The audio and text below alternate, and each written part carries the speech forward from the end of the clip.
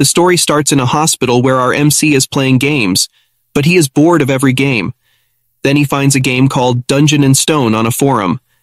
It's a 2D pixelated game, which he doesn't usually play, but since it's free and he's bored, he decides to give it a try. It's a rogue-type game where if you die, you have to start over from the beginning. Without noticing, he plays it for hours and becomes addicted. He plays it everywhere he goes for 9 years. Finally, after 9 years, he reaches the final boss room. After opening it, he receives a notification that the tutorial is complete. Suddenly, a light emanates from the screen, and he is sucked into the game world. He opens his eyes and finds himself as a barbarian, standing in the coming-of-age ceremony where barbarians choose their first weapon before entering the dungeon. He is shocked and wonders what is happening. Suddenly, a barbarian near him shouts, "It's the game! It's Dungeon and Stone!" After hearing that, the barbarian chief arrives and asks who shouted. The MC points towards the player in fear. The chief approaches the player and chopped his head off and announces that he was possessed by an evil spirit. Realizing that if he stands out, he will die, the MC faces a problem. He doesn't know his name. If he doesn't go when called, he will die. He starts to think of an idea and comes up with a plan. If someone else doesn't respond within 2 seconds, he will act. After some time, a name is called and no one responds. So he goes up on the stage and luckily he gets it right. It was his name. Finally, he discovers his name is Andal's son, Bjorn. With his years of experience playing the game, he chooses a shield as his first weapon because it offers the most survivability. After everyone chooses their weapons, they select their leader, Venom's third son, to guide them towards the dungeon. Because everyone that have gone through coming-of-age ceremony will enter the dungeon. However, after some time they get lost on their way. They decide to choose another leader, Feneline's second daughter Aenir, but even she gets lost. Seeing their intelligence, the MC decided to help them and suggests her that they should follow other species to reach the dungeon gate. Aenir likes his idea, and they start following other creatures until they finally reach the dungeon gate. However, upon reaching the gate, the MC starts feeling fear. But he have no choice but to go inside because all the citizens of the city need to pay taxes starting from the age of 20, and failure to do so results in execution. Since he is a barbarian, it is impossible for him to find a normal job, and the labyrinth only opens once a month. So he has to go now, but his feet aren't moving because of fear. Then Aenir gives him some encouragement, and also thanks him for helping earlier. After that, he gathers his composure and enters the labyrinth. However, instead of transported to the start area, he is transported to an area with complete darkness. Just as he took a few steps, a trap set by a cunning goblin snapped shut beneath his feet. Pain coursed through his body as he began to bleed profusely.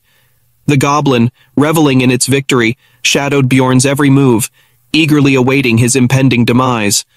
Aware of the goblin's presence, Bjorn feigned weakness and collapsed to the ground, his breathing shallow. Seizing the opportunity, the goblin threw a rock at him, testing to see if he was truly dead. Confirming his suspicion, the goblin approached Bjorn. But Bjorn, despite his injuries, mustered his strength and launched a surprise attack. In a fierce struggle, he emerged victorious, and the goblin's body disappeared. Leaving behind a 9th grade magic stone, a highly coveted and valuable item in this world. Yet, its worth was equaled that of a mere piece of bread. Despite his victory, Bjorn's wounds continued to bleed profusely, posing a grave threat to his survival. Desperate for aid, he forced himself to keep moving, dragging his injured body across the unforgiving ground. Hour after grueling hour, he fought against the encroaching darkness, his resolve unwavering. The brink of death loomed near, but he refused to succumb. Finally, a glimmer of light pierced the darkness, signifying an exit from the treacherous depths. To his astonishment, a party of seasoned adventurers emerged before him. Seeing his dire condition, they stopped, their captain demanding the assistance of their healer. However, much to their dismay, the healer refused, unwilling to use her limited holy power on a stranger. Undeterred, the captain turned to another party member, asking him to give a healing potion. Reluctant due to its cost, the party member initially refused, but the captain, demonstrating his leadership, promised to repay the debt in due time. Relenting, the party member handed over the potion, and with careful precision, poured it onto Bjorn's injured leg. Unbeknownst to many, potions in this world inflicted a searing pain when used, making them impractical for use in the midst of battle. The healing process was arduous, but Bjorn endured the agony, his wounds slowly closing under the potion's influence. Grateful for their aid, the captain inquired how he had arrived before him. He wondered if there was a hidden shortcut he had missed. "Bjorn, tell them what happened," after listening his explanation. The captain explained that such occurrences were exceptionally rare, happening only once or twice every 100 years. Bjorn couldn't help but reflect on his ill-fated luck. With their paths diverging, the party bid him farewell, and Bjorn resumed his exploration of the illuminated area. With a renewed sense of purpose, Bjorn ventured forth, his eyes scanning the surroundings for any signs of danger or opportunity. He knew that the light before him marked the beginning of a new chapter, brimming with challenges and untold treasures. Armed with his resilience, honed skills, Bjorn prepared to face whatever awaited him in this enigmatic realm. Little did he know that his journey had only just begun, and the trials ahead would test him in ways he could never have imagined. After his near-death experience, he kept running into goblins. They keep coming. At first he was nervous, but after some time, goblins are no threat to him, and traps are randomly placed in the open. The only problems were food and water, because the food he got from the deputy chief was lost when he was crawling on the ground. Only 2 days' worth is left, and the chief did not give any water, so he has to find it in the labyrinth. So he starts searching, and after some time, he finds the water, but there was already someone else there, but he left himself. After that, he drinks water and started counting the magic stones he collected, and there were 44 stones, and now he started to feel tired and started to feel sleepy. There are 2 ways to sleep in the labyrinth. First, live your life in the god's hands and sleep, or second, find allies to protect each other. He tried the second option, but everyone got scared because of his looks and all the blood all over his body. Then suddenly, the man from before comes and asked him if he is looking for an overnight companion. After hearing that, MC got angry. Then he explained that he thought that they could take some sleep while protecting each other. Then MC understands that it was called an overnight companion, and he thought he was saying After that, he agrees, and they play rock, paper, scissors to determine who will sleep first, and MC lost. So the man gives MC a watch and asks him to wake him up after 2 hours. After 2 hours, MC wakes him up, and now it's his turn to sleep, but he can't believe in a stranger.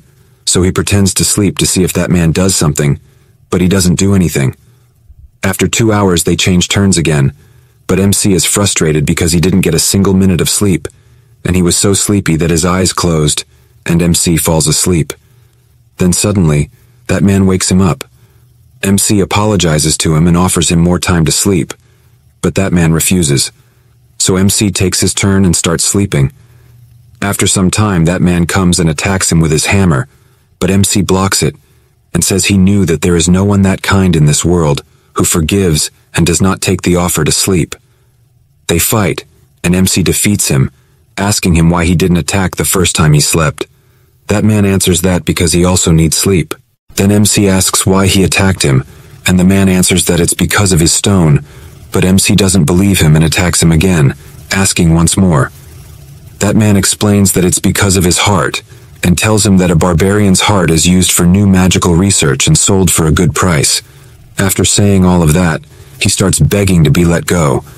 Everyone in this world thinks barbarians are stupid and naive. Most of it is true, but our MC is a human inside a barbarian, so he kills him and takes his items. He have many items, like potions. MC starts to think that after only a few hours since he came to this world, he killed someone, and only after killing a man, he is now living like a man. After that, he started to hunt again, and goblins started to come in pairs because it's the second day, but it's not a big problem for our MC. He hunts for 14 hours, but now he started to feel very tired and needs sleep. Because of the previous incident, this time he chose the first option and tried to sleep alone, hoping goblins won't come, but goblins keep coming. After some time, he just closed his eyes, but a goblin attacked him and just missed MC's neck because of height. After that, MC becomes frustrated and decided to find another barbarian, but instead, He meets many humans this time who want to become his overnight companion, maybe because this time he is looking good and didn't cover in blood. But he refused them all and told them that he is looking for another barbarian. Then one man tells him that it's going to be hard to find because most of the barbarians quickly go up to the second floor. Then MC realizes that it would be embarrassing for someone of their build to struggle on the first floor. So he starts to look for any race other than human to become an overnight companion, because every race has a special trait other than human. After some time of searching, he finds an elf. She was injured and afraid. Then MC goes there, and she instantly starts to beg him to let her live. Then MC tries to comfort her, but she gets more scared and says that even if he is a barbarian, let her live just once because she has a younger brother to take care of. Then MC starts to think about what barbarians do. So to make her let her guard down against him a little, he gives her some healing herbs and some bandages he got from the men from before, and asks her to treat her wound first while he stands guard. After she finishes treatment, he introduces himself, and she also tells her name, Erwin. Then he asks her why she is so afraid of him. She tells him that he is a barbarian, and barbarians and elves had a very big war in the past, and now they are hostile towards each other. She says she doesn't care about this, and asks him to let her go. MC didn't know about it. All he knows is that elves and barbarians have a good relationship, so he does not know which timeline this is compared to the game he plays. Then he tells her that he also doesn't care about it, and asks her to become his overnight companion. I know it sounds weird. After thinking for some time, she agrees, but asks him to make an oath on his warrior's honor that he will not harm her, and she also makes an oath in the name of her tribe. Then both make the oath to not harm each other. Then our MC decides to sleep first, and she agrees. So he gives her the pocket watch, and asks her to handle it with care because it's expensive. At first he thought that he would pretend to sleep for 10 minutes, but he instantly falls asleep. Then after 2 hours she wakes him. Then he realizes that it's all because of the blanket and the bag, and if Hans, the man from before, lent it to him, he would definitely die there.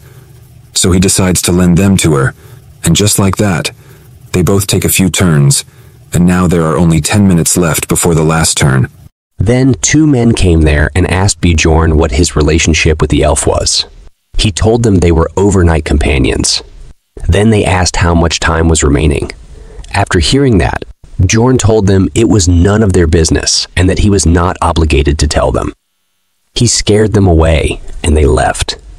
After that, Bjorn tried to wake up Erwin, but she pretended to sleep. Bjorn forcefully woke her and asked why she was pretending to sleep. She answered that if she got up, he would leave her because their partnership would end as soon as she woke up, and he would leave her alone. Then Bjorn asked her what happened with those 2. She answered that she didn't know them, but they were probably from the same group called the Crystal Union as the human who tried to hurt her. After hearing that it was a whole group, he first thought of parting ways, but this beautiful elf was only 20 years old, and that was reason enough for a man of culture to help someone. So he decided to help her and asked for her full story before deciding. She got really happy and told him that she had met them on the first day inside the labyrinth as overnight companions. And when she was sleeping, she felt a gaze behind her. Only later did she find out that he was a manager of a clan doing business on the first floor, and somehow she managed to escape. Since then, they had been chasing her. Then Bjorn asked how they were able to chase her in the labyrinth. She told him that they were probably using message stones, which allow communication when synchronized prior to usage. Their range is up to about 300 meters. It was a device that didn't exist in the game, so he was a little shocked. Then Bjorn asked her why the members of the Union continued to chase her, when it didn't seem like she had done anything wrong. She told him that while escaping, she swung her knife around and accidentally cracked one of the assailant's ears. Bjorn felt bad for that man, and she was laughing while telling him all this. Suddenly, she felt someone following them from behind, about 150 meters away.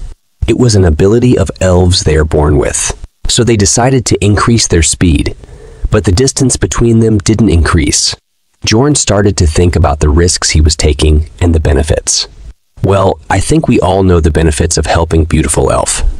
So he asked her what she was good at. She gave a great answer fitting for the situation. She said that she was good at laundry and cleaning but bad at cooking. I just want to ask what is going on in her head at a moment like this. Everyone, what do you think? But just don't go overboard with it. Then he asked what she was good at during battle, that she was good at archery, and could also use spirit magic, specifically flame element. Flame element is actually the rarest element in this world. Then he asked her if she had killed anyone before. She answered that she hadn't, but she could do it. Then Bjorn asked seriously if she would like to become his comrade until they got out of the labyrinth. He would take 90s, and she would get 10. He didn't even finish his speech, but she instantly agreed without any hesitation. So Bjorn decided to get rid of the pursuer because the distance between them was getting shorter and shorter. He decided to enter a dark area where they waited for the pursuer. After he arrived and started searching for them. Bjorn ordered her to shoot the arrow.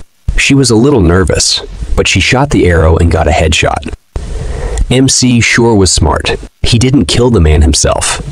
Erwin was in a little shock, so he gave her some encouragement and started looting the men. There, he found the message stone Erwin had been talking about. After that, Bjorn checked the loot he got from the man he just killed. He had a pouch of magic crystals, 2 daggers, 1 potion bottle from his waist belt, and the clothes he was wearing, a leather top and bottom. Bjorn sure was a scavenger, and I like this kind of Bjorn story. Then MC asked Erwin about how to use the message stone, and she told him that there was a button on the side. After Bjorn pressed it, a voice came from it, and there was someone giving everyone instructions and asking them to catch the elf and the barbarian with full instructions. He also placed a 10,000 gold bounty on their heads and asked everyone to gather at the Goblin District, which was where Bjorn and Erwin were currently. After hearing that, Erwin got scared, but MC asked her not to be scared, and they moved up to the 2nd floor. After hearing that, she asked if they were really going to the 2nd floor by themselves, as there was a huge difference between the 1st and 2nd floors. Bjorn said he knew it and told her that they would just stay near the entrance, and they were also a good match. She got flustered after hearing that, but she still hesitated to go to the 2nd floor. Then, suddenly, a voice came from the message stone, saying that whoever found the elf first could enjoy her first on top of the 10,000 gold. Then another man's voice came, saying that if she was too resistant, could he cut off one of her arms and legs. Then that man asked if they should just leave the important part, and he asked if they all knew what he meant, right? After hearing all of that, she immediately agreed to go up to the 2nd floor. This makes Bjorn's work easy and saves his time. He always likes to help people in need when it is beneficial to him, of course. When a chance like this comes, of course, he will take it. After that, Erwin asks Mick about the path to the 2nd floor. Bjorn said that he doesn't know the specific path, but the dungeon is designed in such a way that if you keep following the darkness, you will reach a portal, since the darkness represents a path that leads you to the upper floors. Suddenly, Erwin stops Bjorn because there was a trap. After seeing the trap, Bjorn remembers the dark past and that he just walked a few steps before stepping on one, but they only appeared now after so late. Then he realizes how unlucky he was. Then Erwin asks Bjorn to let her handle it and he should rest. Then Bjorn told her not to use spirit to save strength. With her clumsy look, you can understand what she is going to do. After that, she goes near the trap and suddenly 2 goblins attack her, but she was ready in counter. Attacks them and kills the first goblin. Then the second goblin. Then the second goblin tries to attack her, but she quickly finishes him too. After that, she gives both stones to Bjorn according to the agreement of 9-1, and she seems very happy about it, saying there's something her younger sibling has been asking for. And if they keep progressing like this, she can earn a little bit too, right? After hearing that, Mick feels like she is trying to insult him. I also feel the same. But she's got a point there. Then a voice from the stone comes again, saying that they are raising the bounty on the elf to 20,000 gold. dead or alive. After hearing that, Erwin gets scared again. Then Bjorn asks her not to worry and says there's no one who will search in the dark for them. And these bastards don't have the best teamwork. That's all he said to her. But inside his mind, he was thinking that it's suspicious, that all things are going too well. He was just thinking, but suddenly, Erwin shouts, "There are ghouls." After seeing them, Bjorn starts to think, how are the ghouls here? On the first floor, there are different monsters based on the direction you go, and ghouls are supposed to be in the south. They've come too far after roaming for so long, but actually, it's a good thing for Bjorn. Maybe you guys are thinking about what level Mc currently is, right? To know that first, I'll explain the experience awarding system for the Dungeon in Stone. You are only awarded for the first time you defeat a monster of the same species. But if they are from a different rank, you can also gain experience. For example, if you kill a goblin and a goblin chief, they are both considered different species, and you gain experience from both of them the first time you kill them. Meaning you need to defeat as many species as possible in order to level up, so Mick is just level 1.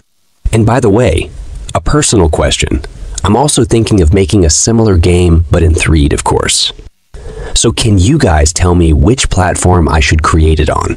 The mobile version will have lighter graphics compared to the CC version. Also, tell me all your ideas about gameplay and everything else. And if you guys want, I can make another channel where I'll share my progress on it. Now, let's get back to the story. Erwin said she will handle it alone, but denied it, asking her to cover from behind. After Bjorn comes within a certain range of ghouls, they attack him. And why is their hair like melting cream on top of a cake? Well then, the fight begins. And it was a piece of cake with Bjorn's power and Erwin's artillery. After that, they keep walking towards the north until the 3rd day. Then Erwin sees blood on the ground, and it was not Goblin's blood. After following the blood trail for some time, they find a sandal. And I think everyone knows about the dark past of Mech. After seeing that, the portal was less than 10 meters away from his starting point, and if only he had gone in the other direction. Just how much bad luck does he have? Because anyone who opens the portal first to the 2nd floor gets 2 experience points. And as I told you before, you can only earn experience points 1 time from the same species, so it's very hard to level up. But you can earn these experience points every time the labyrinth opens, and it becomes a kind of race. That's why the team who saved Bjorn on the first day asked him about it. Thinking about that makes him very angry, and seeing him like that, Erwin asks him if there's something she did wrong. Then he says it was not because of her. After that, she comes to a conclusion that Bjorn lost his barbarian comrade here, so she gives him some sympathy. Bjorn gets confused, but he decides to ignore it, and they go up to the 2nd floor, the Goblin Forest. But their landing is not a smooth one, for Bjorn, of course. Erwin lands perfectly. After Bjorn recovers from this unfortunate experience, they look around, and there is no living being in a 50-meter radius. The 2nd floor is different from the 1st floor. While the 1st floor is like an underground maze, the 2nd floor is an open forest, and there are 4 gates in 4 different directions on the 1st floor, and each gate leads to a different place. But you can go to the 3rd floor from any of them. Just tell me, what's with the ghouls? Others look good, but ghouls look like ice cream is melting on their heads. After that, Erwin asks Bjorn what to do now.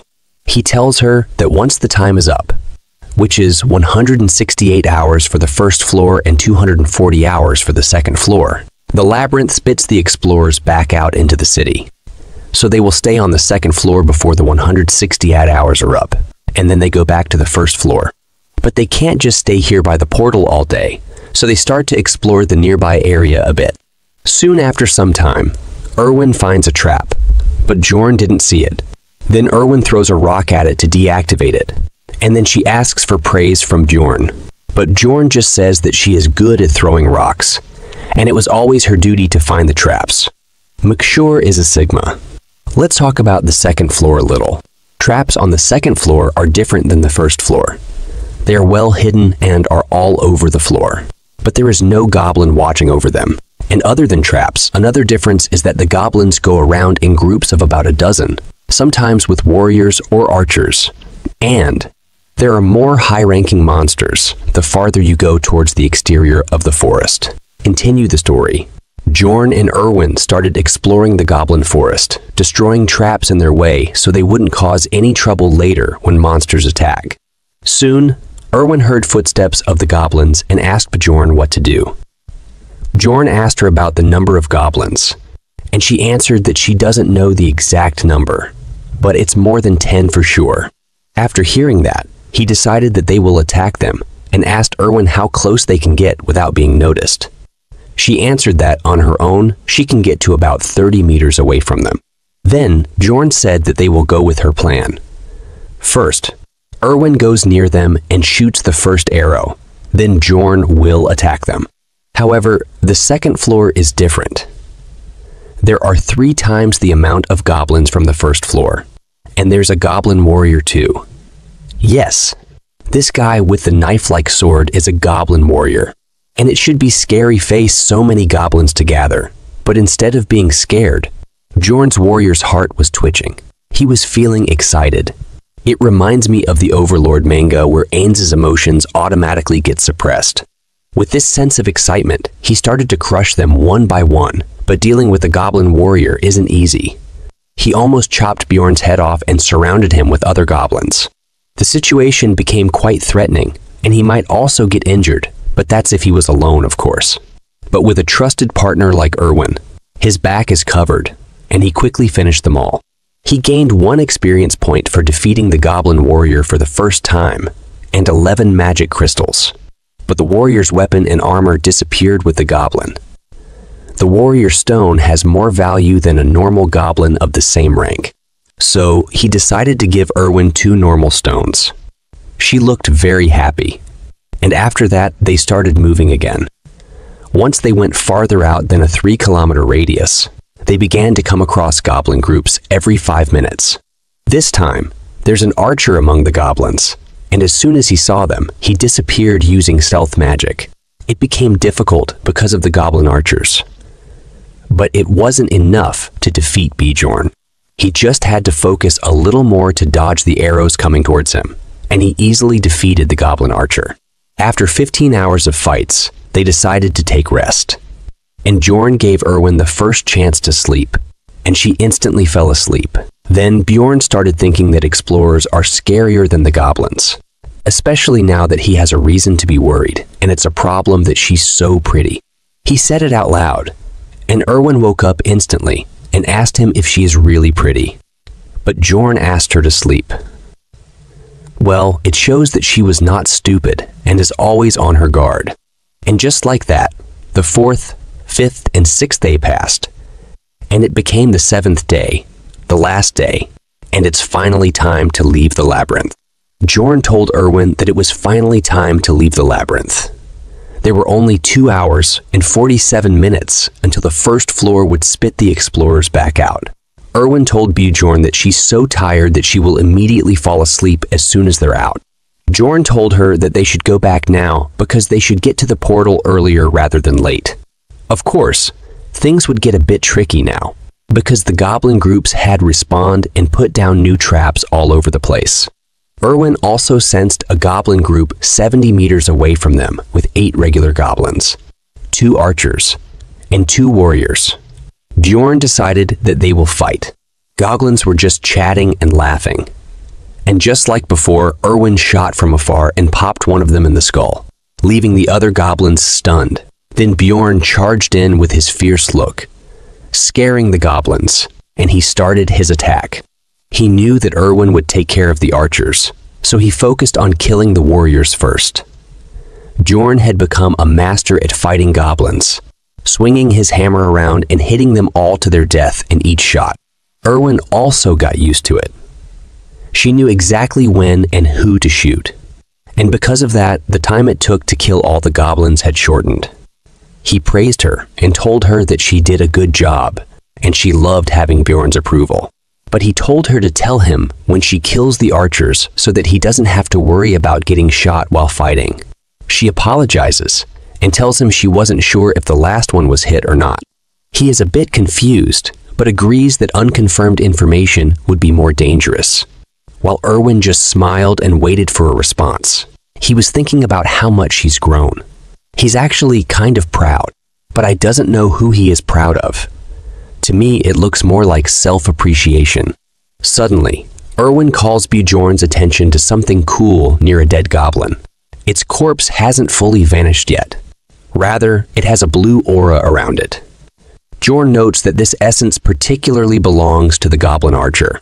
Essences are a part of the skill system in Dungeon and Stone, which gives you passive and active skills with varying stats, depending on the essence's type.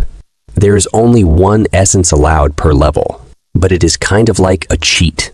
It's one of the most valuable treasures for an explorer, and there will always be a limit to how many essences you can absorb. He remembers his early days of playing the game and recalls how each goblin has a different ability attached to their essence, and your fate will depend on which essences you take. It has a near 0% drop rate, and he never expected to see it here. He was speechless as they stood near it. It feels too good to be true, and he senses something bad might happen. Then our weird but cute Erwin asks him if she would become a goblin if she ate it.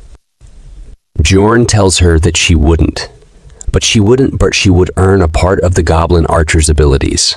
He tells her how the guy who was chasing them on the first floor had taken a razor mane wolf's essence, which gave him the ability to track their smell. He asks her if she wants the essence, and she says she doesn't really care much, but she will take it if Bjorn doesn't want to take it. Bjorn doesn't care about the goblin archer's essence. He's a barbarian, and he already knows what essence he wants, and this essence would be useless to him. So he tells Erwin that she can have it, but she must promise him something. This is something he was originally going to tell her once they got to the first floor. But right as he was about to speak, they were interrupted by a man calling out to them. It's a group of explorers. He tells our protagonist not to move a muscle. Erwin asks him what he means and mentions that they were just hunting, but Bjorn knew the true purpose of these people arriving. He puts his hands on Erwin's shoulders and says she doesn't need to answer them. Erwin looks confused for a moment. Right then, Bjorn throws her into the goblin archer's essence, and she lands directly on top of the essence, and a bright light emerges from the essence, covering her. The man, who looks like he's from Naruto anime, starts screaming out of rage because Erwin ate the essence and is now fusing with it. He claims that the essence belonged to them. Erwin stands up and leans her back against Bjorn, thanking him for the essence. Bjorn knew that he would eventually run into people like these. People who wait until they see an opportunity to grab something from unsuspecting explorers. However, they couldn't do anything about it now that Erwin had absorbed it, and it was gone forever. Bjorn took a step forward and told them to come at them if they wanted a fight. He was confident, showing no fear as he looked towards them. He knew they were at a numerical disadvantage, so they needed to show confidence and boldness. That group started getting nervous, looking at the oversized barbarian with his hammer in his hand. He sure was intimidating. He told them he was ready for a fight if they wanted one, but if they were scared, they could back off. It looks like we are going to see some real fight very soon. But for now, we have to wait because that group decided to go from there. But before they left with a warning to Bjorn that they will come. After that, Bjorn and Erwin start running towards the portal, and Bjorn tells Erwin not to stop until she reaches the portal. She runs at the fastest speed she can while asking Bjorn if the four from earlier are gone, or whether they'd chase them. Bjorn remembers how they threatened him that he would get revenge for the essence, and even if they didn't follow them, they would probably end up in the same place, which confuses Erwin.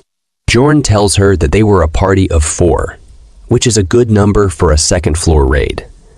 But they were loitering around the entrance, which means they were planning to go back to the first floor and leave the labyrinth, just like them.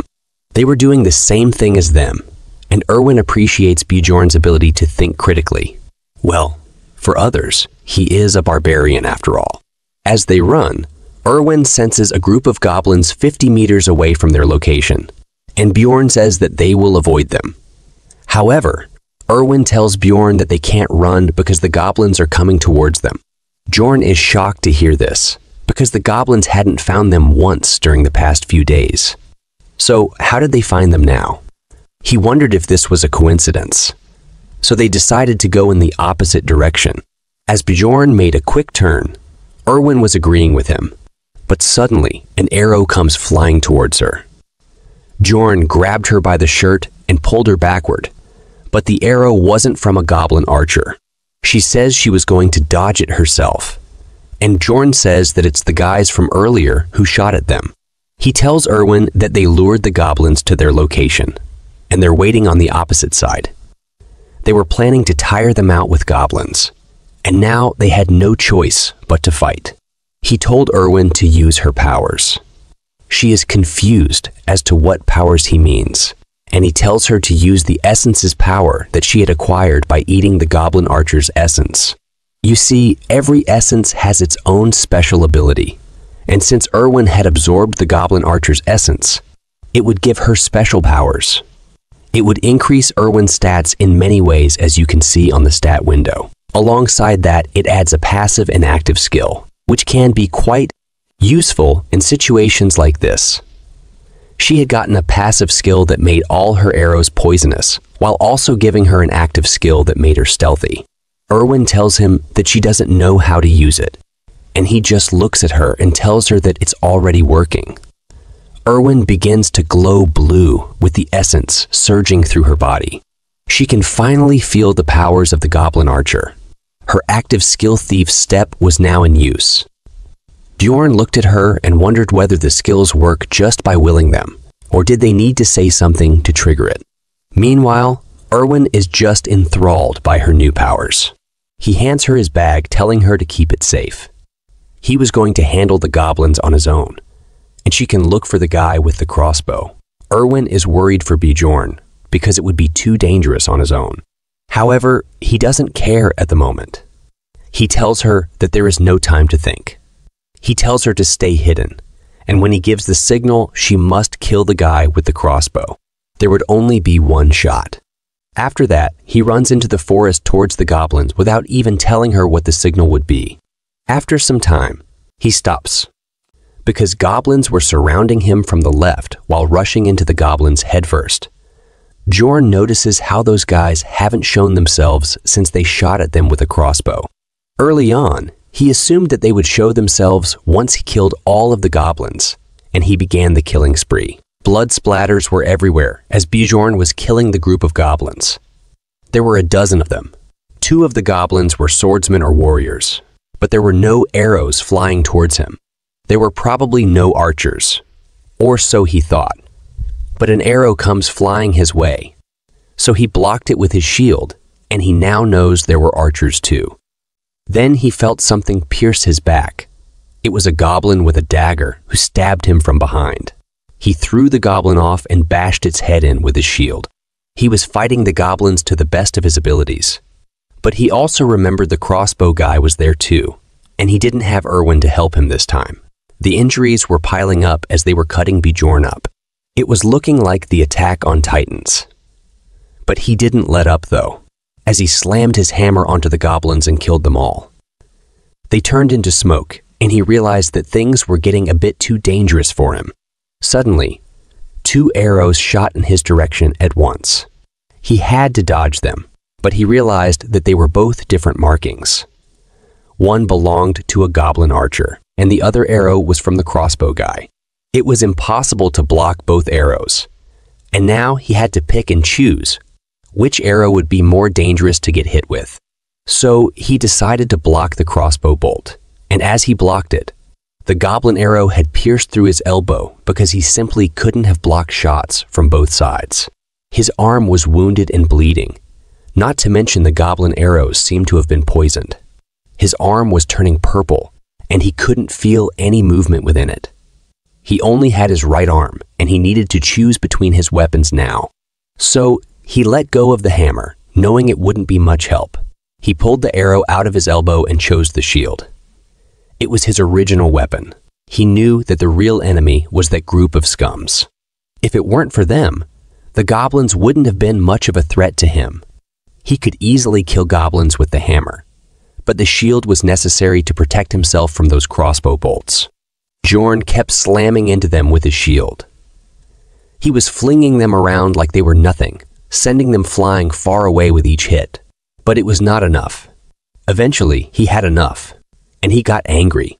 As he gave the goblins an angry look, the remaining goblins began to run away. As they ran away, Bjorn had one slight moment of rest.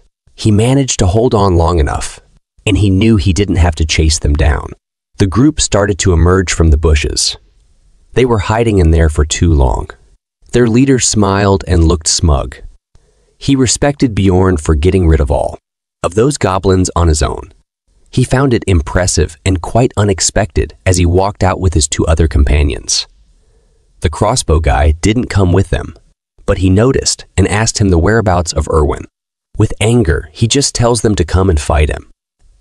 Then their leader says that it is truly impressive that he still has energy despite fighting all of those goblins. However, he was sure that Bjorn was severely injured by this point and gives him the option to tell him where Erwin is, and they would let him go. Bjorn smiles. He wondered if they thought he was stupid, but Bjorn, laughing, annoyed them, and they decided that they should fight him first and torture him later for the answers. He tells his crew not to let their guard down, even if Bjorn is injured. They were going to take this fight the same way as they would while hunting a giant monster. They decided to rush and attack Bjorn as he held his shield up, ready for their attack. But his situation was dire. His left arm wasn't moving, and he was going up against 3 explorers. He wondered whether Erwin found the crossbow archer yet, but he needed to send the signal now. But he knew that the signal had to be something unique, something that this world's people would recognize. He knew what he had to do. He smiled as he raised his poisoned arm up and showed them his middle finger. As he put his arm up, he looked very pleased with the signal. Well, it's a good one. What do you think will happen if Erwin got confused with it? As all of you know how clumsy she is. Also, I also have a story, a dark fantasy one. So I just want to know how much darker I keep it. It is going to be similar to Remonster. But if I make it too much darker, I have to create another channel for it, or I release a novel with a darker version and video with a lighter version. Please tell me. Okay, let's get back to the story, guys. As Bjorn's middle finger was raised up high, his mind was racing and worried as he wondered if Erwin had recognized the signal yet, because she's far away. Of course, the red hair man and his crew didn't know what this meant, and this confused them. While they were confused, Bjorn had no choice but to trust her. So he charged at his enemies with his shield. He rushed towards them, but their leader stopped him by slamming his sword against his shield. Feeling Bjorn's strength, he began to be undermined, so he called his samurai friend for help. While Bjorn was focused on him, the samurai came in swinging his sword, slashing at Bjorn's shield and pushed it out of the way. Bjorn could feel the power of the samurai warrior, but he knew that he couldn't back off. So he decided to be aggressive towards the samurai, but the samurai easily dodged his attacks. However, hitting them is not his original goal. He wants to distract them to make an opening for Erwin. In the midst of the fight, he couldn't help but worry about Erwin. He was worried that she might have been defeated by the crossbow guy. But as he fought, an arrow came flying from behind them. It surprised everyone because it was a crossbow arrow, and it was coming towards their leader. But it was blocked by the shield guy of their team. The shield guy told his squad to focus on Bjorn, and he would focus on blocking any of the arrows coming their way. Both of them rushed towards Bjorn. Bjorn stopped the attack of the red-haired guy with his shield, but he had no chance to fight against both at once. As the samurai guy ran towards him, ready for a killing blow, Bjorn knew what he had to sacrifice. So he protected his back with his left arm, though the poison had already made it useless for this fight. His arm had a huge cut on it now, but he exchanged it for the leader's head, slamming his shield into Red Hair's face and sending him flying. So it wasn't a bad trade-off. The samurai guy tried attacking Bjorn, but he dodged it. Then an arrow came flying towards the samurai, and he was shocked. But the shield guy came and blocked it. But he didn't know that the archer they were up against had a fire spirit on her side. Before Bjorn could do anything, another arrow came flying and pierced through the unshielded guy's shoulder. After seeing that things were not looking good for them, Red Hair decided to run off and go after Erwin. Bjorn wanted to go and stop him, but he knew he couldn't risk going after Red Hair, so he decided to trust Erwin to deal with him herself. He locked his feet into the ground and attacked the samurai guy with full force. But the samurai dodged it at a last moment. However, the samurai was not Bjorn's target from the start. He was aiming for the shield guy. Now, it was just Bjorn, and the samurai left standing. They clashed again, but Bjorn could see that the samurai was trying to buy time for Red Hair to come back, so he decided to finish it in one shot, even if it was dangerous. He pretended to swing his shield, but instead he threw it towards the samurai's head, hitting him hard. But if he missed, it would become dangerous for him. Now, he grabbed the samurai guy by his collar, and Bjorn knew that he didn't have much strength left and was about to die if he messed things up. So he lifted him up and pulled him towards his face and literally bit his tongue out of his neck. The barbarian rage had taken over, and he was moving off of pure instinct for survival. Now, both of Bjorn's opponents' bodies were on the ground, and he was left standing alone.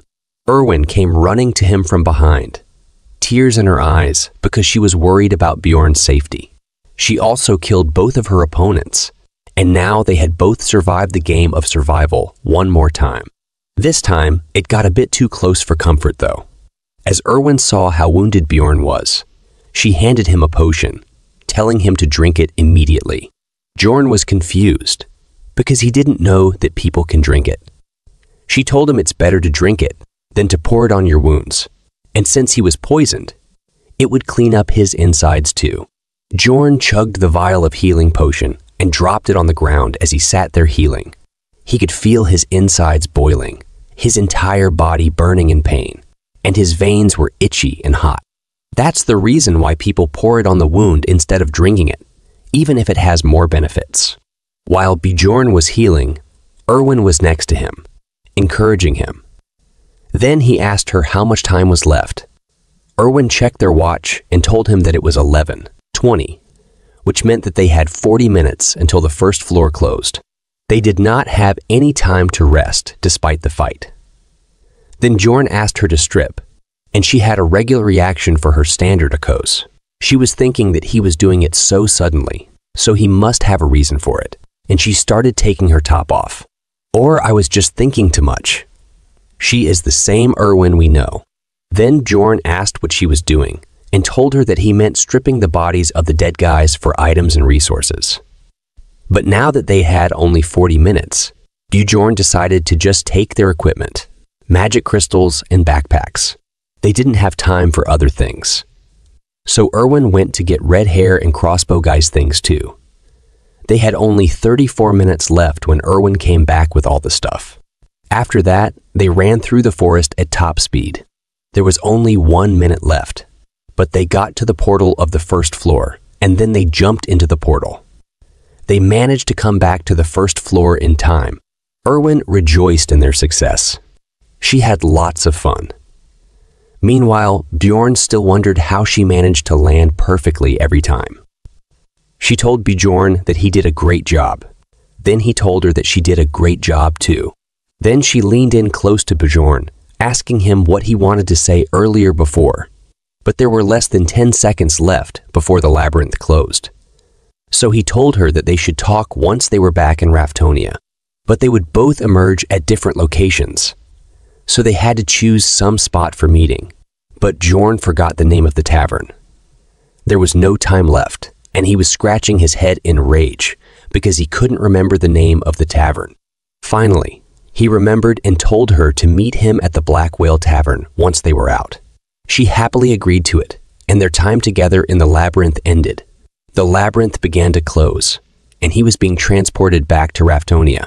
Bjorn emerged back in the city filled with explorers. Now the story is going to be more interesting, my horny friends. But for now, he was back in Raftonia, amidst the hustle and bustle of people. It's a place filled with a tremendous amount of people, because all the explorers are gathered in one place. But for now, he began to reset his clock, because time in the labyrinth flows differently than in the city. No matter how many days you spent in the labyrinth, once you come back to the city, it's always noon on the next day. And you have to reset your clock so that it points to noon. I was curious about one thing. If no matter how many days you spent in the dungeon, you come out the next day and the higher the floor, the more days it takes to close, does it mean you age faster compared to the person outside? Or does the age of the person inside the dungeon not increase? Think the second option is more reasonable. What do you guys think? Let me know in the comments section. Let's get back to the story. In the crowd, he saw a tall barbarian calling out to him, and he wondered what this guy's name was. As the two men shook hands, Dorn remembered his name as Vanon's second son, Karak, but he was actually the third son. Well, Dorn always does that.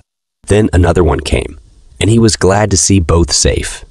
This guy's name was Serum, and the name reminded me of something. What about? After that, within a moment, a crowd of barbarians gathered around, surrounding Vanon's second son, Karak, talking about their experience in the labyrinth. He sure was a popular guy, but Bjorn didn't seem to be happy about it. They were having a whole reunion, but I didn't see Einar anywhere. Maybe we'll see her in the future. For now, one of the barbarians challenged Karak to a duel, and Karak accepted it, which was a celebratory barbarian thing.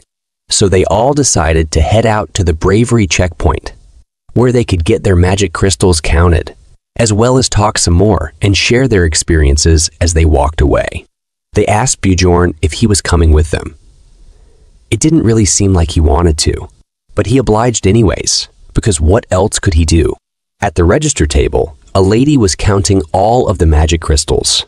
Some had 20,000, some had 30,000, and at the end, Vanon's third son, Karak, stood above them all with 40,000 magic crystals.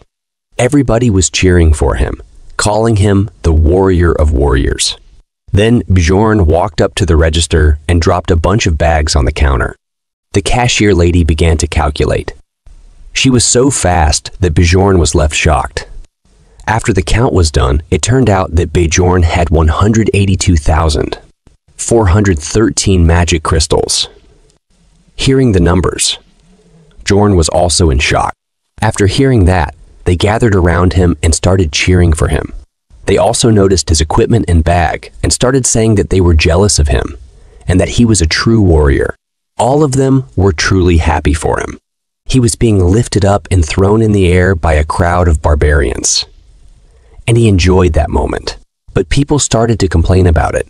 So the squad decided to hang outside of the checkpoint while some of them stayed inside the building to get their magic crystals counted. As they sat on the steps, Bjorn decided that he should follow all the other barbarians because there might be something left to do that he doesn't know about, and he doesn't want to take the risk of getting exposed. So he would wait for them to return and stick with them. In the distance, he saw a group of elves hanging out. In that group, he saw Erwin. She was talking to her friends about how she learned to control spirits, and they applauded her. Bjorn felt envious because she hung out with that sort of crowd. But he was surrounded by the savages instead. He noticed that she looked at him and waved stealthily from afar, trying to hide her connection with him. He quietly told her to meet tonight, and she agreed. Then the elf lady asked Erwin if she knew him. She denied it immediately. Meanwhile, the same happened to Bjorn. Karag asked him if he knew the elf, but Bjorn said no. Of course, barbarians are free, spirited and loud, and this guy straight up shouted that there's no way a #1 warrior like him would hang out with those cowardly earheads. This pissed off Erwin's friends, and the mood became tense all of a sudden, but she didn't escalate the situation. Bjorn was annoyed, but thankfully, the rest of the barbarians came out of the building. So Bjorn got up, telling the other barbarians that they should leave now that everyone's here. On the way, he noticed a child calling out to his father. The child ran up to his father and hugged him. They told each other that they missed one another. This was also a feature in the Dungeon and Stone game. Anyways, there were moments of joy once you came out of the labyrinth. People would meet their families and friends. However, there were also moments where people would die, and the repercussions of that could be felt. A woman cries to her husband's companion, begging him to tell her where he is. But the companion can say nothing because her husband had died. Another moment happens where a woman is crying as a little girl innocently asks her mother where her brother is. These moments of agony and sadness couldn't be felt throughout the 2D game graphics. But now, seeing it in real life, his feelings were in chaos. After some time, the barbarians raised their mugs to drink the night away, pouring liquor down their throats like true barbarians. Bjorn thought these guys were going to do something important, and he was worried he might miss a necessary step of sorts. But they were just trying to get drunk. He was angry looking at them, wasting his time. So he slammed his hand on the table and told them that he had somewhere else to be. Karak was shocked upon hearing this. The whole crowd became angry when they heard this. It looked as if they would kill him because he is the protagonist of the night and he is leaving. But they let him go happily while still calling him the best warrior. As he walked through the streets of Raftonia, he could hear the laughter and joy in people's voices. This place was peaceful, and he felt comfortable walking around. He thought that there were no monsters or humans that would harm him. As he looked around at stores, he felt the relaxation of being in a place that had rules and laws. In this place, even if he fell down on the ground, nothing would happen to him. Unlike the labyrinth, someone might even help him. Then he walked into a hotel to properly take a rest, then started thinking that this other world might be more barbaric than the 21st century Earth, but it was still peaceful. Then he got a room for himself so he could change and shower. All those near-death encounters in the labyrinth had made him realize that living in Raftonia might not be that bad. After he came out of the shower, feeling refreshed, and now all he wanted was a comfortable bed to sleep. But thoughts of his home were rushing through his mind. He still wanted to go home, even if there is no one to greet him at home. As nighttime approached, Bjorn woke at 9 at night, feeling fully refreshed and relaxed. He remembered that he came out of the labyrinth at noon, so he must have slept around 4 to 5 hours. It was now time to go meet Erwin at the Black Whale Tavern. But an old man told him that the Black Whale Tavern was sold off 10 years ago. Bjorn was shocked to hear this. Then the old man got more into detail. Apparently, the son of the original owner got into gambling addiction, ending up costing him the tavern, so the name and the owner both changed. Bjorn kind of expected it, but the game's version of Raftonia must have been years behind this one. Then he asked the old man the new name for the tavern. The old man told him the new name. The tavern was now called Python Path, and Bjorn had arrived at the place ready to meet Erwin. After seeing it, he wondered that the Black Whale Tavern used to look much different from this place in the game. He was glad that at least he can read this world's language, so he had to go to the library to fill his missing knowledge of this world. Then he entered, and this place was filled with people going wild. He immediately started looking around for Erwin, but she found him before he could. She called him over by waving her hand and saying his name. However, he noticed the elf lady from earlier was also there. The short-haired woman stared at him angrily, saying that he is the barbarian from earlier. He introduced himself as Jandal's son, Bjorn, and asked her who she was. She said she's the older sister of Erwin. Then Bjorn said that her name couldn't be older sister, so she just told him to call her Teresa. Then he remembered that Erwin's last name was Teresa, so this lady was trying to keep her real name hidden. He asked her reason why she was there. Then she stood up and slammed her hand on the table. She asked Bjorn why he called Erwin to such an inappropriate tavern like this last night, and then stood her up, making her stay the night out. And now he is asking what her purpose here is. She insults him, calling him a thick-skinned barbarian. Then Bjorn asks her what she means by it. Then she replied and said, "Are you trying to play dumb?" After hearing that, he got confused and asked Erwin how much time it has been since they got out from the labyrinth. She answers him that it had been 30 hours. Bjorn was feeling like an idiot right now. First, he thought it had been 4 to 5 hours. But nope, it had been a whole 30 hours. He realized the reason why he felt so refreshed after waking up. It was because he slept over a day. Seeing Erwin, he was feeling sorry, so he apologized and told them that he overslept. After hearing that, both of them were shocked, especially Erwin's sister, to see a barbarian apologizing. After that, in shock and embarrassment, she asks Bjorn why he would call Erwin. Bjorn could have given many long reasons, but he said he had no obligation to answer her.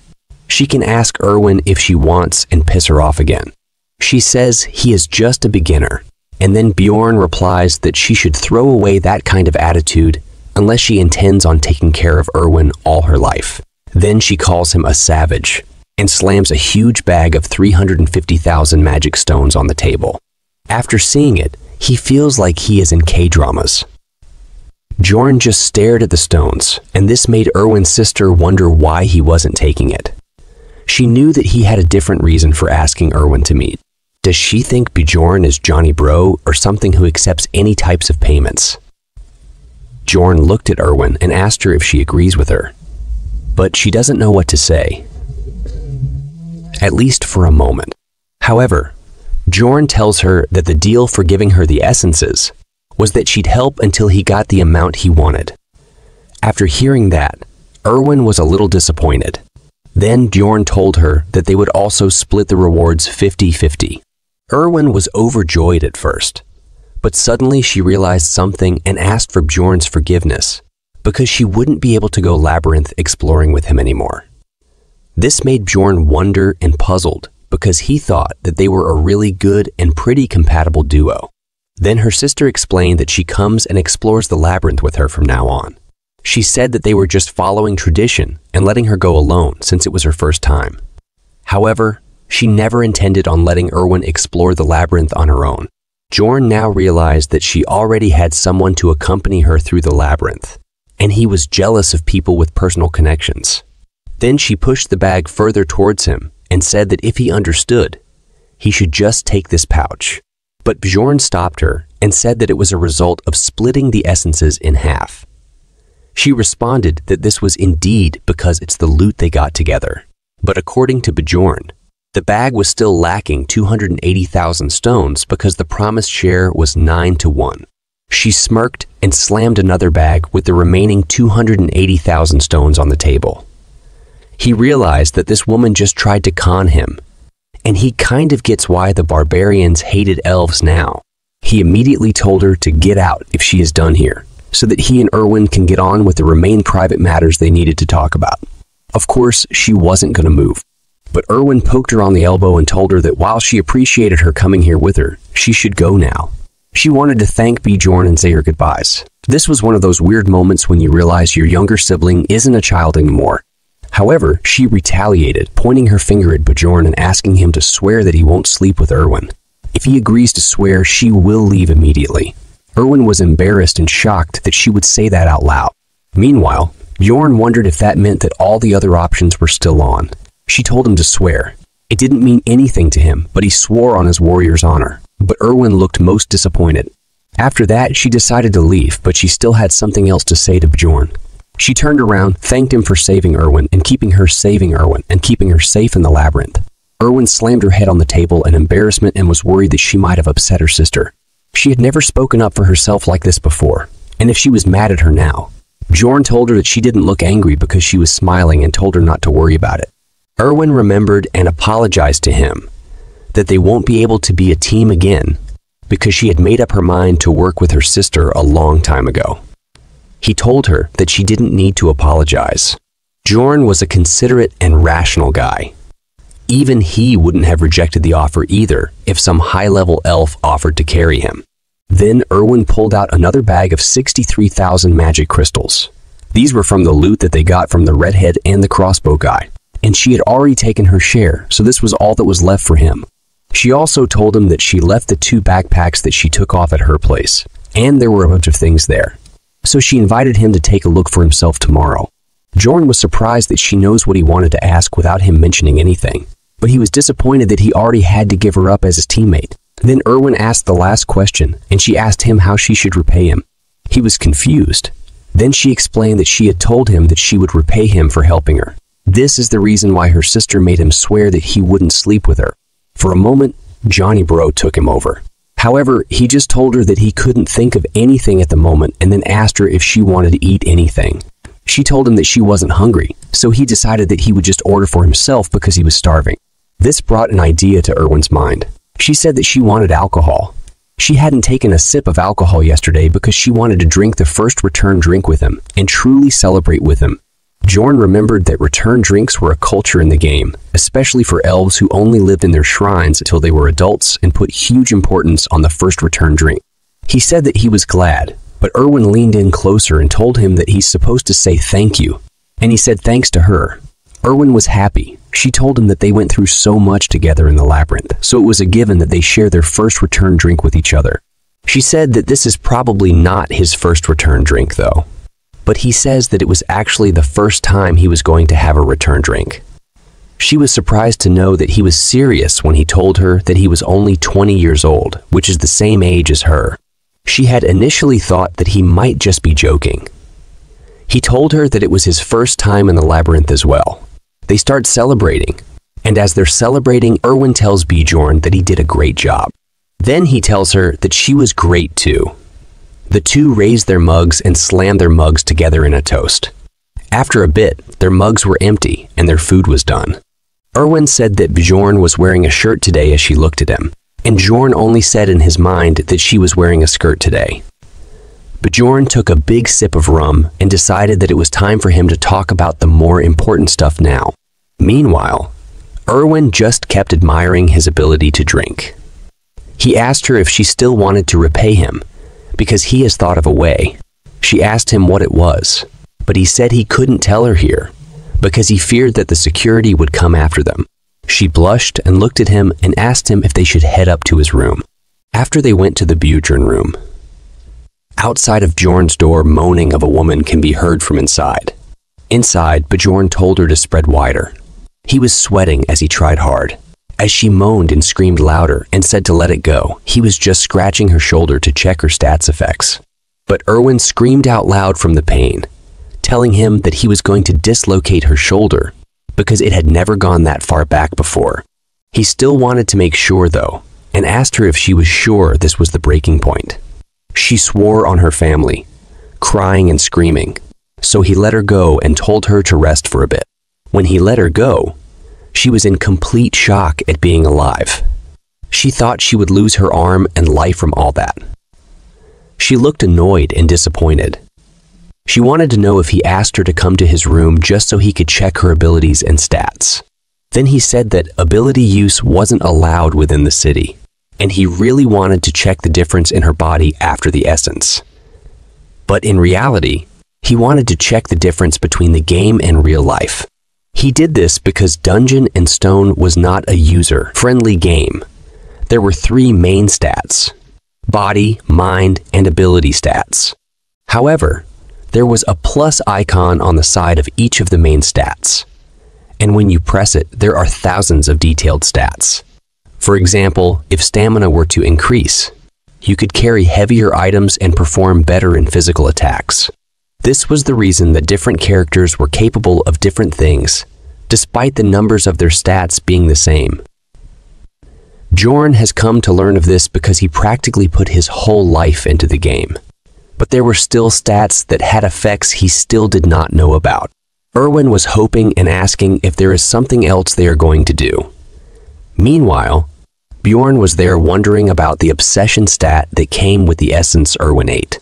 He doesn't know much about it except that it was a low-ranking stat in the mind stat, and that's all he knew about it. So he asked her if she felt a change in her mindset after she left the labyrinth. Did she start overthinking about something or having patience issues? He needed to know more. She wasn't sure. Still, She remembered that she had a desire for cookies right as soon as she came out of the labyrinth. She did not like them before, but she ate a bunch of them when she came back. He wondered if the obsession stat increased desire, which is probably a given. There were still other stats he didn't know about, so he had to take it into consideration when choosing the essence. Maybe this is the reason why she is so horny for Bjorn, because of the obsession stat. As he was thinking, the horny elf pulled his shirt and said she was sleepy. There were still things he wanted to check, but he couldn't anymore, so they decided to sleep, putting out all the candles in the room. Bjorn closed his eyes, ready to relax. In that moment, he remembered something he had sworn on. As Erwin slept leaning on his chest, he remembered that her sister had made him swear not to sleep with her. But he said to himself that she probably meant the other kind of sleeping together. They got up early in the morning and had brought all of the loot back to Bjorn's inn. Erwin asked Bjorn if he was going to sell everything. Bjorn told her that he was going to sell most of it, except for a few items. Erwin had her eye on a piece of gear, a leather outfit, and a belt. She asked him if she could have it. He told her that she can have it if she subtracts its cost from her share, and she agreed. Later on, they went to a merchant shop where they sold all of the extra equipment for a good amount of money. The sword was sold for 350,000 stones. Later, Bjorn sold some more stuff for 180,000 stones. Then they sold the backpacks, which went for a whopping 250,000 stones. After a few more visits to different shops and merchants, they had a solid amount of money in their hands. The bags of money had piled up, and they had earned a total of 1,450,000 stones. As they held the bags of money in their hands, Erwin was shocked after seeing that much money, but she earned just change compared to Bjorn. He really is a heartless man. Bjorn gets almost 1.4 million stones after subtracting Erwin's share because he also killed a man alone before meeting her. He had never made this much money in the game's start before. This was a nice start for him. They walked out into the street. Bjorn told her that this is where they should part. This surprised Erwin. Then he wondered why she was surprised, because they had already decided to go their separate ways. He told her that they're taking the same route, so they should walk to the central square together. Even though she agreed to it, she really wanted to spend more time with him. As they walked up to the town square, they saw a huge crowd of people standing around a guillotine blade. Bjorn and Erwin walked up there. A guard screamed out loud, stating that there was an execution happening and that everyone should back off. A man was forced into the guillotine, his head and hands poking out as his face sealed up with bandages. These people hadn't committed any serious crimes. Their only crime was that they hadn't been able to pay the taxes. The execution began, and the guard pulled at the rope. Rafdonia was the final remaining city of the other world that ended at the hands of a witch's curse. The only place to get resources in this limited space was the labyrinth. Therefore, those who couldn't pay taxes were executed to decrease the number of mouths to feed. As the blood hit the pavement from those who were executed, a bunch of people came running and holding pieces of bread. They dipped their bread in the blood and started eating it. Erwin was barely holding herself from throwing up, asking Bjorn why they were dipping bread into the blood. He told her that there's a legend that everyone who drinks the blood of the executed will gain great financial luck. Bjorn asked Erwin how much the taxes were for the first year. She told him that it's 700,000 stones for non-humans. He realized that it was a bit off from the game, but similar. He asked her what it is from the second year and afterwards. She told him that it was 800,000 stones, and there were exchanging fees too. This was the same number as the game. As they stood there, looking at them devour the bread with blood sauce, Bjorn started thinking about tax rise each year of work. And if he can't get back to his real life, and if he can't compete with the increasing taxes, his blood might be the one that people are dipping their bread into. And to avoid that, he has to save money. And for that, he needs to become an explorer that can at least reach the 6th floor. The scene switches to the library. As he walked in, he wondered why people were staring at him because he was a barbarian in the library. Then he saw Einar using a book in the library as a pillow and sleeping. Well, it's good that she's okay, because we didn't see her after he came out with the other barbarians. He walked up to her and poked her, wondering why she was there. She woke up, saliva drooling down her face as she looked at him. Bjorn looked at her and said that he was glad to see she was doing fine. She gave him a smile, telling him that she feels the same. He told her to lower her voice because they were in a library. She answered that she never expected to see her fellow barbarian here. Bjorn asked her what she was doing here. She told him that she was here because of what he said to her earlier. He told her that she should think before acting, and she wanted to gather more knowledge in order to think properly. Bjorn was surprised because she is different from the rest. She tells him that while she was in the labyrinth, she realized that the monsters weren't the only enemies they had to encounter. As she's speaking, Bjorn thinks about how if there was any regular barbarian in her place, they would be bragging about their experience. Instead, she said that this is why she decided to study, but she found reading to be very, very difficult for her. So she wanted to learn how to read and write properly, and she was thinking of going to their shrine so she could learn all that from the elders. He asked her if she was going right now, and she said that if she doesn't, she would forget about it. As she's walking, she remembers that she promised to repay him for his advice if they came back alive from the labyrinth. She told him that if he ever needed anything, all he had to do was ask her at the Angry Bull Tavern. He looked at her and said that he would definitely come to her if he needed. He was simultaneously hoping that she doesn't forget about this promise in a couple of days, because he was probably going to need her help very soon. Anyways, he needed to find a book, and he didn't know how to do that in a place this big.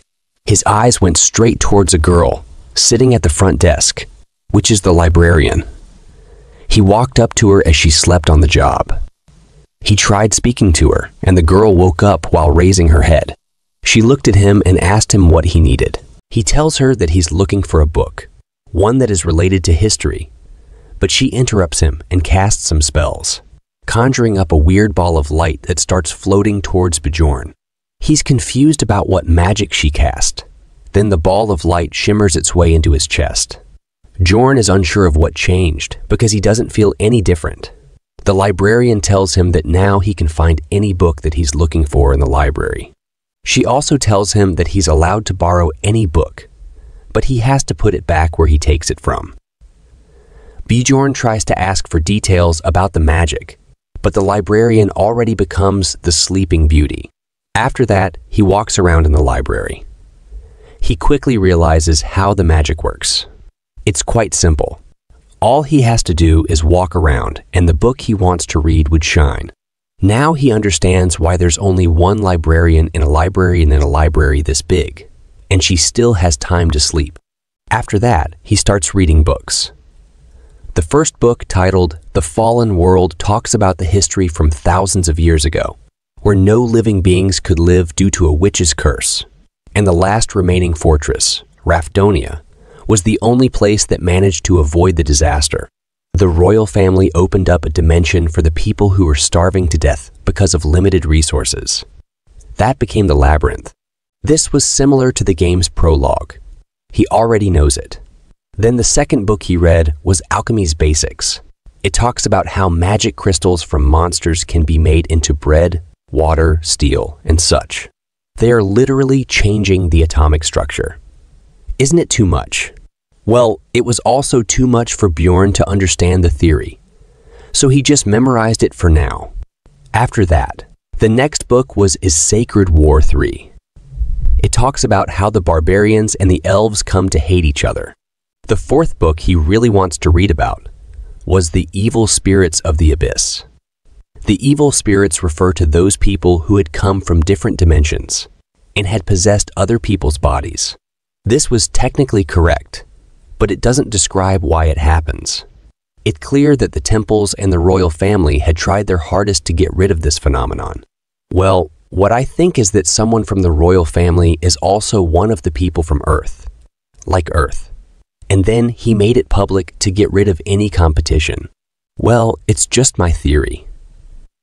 He learned one thing from it, And that is, as long as he didn't say any of the forbidden words, he would be pretty much okay. The fifth book, titled On the Death of the King, is about the first ever king, also called the Immortal King, Lavagen III. It talks about how he died over 150 years ago. Basically, he lived for thousands of years, since he was the first king, and I think it's also related to evil spirits and my theory. The game's story started after his death.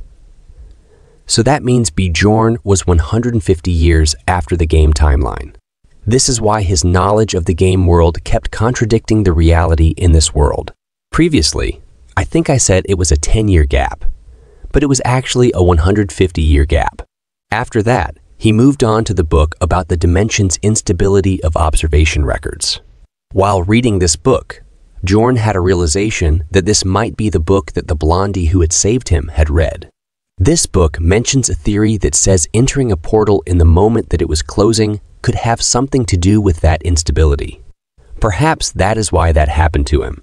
That made him feel depressing, because he had no one else to blame but himself for the torture he had to go through. It had gotten dark outside, so he decided to read the rest later.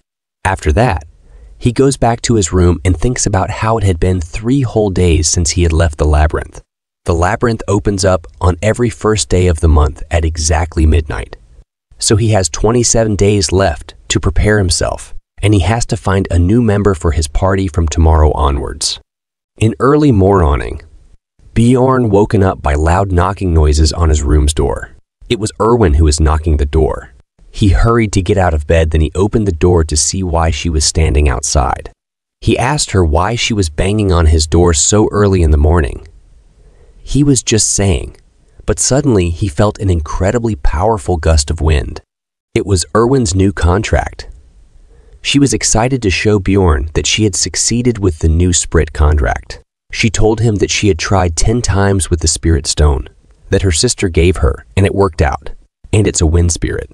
It was perfect match with her fire Sprit. He congratulates her, but in his mind, he was thinking about that how rich her sister and her family is, because Sprit Stone is an item that lets you sign a contract with a Sprit with 10% possibility. But they are pretty expansive, and she tried in times. And before she was saying she have a little brother to take care, acting like a poor, helpless lady. Well, whatever. After he saw it, he told her to get rid of it. She wanted to show him more, telling him that she hadn't shown him everything she can do. Then her to look what mess she made in his room. After seeing it, she started to apologize. She promised to clean up the whole mess right away. A little while later, Erwin sat on the bed, looking tired after she was done cleaning up the whole room. Bjorn looked at the room and wondered how incredibly talented she was at cleaning, even though she had told him before that she was great at it. He congratulated her on having a contract with the Spirit, and she was really happy as she thanked him. But he is a stud. He told her that she shouldn't have come to him just to show him this. He tells her that she should have spent her time much more wisely, because she would have to go back into the labyrinth in 26 days. While Erwin agreed with his logic, she had wanted him to be the first to know about her achievement. Bjorn wondered why she felt so attached to him and speculated that it might be due to an obsession trait she gained from a goblin archer essence. He wanted to maintain a business-like relationship, but also expressed his willingness to be there for her as a friend and fellow comrade. As the morning continued, Bjorn planned to use his time effectively. He went to a place called the Angry Bull, where many barbarians were staying. He was welcomed by cheers from the crowd, being recognized as the strongest warrior. Inside the inn, a barbarian warrior informed Bjorn that he could stay for a cheap price due to multiple barbarian sharing rooms.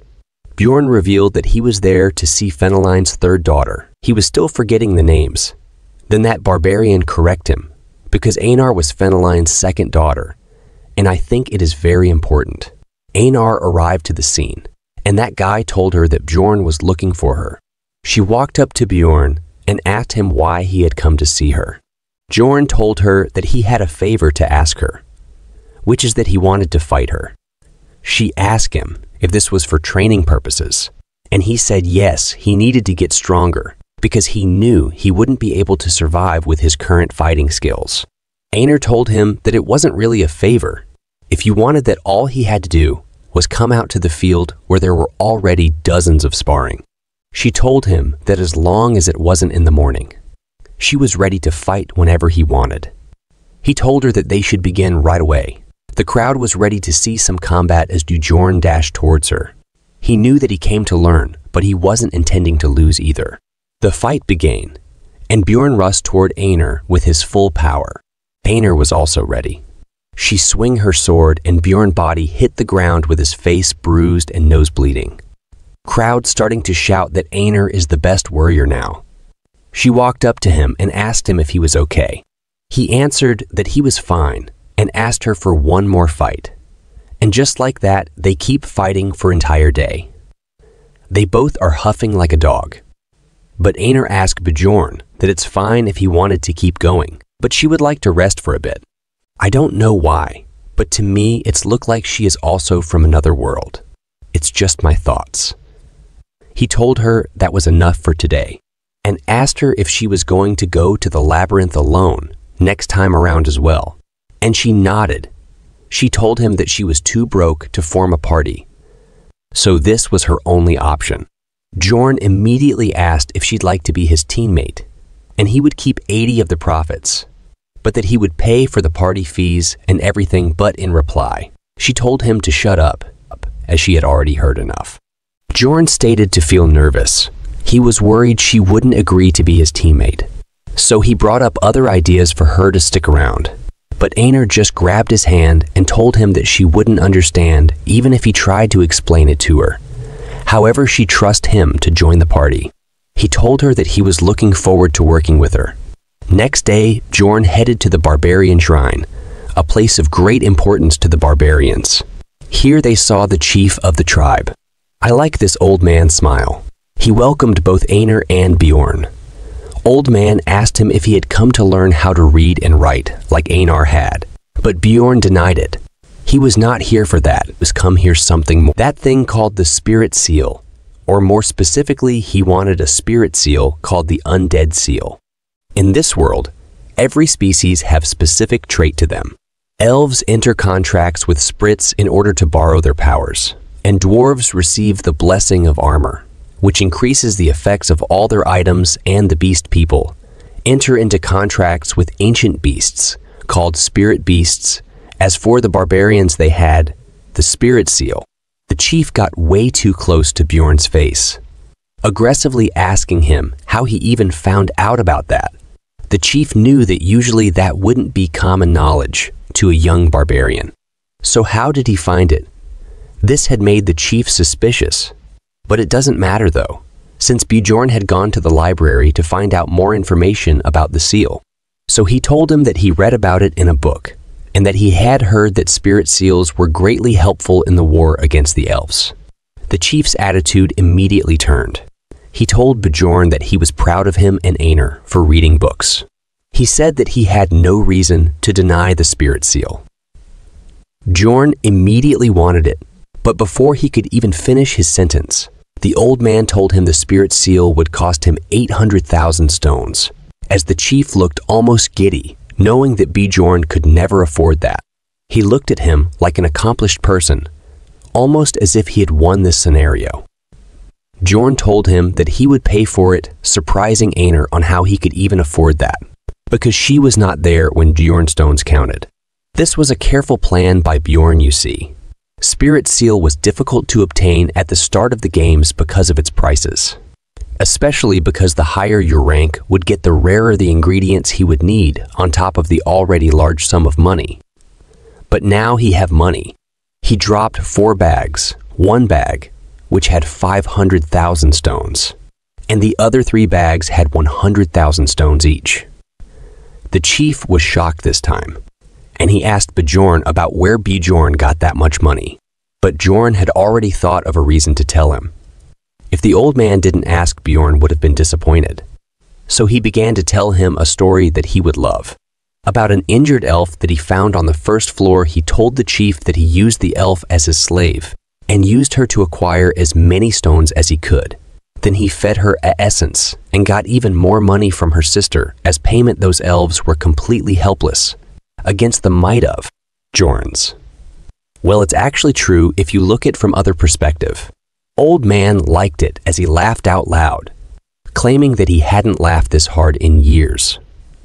What's more, a whole group of barbarians came around to appreciate his act, and Bjorn liked the attention. Nonetheless, the old man had a reward for him. He liked Bjorn's story so much that he gave him 2 coins, each one worth 100,000 stones. So he made 200 zero stones by just telling a story. Bjorn raised his fist in celebration, letting the barbarians hear what they wanted. He loved the attention. He felt good inside when they gave him compliments. Let's learn a bit more about the spirit seals. You see, spirit seals are strengthening techniques. They make the body absorb the essence of magical ingredients and give the body a special power. The barbarians had a ritual of tattooing babies when they were newborn while their souls are clean, so that the soul pathways are still visible even as adults. This why all barbarians are tattooed. And here I am thinking that because they look cool with them. After that, as he sat in front of the shaman, guiding him towards the path of the spirit seal, he received one last warning. The shaman told him explicitly that there was no way out of this once he received this spirit seal. He cannot receive another kind of spirit seal if he chooses this path. But Bjorn had accepted it. This undead seal is the essence of a tanker barbarian. So the shaman began the process by raising his needle at Bjorn's back. He knew that this was the right choice. He had played the game too long to not know this. Red rays of light began to pour out, entering the tattoos on Bjorn's back. He was starting to feel it. He felt it on his back, and then he felt it through his entire body. The pain was overwhelming. It hurt so bad that he wanted to scream.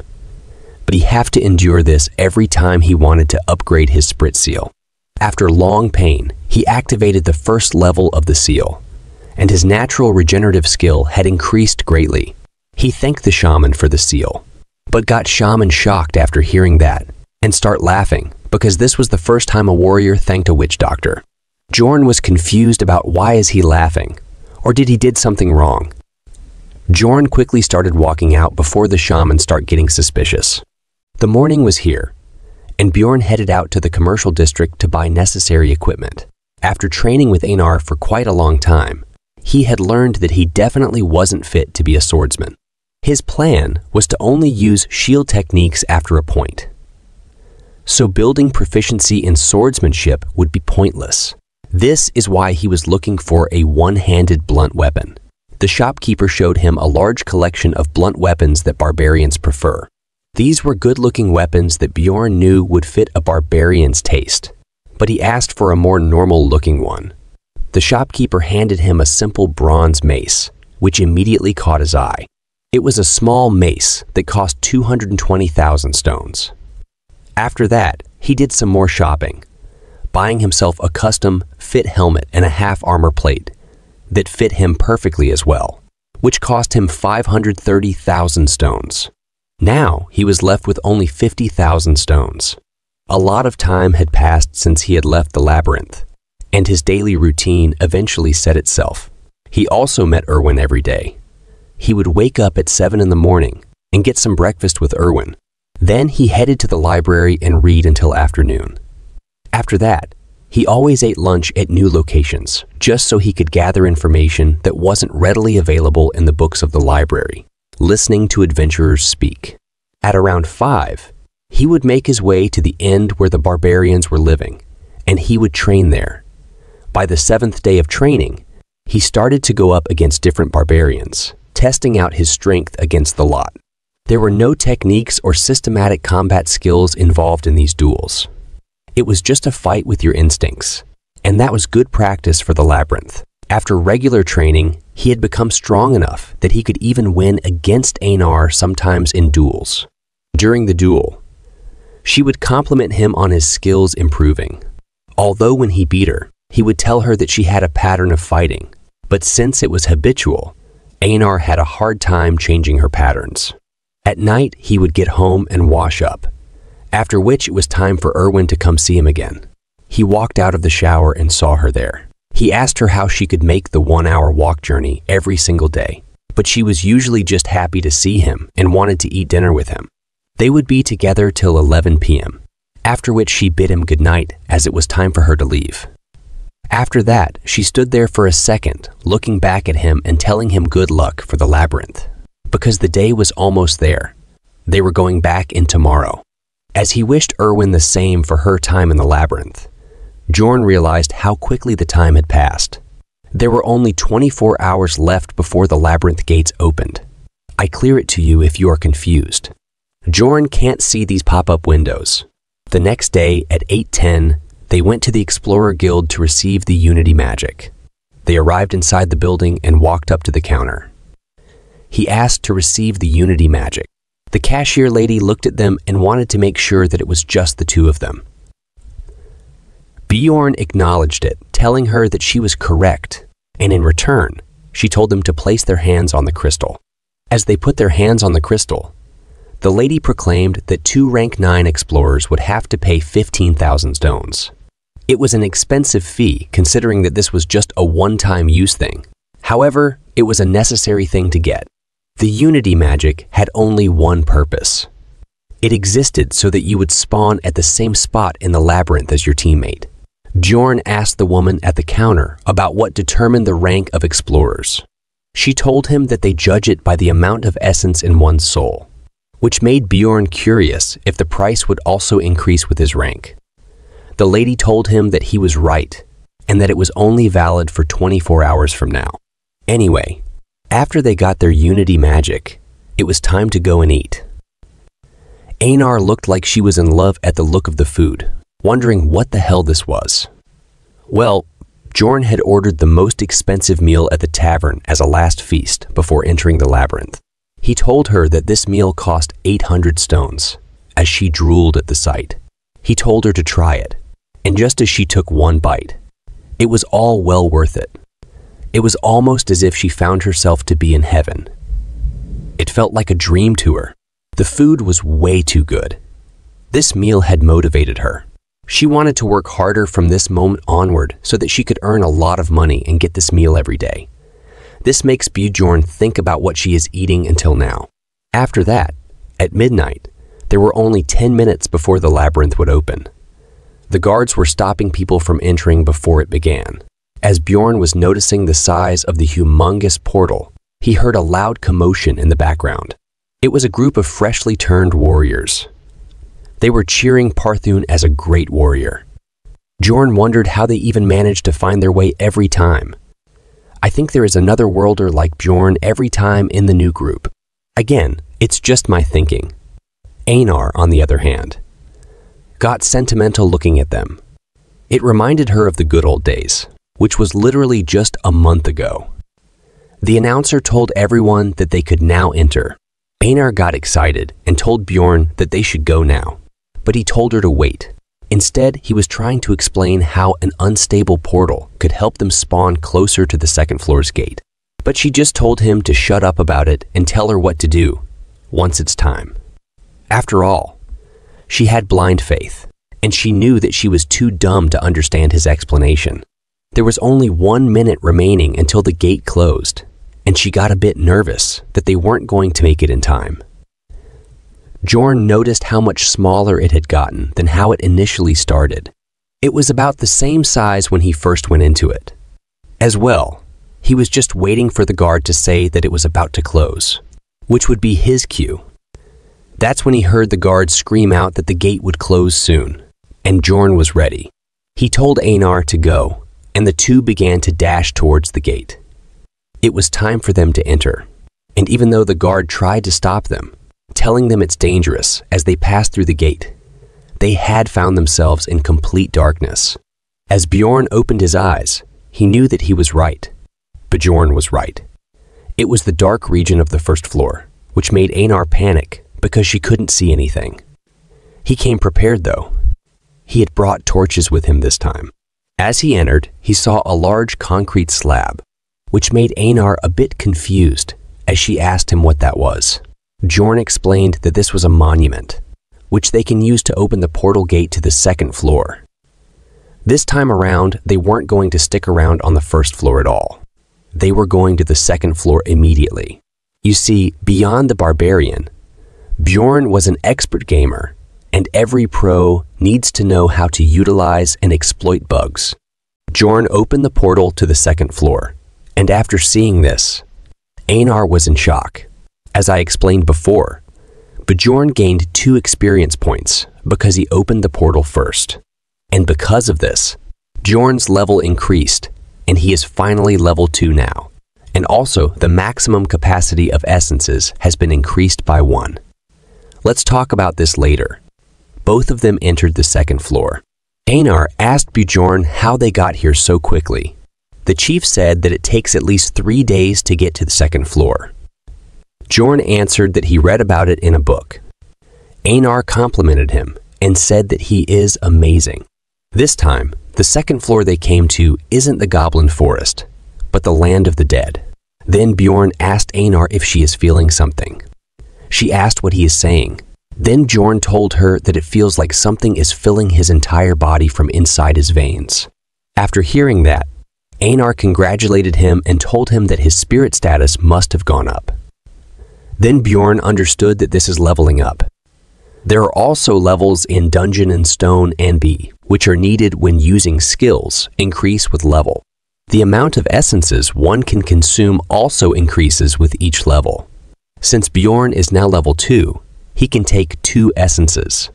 Einar was still confused because his spirit status increased without killing any monsters. Then, Bjorn explained to her that it was because opening that portal counted as an accomplishment. Experience.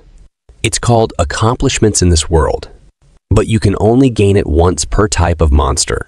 After a certain point, it becomes very difficult to obtain, and one way to break that wall is to open the first portal with a speedrun. The experience earned from opening the portal doesn't stop after the first time, so if used well, it's an easy way to gain experience.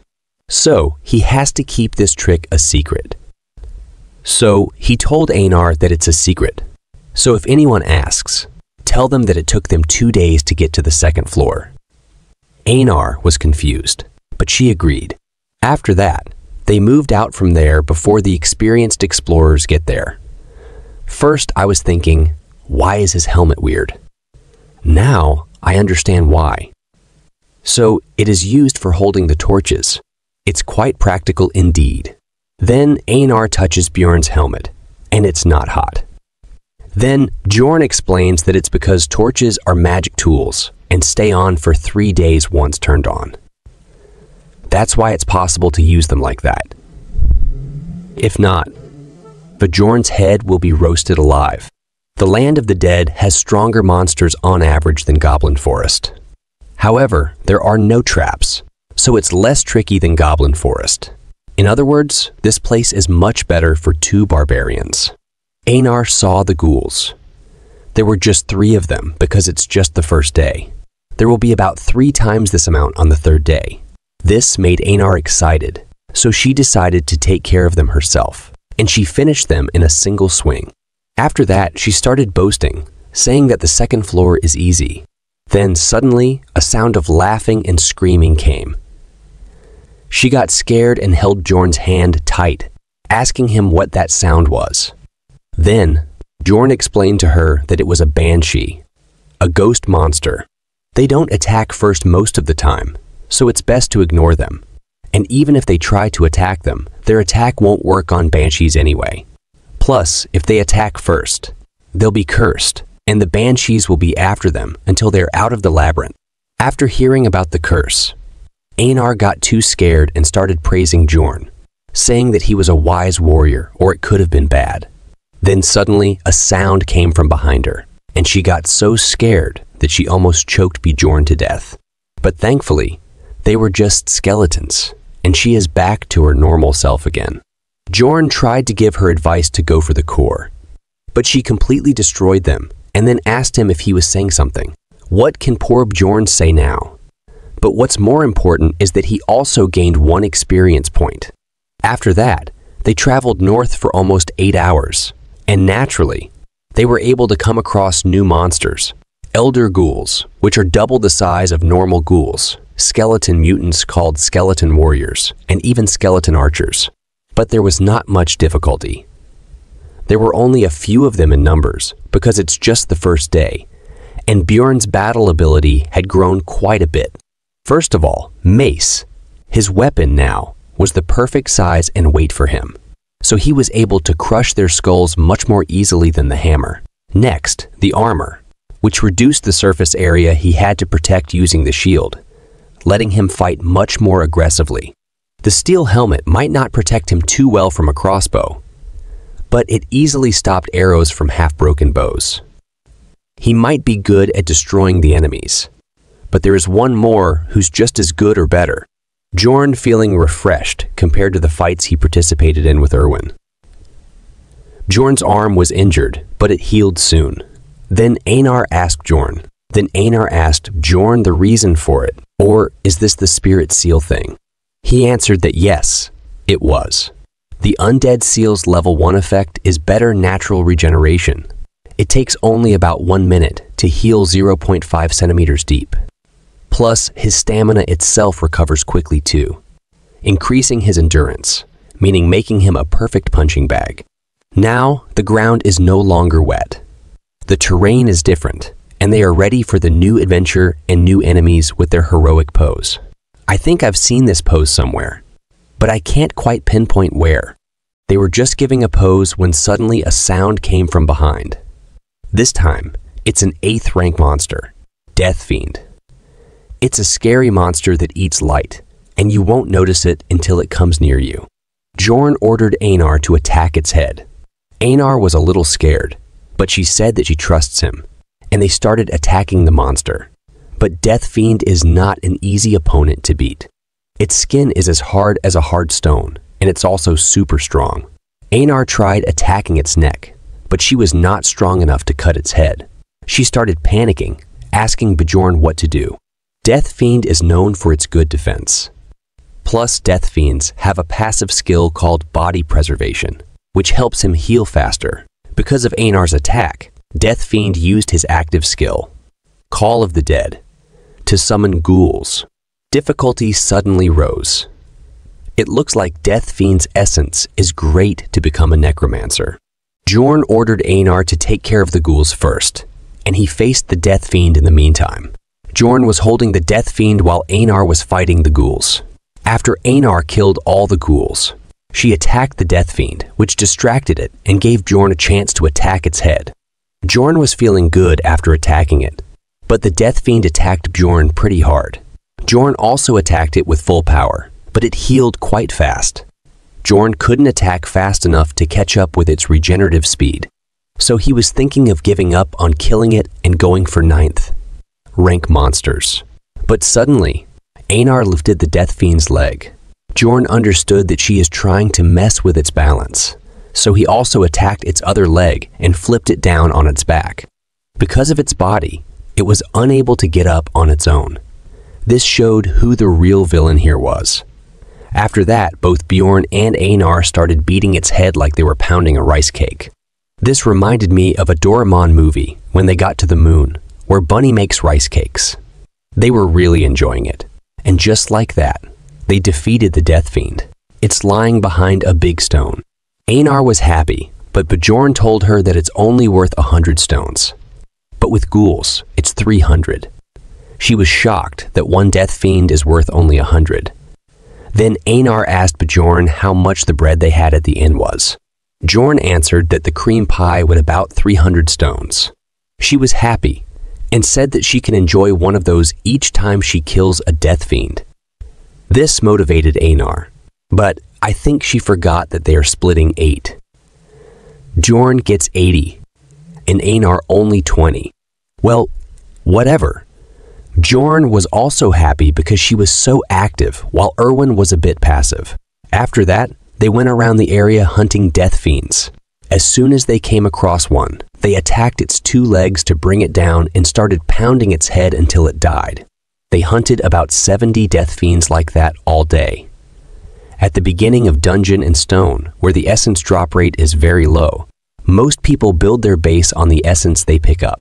That's why he aimed for a Death Fiend's essence, which would synergize with his Undead Seal and has a nice passive skill. But they haven't gotten any. On the second day, the Death Fiends now appear in pairs, but they had learned how to deal with them already, so it wasn't as difficult as he expected. They knocked one down and worked together to knock down the other one. Of course, if they can't kill the Death Fiends quickly, they might be surrounded by ghouls, putting them in danger. Death Fiends don't chase enemies out of their territory, so they just need to run like hell. Starting in the afternoon, the Death Fiends started appearing in groups of 3. So, when the second day was coming to an end, they stopped hunting Death Fiends. They decided to take rest. So, they found a cozy place to rest, but another team showed up. Bjorn tried to scare them off, but before he could do anything, Einar scared them and quickly ran from there. Then she ordered Bjorn to move somewhere else because they now know their location. They needed to find a different place to camp. It looks like they don't like humans at all. Maybe something similar to what happened to Erwin happened to her in the last labyrinth exploration. They were just searching for a good place to camp when suddenly the screams of people asking for help came. They were shocked because these were not the sounds someone makes when attacked by a monster. Instead, it sounded like a person killing another. They tried to run away from there, but a voice stopped them. There are 4 fresh corpses there, and no fighting signs, and one woman standing there. This means she is a plunderer. Plunderers. They are people who professionally hunt explorers. Instead of collecting monster magic crystals, they loot explorers' equipment for profit. Of course, plundering is outlawed in Rafdonia, and its punishment is death. But just like how Bjorn wasn't investigated for killing 6 explorers, although it was in self-defense, as long as no one mentions it, there is no way for people outside the labyrinth to know. For now, they are facing a strong plunderer, and she asked them if it is their first time seeing a plunderer. Both of them are stunned. Bjorn didn't speak out loud, but he was thinking that he never seen a plunderer that looked as professional as her. She is over 170 tall and thin, with red hair that comes down to the shoulders and an injured right ear. This ear didn't look like that of a human. I think she is not human, or at least not a complete human, maybe half-elf or something else. Again, it's just my thoughts. She also have a tattoo underneath her eye. These kinds of traits make her very recognizable, but considering he never heard about her, she must be very good at her job. In other words, she leaves no witnesses. Then Einar tells Bjorn that she thinks that she is very strong. Bjorn starts analyzing her strength by seeing the corpses. There are a total of 4 corpses there. The equipment seems pretty high rank, and there's a mage too. They must be explorers active, on at least the 5th floor. 3 of them don't have any external injuries and only threw up. The 3 must have been poisoned, and the last one must have had a tolerance. Then he asks her if she was teammates with them. She says that who knows. Maybe they thought so. After that, she started looting them. She put the looted items in a pocket plane bag, which are quite expensive. This makes Bjorn sure that he can't imagine how much stronger she is than them. She called them out, and both of them were stunned, thinking about what to do. Then Einar asks Bjorn if they're going to fight, but Bjorn told her to run as fast as she can. Then both of them start running while the plunderer watches them. They run with their full power without looking back. Bjorn looked for the signs to get to the 1st floor portal. While they are running, they meet a group of 4 human explorers. Einar was angry, but they have no choice. So Bjorn tried to get help from them by telling them about the plunderer. Then their leader asked Bjorn what is the guarantee that they are not the plunderers. So Bjorn swore on his warrior honor to verify it. They agreed, but on one condition, that they take all the rewards. Then their leader called them near so they can use his gnome ability. It assimilates the user and others within a 3-meter range with the environment. It's a very powerful ranged stealth ability.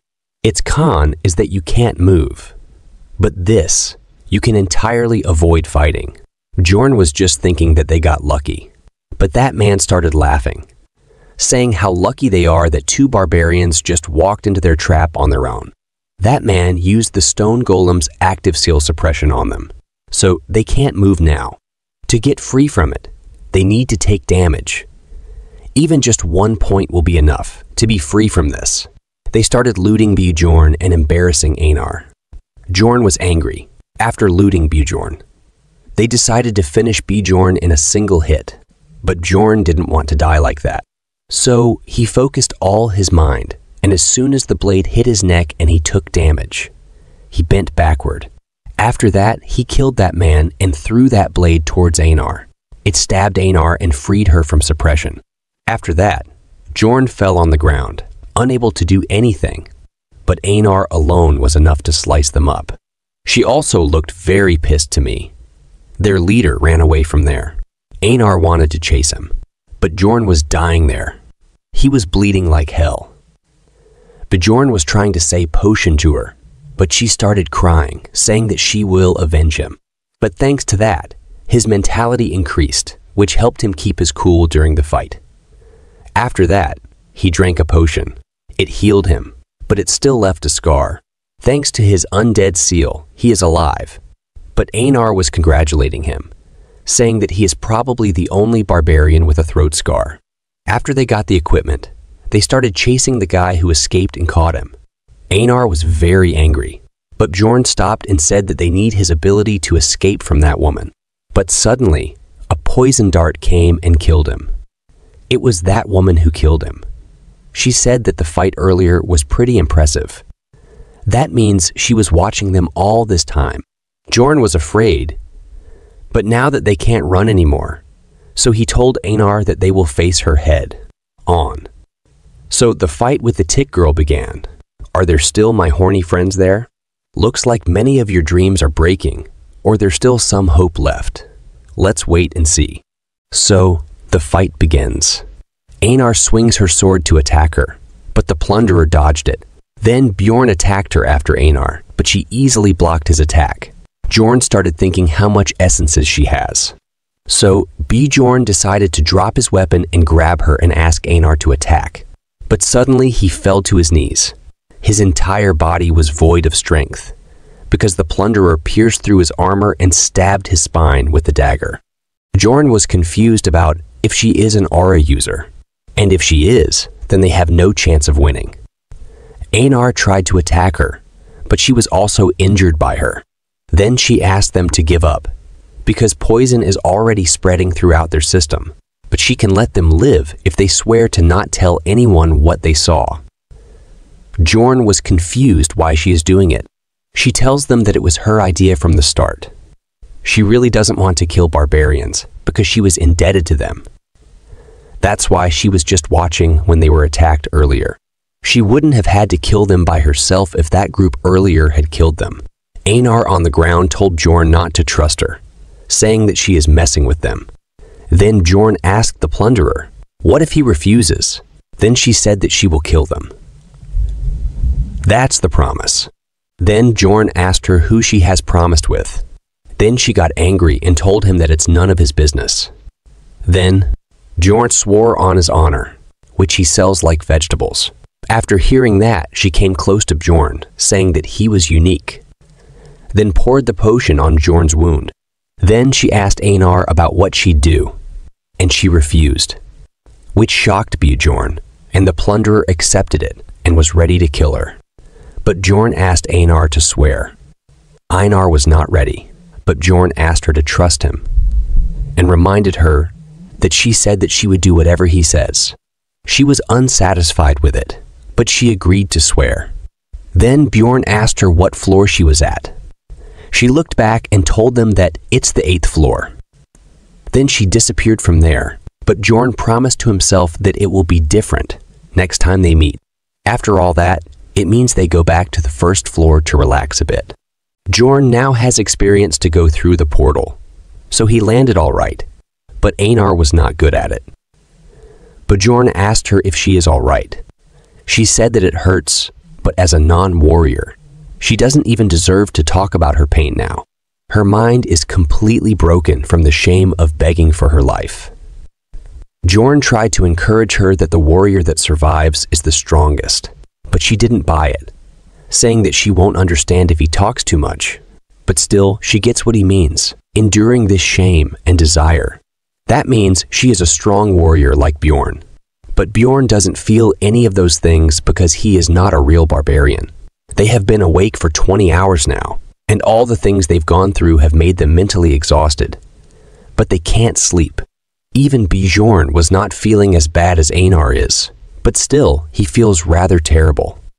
Bjorn remembers his past when he was saved by Blondie, when the priestess refused to heal him, and the swordsman threw a potion at him like he was sad to see it go.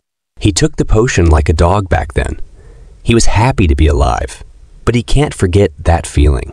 He made the best choice he could in the situations he was put in. In other words, he was only focused on the present.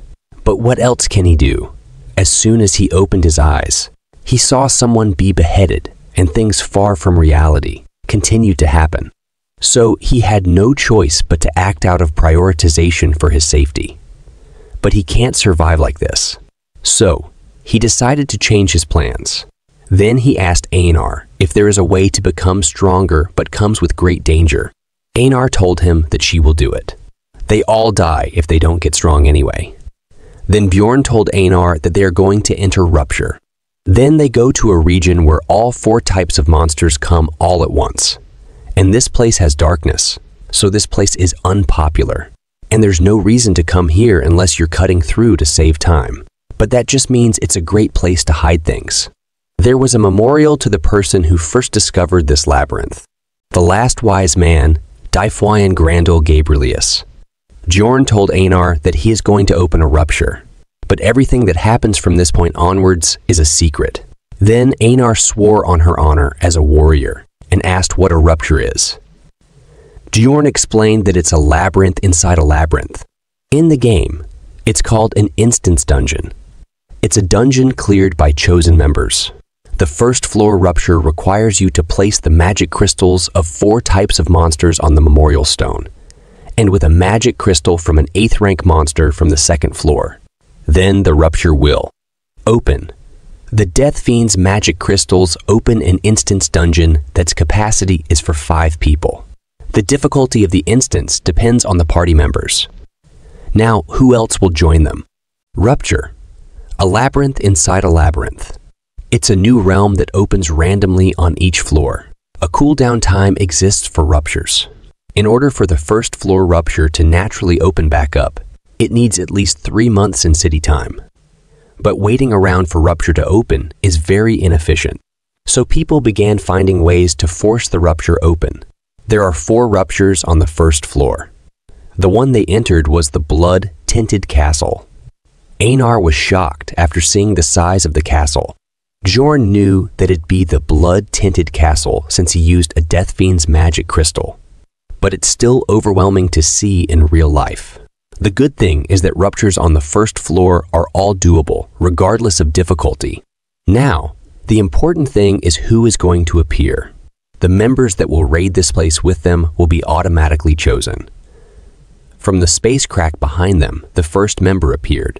Both Einar and Bjorn were waiting for this. For now, the scene shifts to Erwin.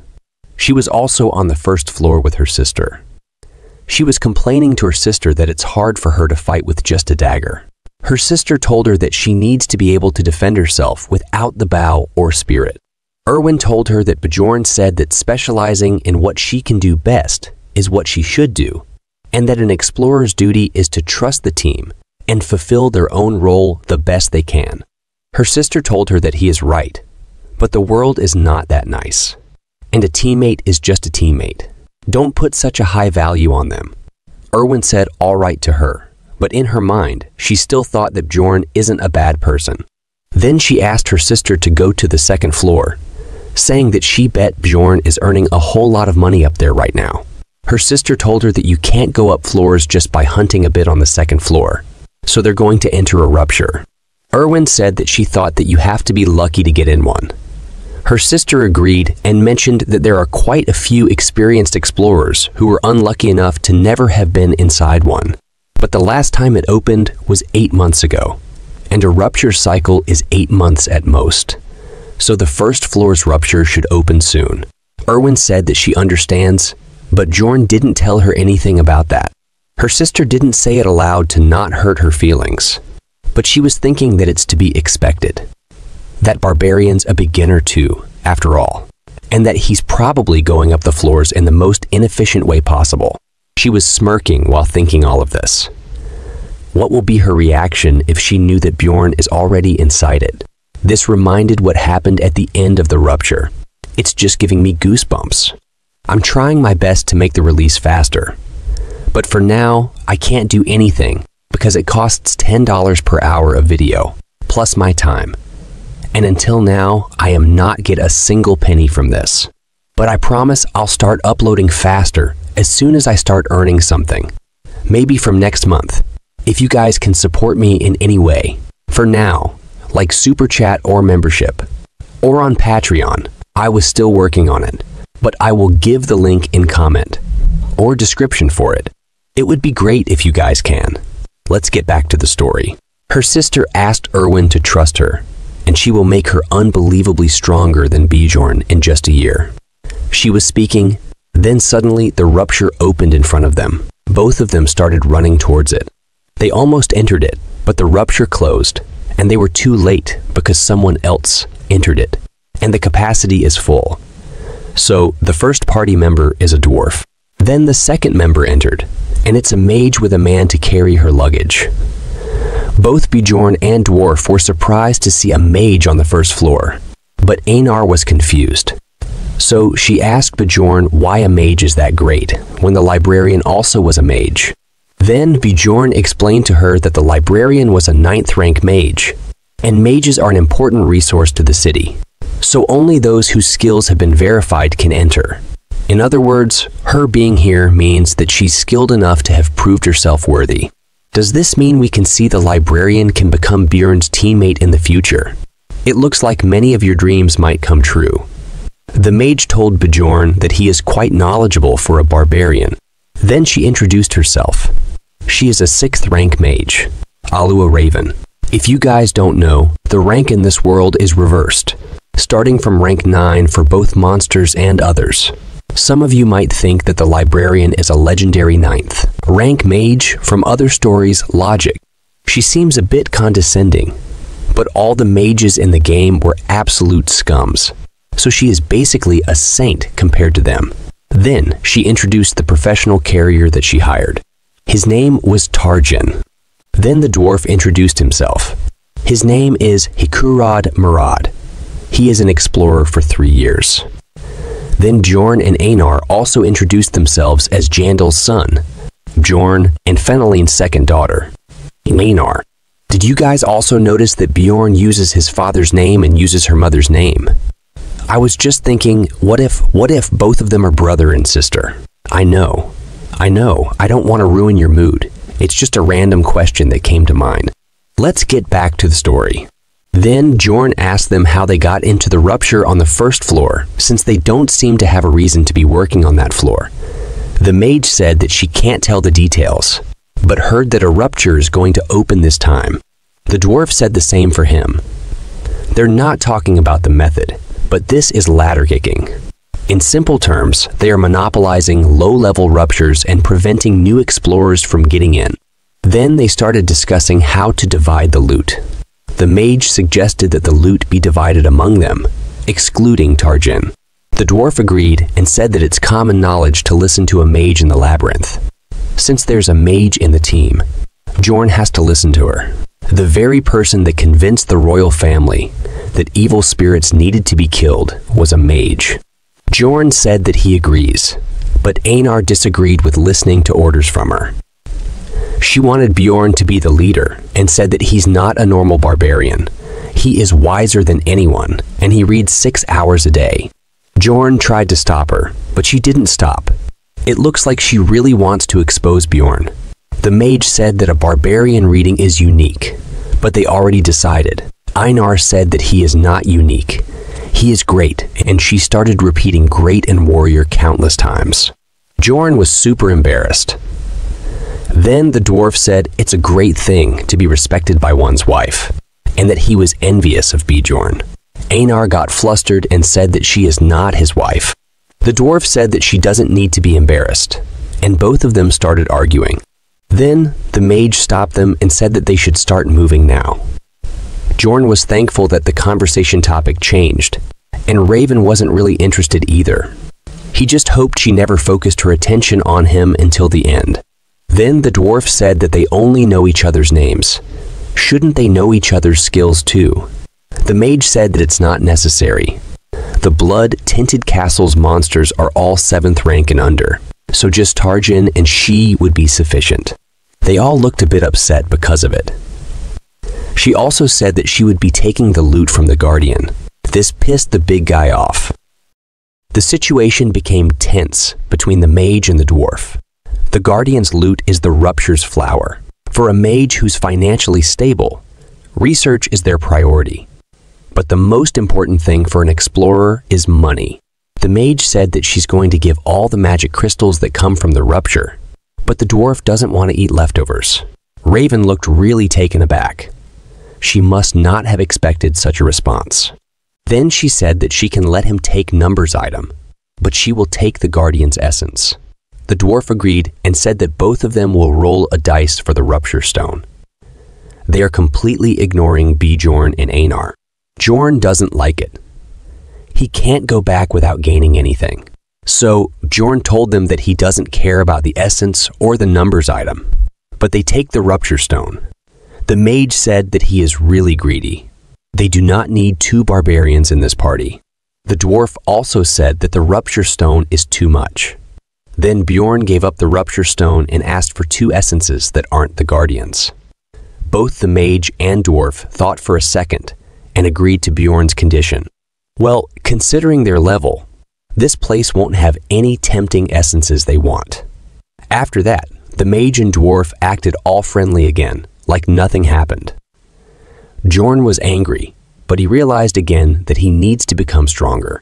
He has to climb the ladder, regardless of these ladder-kicking sons of... Then they entered the blood-tinted castle. The blood-tinted castle is divided into 4 areas.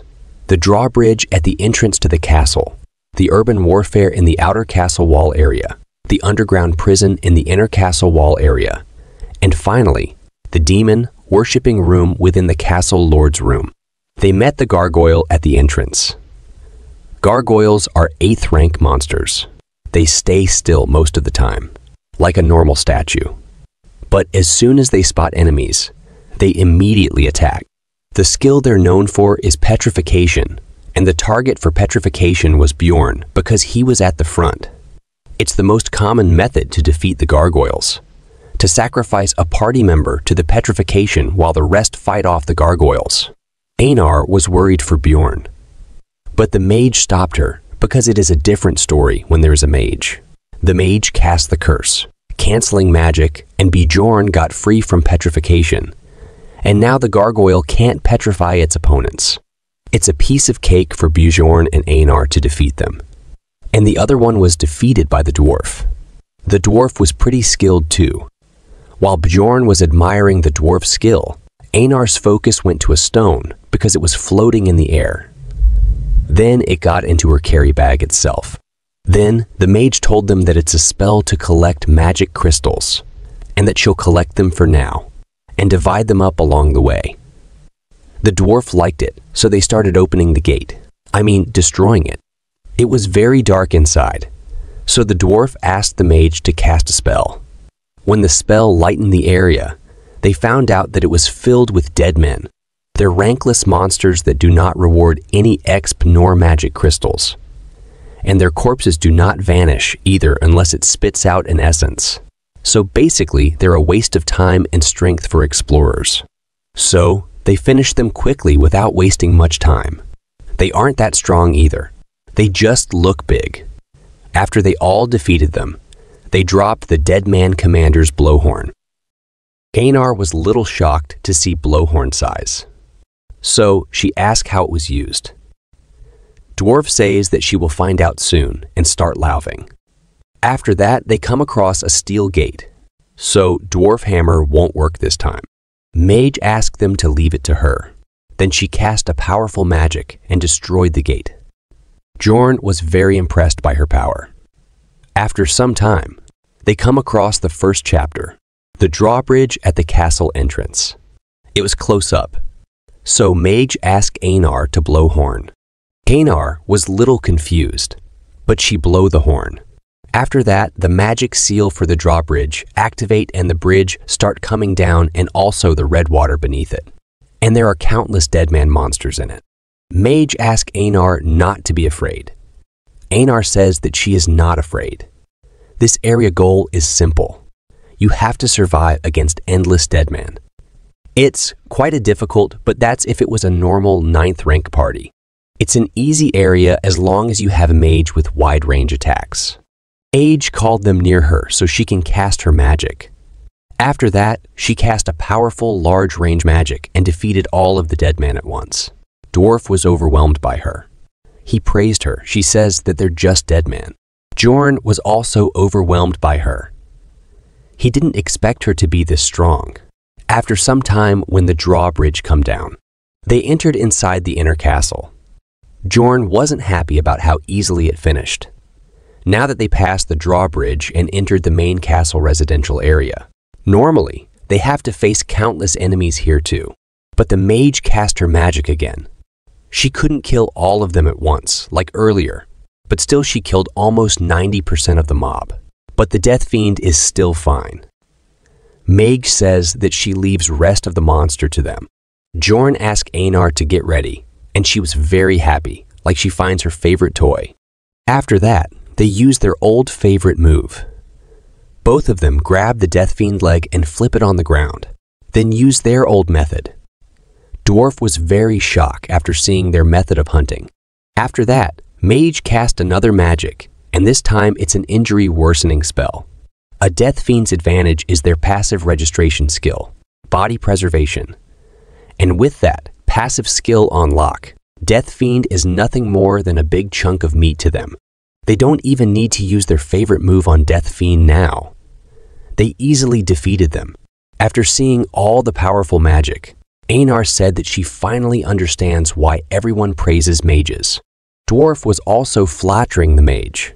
After hearing their flattering, Mage started self-boosting, saying that this is what they study so hard for. And of course, talent is needed too. But Jorn now get the geist of her character. Of course, no one can understand women fully. She likes to pretend to be humble, but she really enjoys showing off and is devoted to her studies and research. Then the mage asked their help in collecting research materials. Dwarf agreed, saying that she saved there so much time here. So of course he will help. Jorn also agreed to help.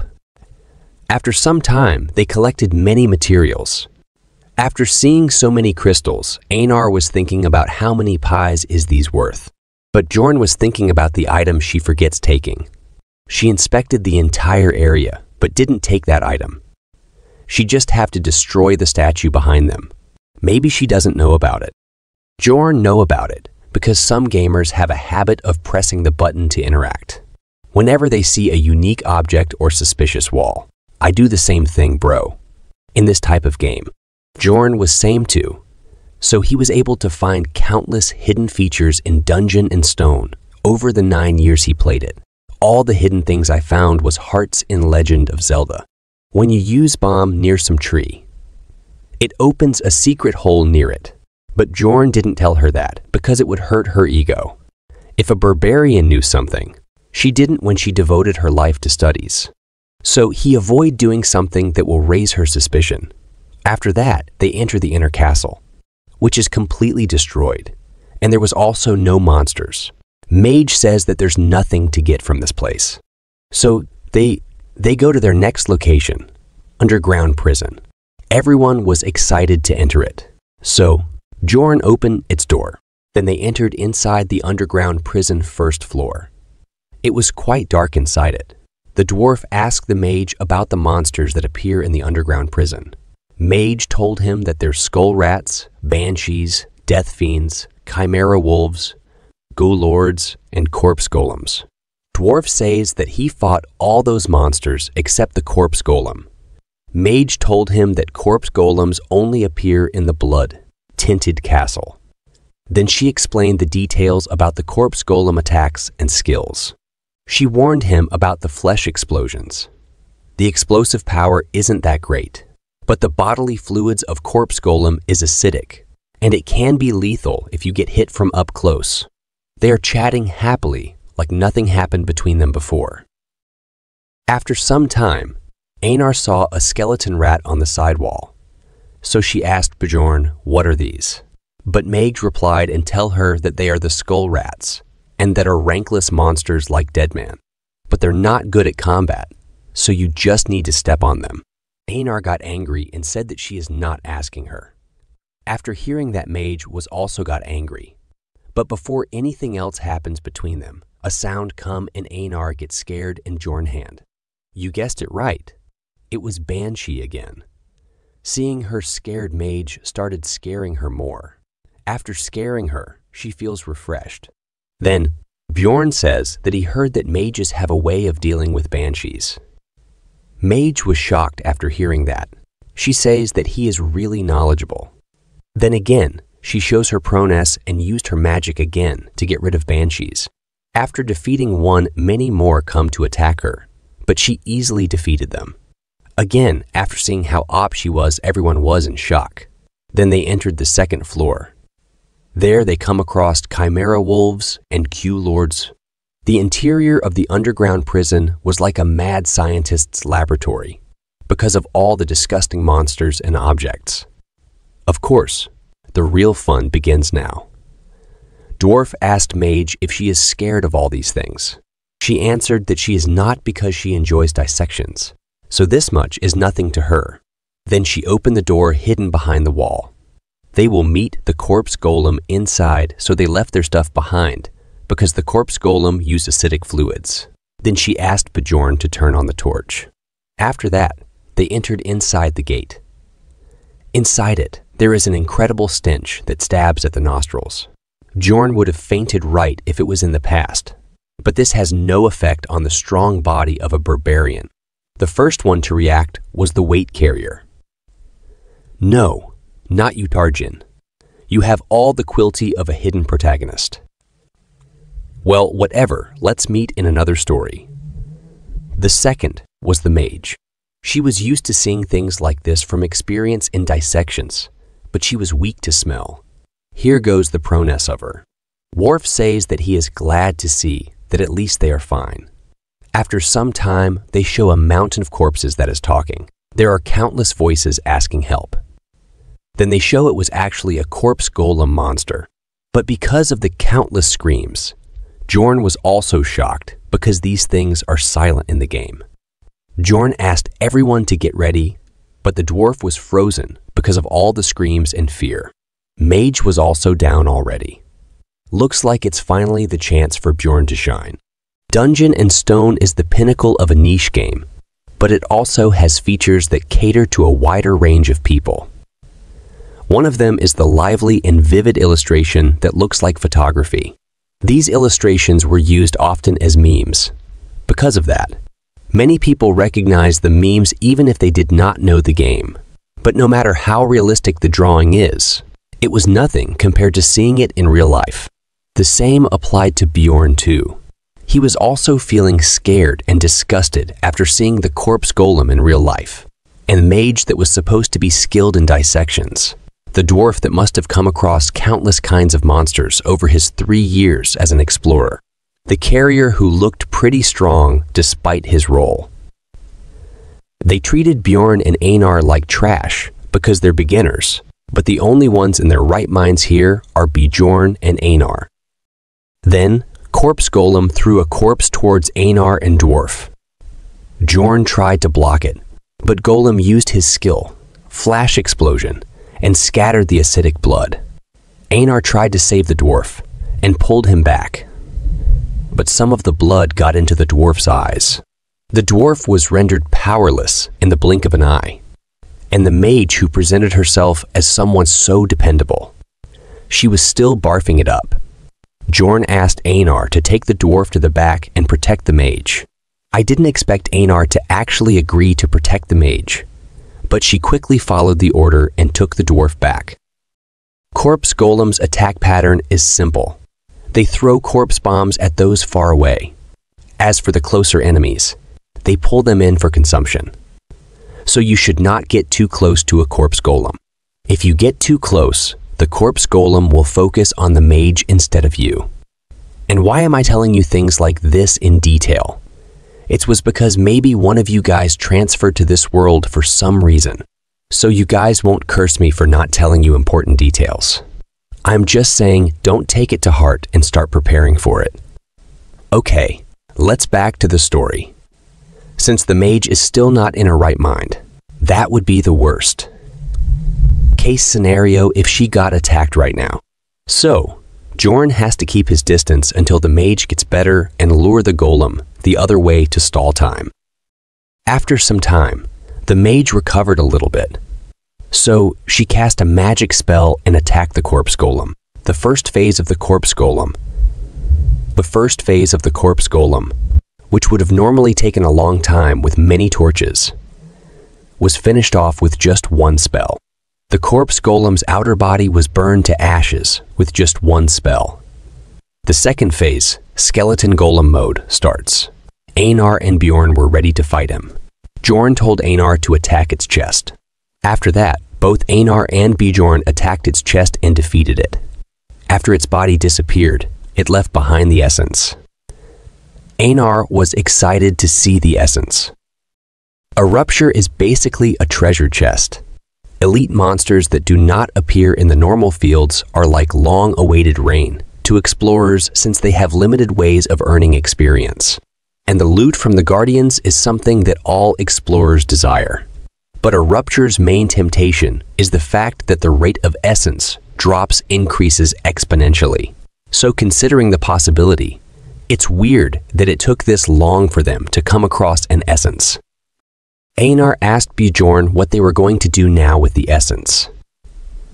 Bjorn said that they are the ones with a claim to it, and that they are the ones who did the most work, and that was what they had promised when deciding the loot.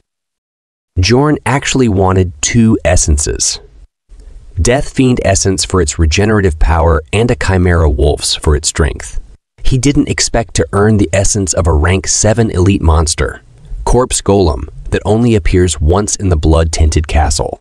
Plus, the stats it would raise are perfect for a tanker. His body will be dulled because of the decrease in perception, but the other stats increase makeup for it. Bone density has a great effect on defense, and it's raised by 55. Weight, which is great for knocking back an enemy or blunt weapon damage, will be increased by 21. Pain tolerance is very useful too. Strength and poison tolerance are also helpful stats. But the problem is the skills. The active skill is Flesh Explosion, which causes great damage, but it costs the character's own HP. Plus, because of acidic bodily fluids, if a character is damaged, the acidic blood gets on the equipment and greatly reduces its durability. Bro is thinking about equipment, and I was thinking about what will happen to his romantic life if all the bodily fluids become acidic. And what will happen to little Bjorns swimming in that fluid? I just don't want to think about it. I just don't like these skills. But maybe you guys have another opinions. Let's back to the story. In other words, a corpse golem's essence is great, but it's away at potion and equipment cost. Bjorn was confused about what to do, so he decided to just leave it for now and heal the dwarf first. An essence should stay for half an hour. After the dwarf was healed, he apologized and said that he was embarrassed. Then, Bjorn said that he was glad that he knows that, and reminded him that he would be dead if it weren't for Einar. The dwarf said that he knows and he was embarrassed, but as soon as he saw that thing, his entire body was frozen up. They almost wiped out by a middle boss because of mentality issues, despite having enough force to defeat the boss. Then the mage apologized too. But what the heck is Tarjin doing? He is doing things that's not his job, but Bjorn doesn't care about these things. What he cares about is loot. So he tried to get more benefits from the mage and told her that they got rid of the corpse golem. Mage said that she knows that, and she is glad that she forced herself to use that spell. She sure knows how to talk her way out. If Bjorn doesn't say anything, he won't get even a single cent out of this. Then Bjorn said that they saved their lives, and that's more than one person's responsibility. The mage agreed with his statement and asked about what he wants. Bjorn said that they will take the rupture stone. For a moment, everyone became silent. Then the dwarf broke the awkward silence and said that he agrees. He would be dead if not for Einar. Mage said that she is against it, but if they come across the rupture stone, she will give him a fair chance. Bjorn was not very happy about it, but that's all he can get with his current strength. Then Bjorn threw his MasterCard and told everyone about the essence. After hearing that, everyone was shocked. Mage was the one who was shocked the most. She said that Corpse Golem essence is more rare than Guardian essence. There are very few of them she heard about, and even the Explorers Guild doesn't know its exact effects. Its rarity makes Mage excited. She wants to research its properties. Bjorn knew she would react like this. That's why he saved it for the real negotiation. Then Bjorn said that he has an offer. If she wants, he can give her the essence. But if they come across a Guardian essence, he will take it. This made Mage think about the offer. Then Mage said that there's no guarantee that the Guardian drops its essence. Bjorn said that he will take the risk. Then Mage agreed happily. She said that she is more interested in it than the Guardian essence. Bjorn was also very happy. Then Dwarf asked Mage if she is going to feed the essence to Tarjan because mages can't absorb essences. It looks like mages also have weaknesses. She answered that she will not feed it to him. Just the essence itself is worth researching, and she took out a test tube. That's a very expensive item. Unless you get an essence above 6th rank, it's not even worth the cost. Dwarf said that he is very impressed that she owns something so expensive. Mage said that she only has one. She used her only test tube to store a 7th rank monster essence. She thinks that it's worth a lot. After she takes the essence, she asked everyone to move out from that horrible place. Dwarf said that he was waiting for her to say that. After they come out from there and moved further down, they saw 2 statues. Dwarf asked Mage, "What are these?" She said that she can't feel the mana from them, and they're probably just normal statues. She also said that Lord Residence is right above, and they go there if it was not already. Then she started checking the status, and suddenly a book from the ceiling fell down. Dwarf asked Mage if she knew about this. She said that a book is a treasure that hands down knowledge, for boosting in front of the dwarf instead of just saying that she read about it in a book. And the book that falls from the ceiling is called Necronomicon. It's a magic text of dark magic that's sold at a very high price. Bjorn was thinking of coming back later to pick it up, but she knows more than he expected. Mage said that she finds it on her own, so she be taking it. Dwarf agrees and says that they can't spellbend, so they can't carry it out anyways. Look at her awkward laugh. Because she knows that Necronomicon is treated as an item, so anyone can bring it outside without spellbending. Then she awkwardly hurried up everyone. Then they went around the devil, worshipping room hunting monsters. There are gargoyle statues, chimera wolves, and the second mini-boss, the Bone Knight. Mage was happy saying that they get lucky to meet the desire. Type Bone Knight.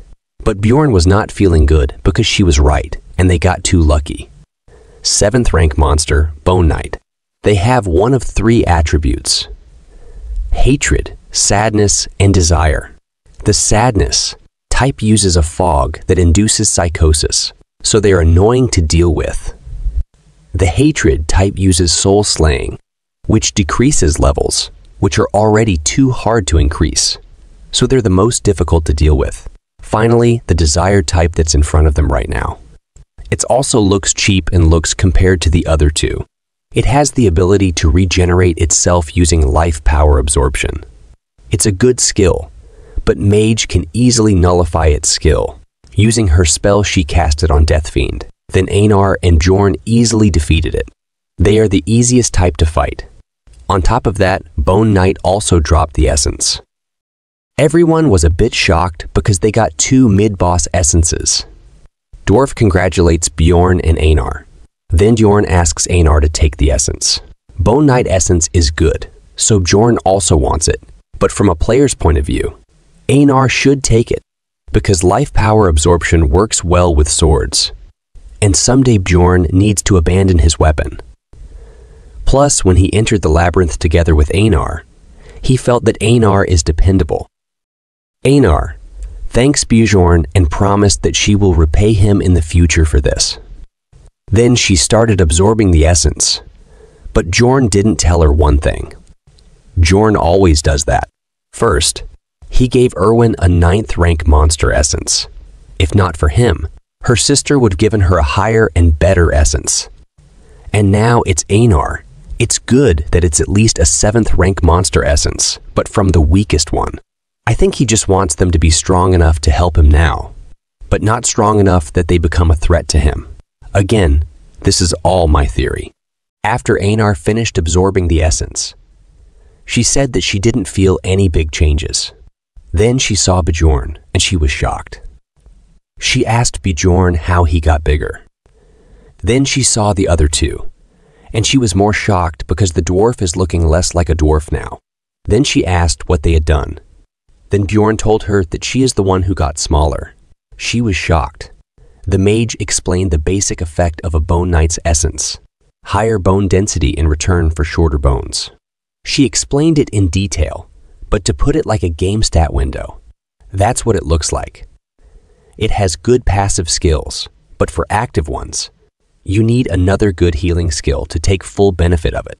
Mage explained that Einar only got shorter, but her strength didn't decrease. But Einar started screaming and crying, saying that now no one will see her as a warrior anymore. Everyone already looked down on her because she is a woman. Mage tried to calm her down by saying that she got very pretty, but it made matters worse because that means she doesn't look like a warrior anymore. Bjorn also tried to encourage her. The dwarf said that it's a cool essence, and he would have been invisible if he had taken the essence and started laughing on his own. I like this dwarf character. He always keeps laughing and making jokes all the time. On the other hand, the mage said that she would like to do a detailed check on her when they are back in the city. What can I say about her? Only Bjorn was truly trying to encourage her. Others are just saying whatever they want without thinking about her. Then Bjorn told Einar to test out her essence on the Death Fiend. Einar was not very excited about it, but she still has to do her duty, even if she doesn't look like a warrior anymore. That's what she said, not me. But to be honest, she looked good before than now. Then she goes near the Death Fiend and casually swings her sword. But this casual swing cuts down the Death Fiend in half. This surprises even the mage. Einar was shocked after seeing that. She started crying, saying that she is still a warrior. Bjorn says that she is not just a warrior. Bjorn says that she is a stronger warrior. After that, both of them start cheering, but others didn't stop for them. They start walking. After some time, they come to the Guardian Room, the final boss of this rupture. The dwarf says that it was fun with all of them, but it's almost time for them to say goodbye. The mage also says that she was a bit sad and gets why people work as explorers. I think she didn't understand a single thing. People don't work as explorers because they have fun doing that, but because they have to earn money. Both of them are chatting, but Bjorn starts thinking that they got lucky. Einar got an essence. They also get the bigger share of loot because of the golem. But he was not feeling good about it because things never worked out this smoothly in his life. He was always sick and didn't have any luck in his love life, just like me. Then he was transferred to this world. He started thinking about the worst case scenario that can happen to them in their current situation. He was just thinking, but the dwarf started opening the door. Then Bjorn's focus goes to the door handle. Bjorn tries to stop the dwarf from opening the door after seeing the handle, but it was too late because the dwarf already opened the door. and the owner of the blood-tinted castle is awake. The mage was very shocked, because normally the final boss of the rupture is a death knight, but now there is a vampire sitting on the chair. After seeing them, the vampire said that he didn't see a living being in a while. Yes, this vampire can speak, and he is not a normal monster. Vampires only comes out in levels higher than the 6th floor, and even then, very rarely. It's not even a normal vampire mutant. It had intelligence and also has a name. Vampire Duke Cambermere. Let's talk a little about monsters' power or ranking systems. First, mutant variety, just a fancy term used for a monster with the same base stats, but with a different class like the Goblin Archer and Swordsman. Then there is advanced variety, monsters whose ranks are higher than the floor's average. An example would be the Death Fiend. Bjorn saw it in the Land of Death, not in the Rupture, because the average rank of the Rupture is high. Then there is rare variety, monsters you can only meet in specific ruptures like this, Golem or Mimics, which are hard to come across in normal maps. I think Mimic Essence will be great. I'm looking forward to it if Bjorn gets one. Lastly, there is the advanced variety named monsters, with each individual possessing their own memories and name. After seeing the vampire, Bjorn told them to run as fast as they can. They run as fast as they can, but they're facing Vampire Duke Cambermere, a boss monster of the 5th rank that acts on his own. He's skilled in both combat and dark magic. The mage was very confused and said that an advanced mutant variety guardian never appeared before in this rupture. Even Bjorn, who has played the game thousands of hours, has never met the Vampire Duke. He only learned about its existence after watching a stream. Mage asks Bjorn about how he knows about the vampire because he told them to close the door before they even opened it all the way. Does her curiosity not stop even in urgent situations? Bjorn told her to run instead of talking, but she answered that she is not running. This pissed Bjorn, but he simply replied that he just had a feeling. In reality, he noticed that it because of the door handle's color. Bjorn tried hundreds of times to try and get the Vampire Duke by copying the player from the stream, but it never worked. He ended up re-watching the recording dozens of times before he noticed a small change. The only thing different in the recording was the handle color. The dwarf said that they can't get out without defeating the vampire, so why are they running away? Bjorn told him that they need to at least get to a place with sunlight, and he was explaining the reason. But suddenly the vampire appears in front of them, saying that they are very rude guests. Vampire Duke used spiritification magic to appear in front of them. Bjorn asks Mage to use magic. She was in shock, but she used her magic. It's a very powerful light magic, which stopped the spiritification before it completed. Spiritification is one of the dark magic spells used by vampires. It allows them to move very quickly, but their real body cannot move from its spot. But when using realization, another magic, they can move their real body to where the spirit is. It could have been bad for them if Mage didn't use her magic in time. Bjorn was a little relieved, but then Einar told him that the mage is also down. She suffers internal injuries, but Bjorn knows that a vampire's essence doesn't have this kind of effect. Then Bjorn realized that the Duke has a different essence because the video he watched was ended before that person could even do anything. So Bjorn wasn't able to see anything about the power or essence the Vampire Duke had. Still, Bjorn has various ideas as to what it could be. But the priority right now is to get out of the underground prison. Bjorn told them that they need to get out from there. Then the dwarf asks him how they're going to get out because only the mage knows the way, and she is down. Then says that he also knows the way out.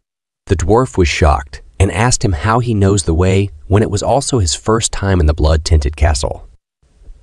Bjorn got a little nervous, but he answered calmly that he memorized it. Well, technically he didn't lie.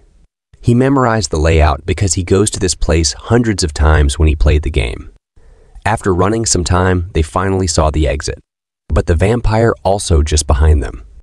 They run with all they have towards the exit.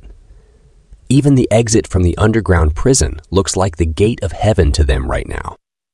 Here, this is a small teaser of my story, and I want this story to move forward with everyone comment.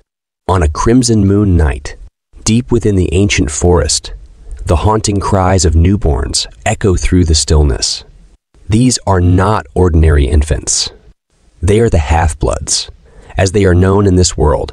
These unique children belong to the Great Eastern Orc tribe, residing within the Great Alzara Forest. They are the offspring of captured women from various races, taken when the tribe raids villages or ventures beyond the woods. In this world, such sights are tragically common, and nothing about it is particularly remarkable. However, in the midst of this routine, there is something, or rather, someone exceptional this time. I was a little confused about the origin of the main character in my story. Do I make him a reincarnator or something else? Also, I'm unsure about the system. I want to give everyone in the story world a status window, like many manga. But I'm not very sure, and the art is AI-generated, so it's not perfect. So please comment your suggestions. For now, let's get back to the story. The vampire is just behind them, and just like horror movies, they just barely get out when the vampire almost caught them. Thankfully, the sun was up, and because you all know the vampire and sun have spicy relationship, the vampire won't come out for the time being. They were huffing like dogs because of all the crazy things that happened to them. Then, the dwarf says that Bjorn really memorized the layout when going through it only once, and it's hard to believe for him that Bjorn only went through the coming of age ceremony just a month ago. Bjorn always tried to avoid these kinds of situations, but the dwarf and mage always come back to it. This time, he was saved by Einar. She said that he can do that because Bjorn is a great warrior. The dwarf says that he can see him becoming one in the future. Then he asks, what are they going to do because the sun is setting? Bjorn told them they have to keep moving, so just carry the mage for now. Tarjan said that she needs rest. Bjorn got angry and said that if he wants to live, then he should start moving and should protect the mage, even at the cost of his life. Bjorn intermediates him, so he agrees to keep moving. After some time, they come outside near the castle walls. This is the only chance for Bjorn to take the item from the statue he left before. So he told them that he is going to look around a bit until the mage wakes up. Then he broke the statue, and in it, he obtained an item called Vir Goddess's Tears. It's a one-time, use item, but it's good for healing, and it's also good for attacking evil, type monsters too. Then, to everyone, and the mage was awake, but isn't looking good. Then they have a chat about the vampire. Bjorn asks her how she became like this. She answers that she doesn't know the specific reason, but it can be pain, sharing. Then Bjorn asks her how much time will it take to recover her. She says that it will take about 20 minutes, and then she will be able to cast a 7th rank spell 5 times. Only 5 spells are not enough to defeat the vampire. Then Bjorn asks her if she knows any sun magic, and after hearing that, the mage got angry and said that it's very rude to ask a mage about the spell they know. It's the same thing as it's rude to ask a girl about her age. Bjorn already knows, but so what? He is now a barbarian at the peak of rudeness, who doesn't care about manners except when talking to the king. After seeing Bjorn doing these things, she gives up and tells him that she can use Sunspot Sphere. Sunspot Sphere is a 6th rank attack spell similar to a Flame Sphere, but it has sun attributes. Then Bjorn asks her if she can use the attribute reinforcement spell with it. She says that she can with more mana, but it will take 10 minutes more. Bjorn said that he will hold him somehow for 30 minutes so she doesn't have to step in to help them. She agreed, but she was shocked and asked why Bjorn is acting like a leader. Bjorn says who else than if not him, and he doesn't care who the leader is.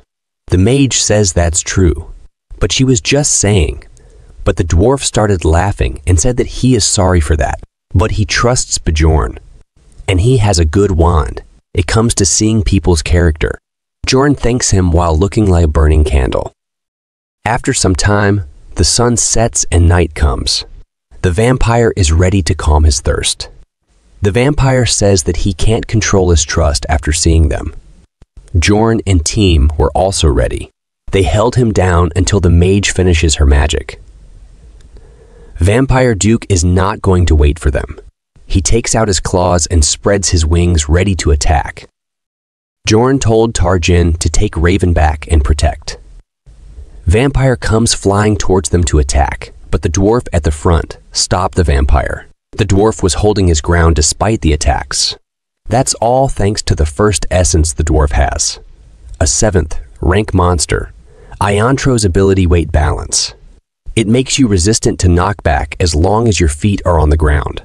It also comes with shock absorption, so it's a pretty good essence for a tanker. While the dwarf was holding the vampire, Einar tried to attack the vampire, but he dodged the attack. Still, Bjorn, ready behind it, attacked him.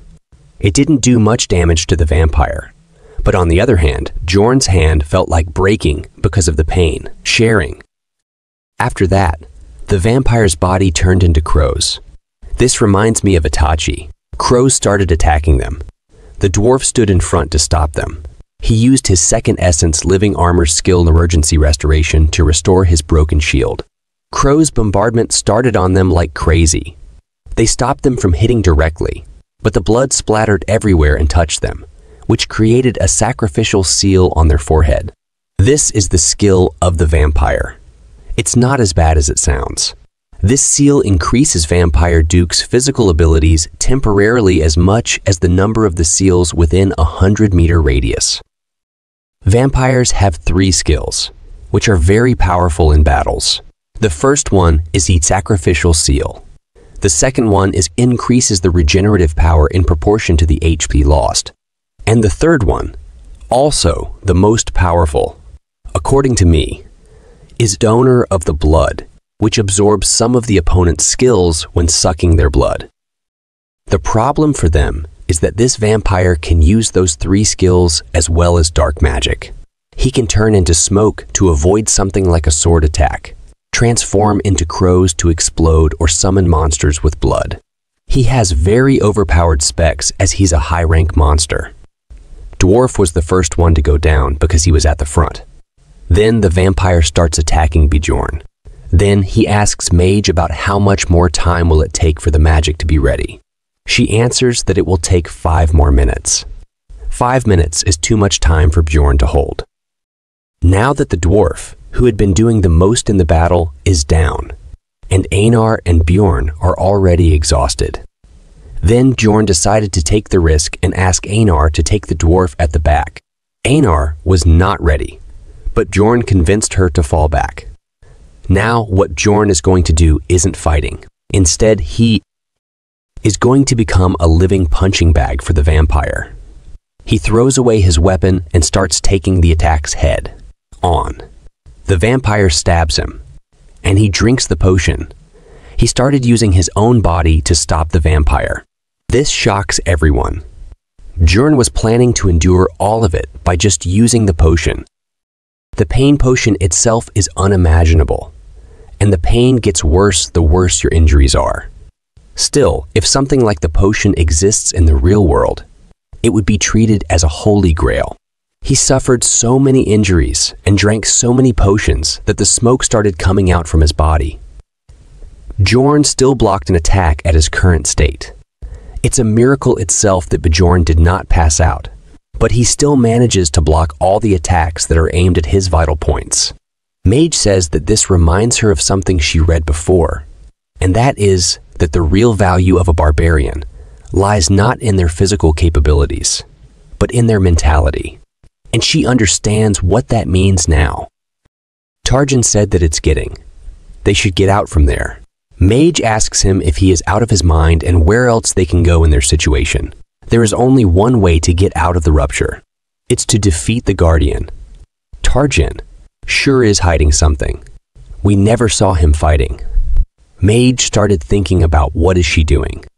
Even the barbarian who has only recently gone through his coming, Eve ceremony, is doing the best he can by making rational judgments.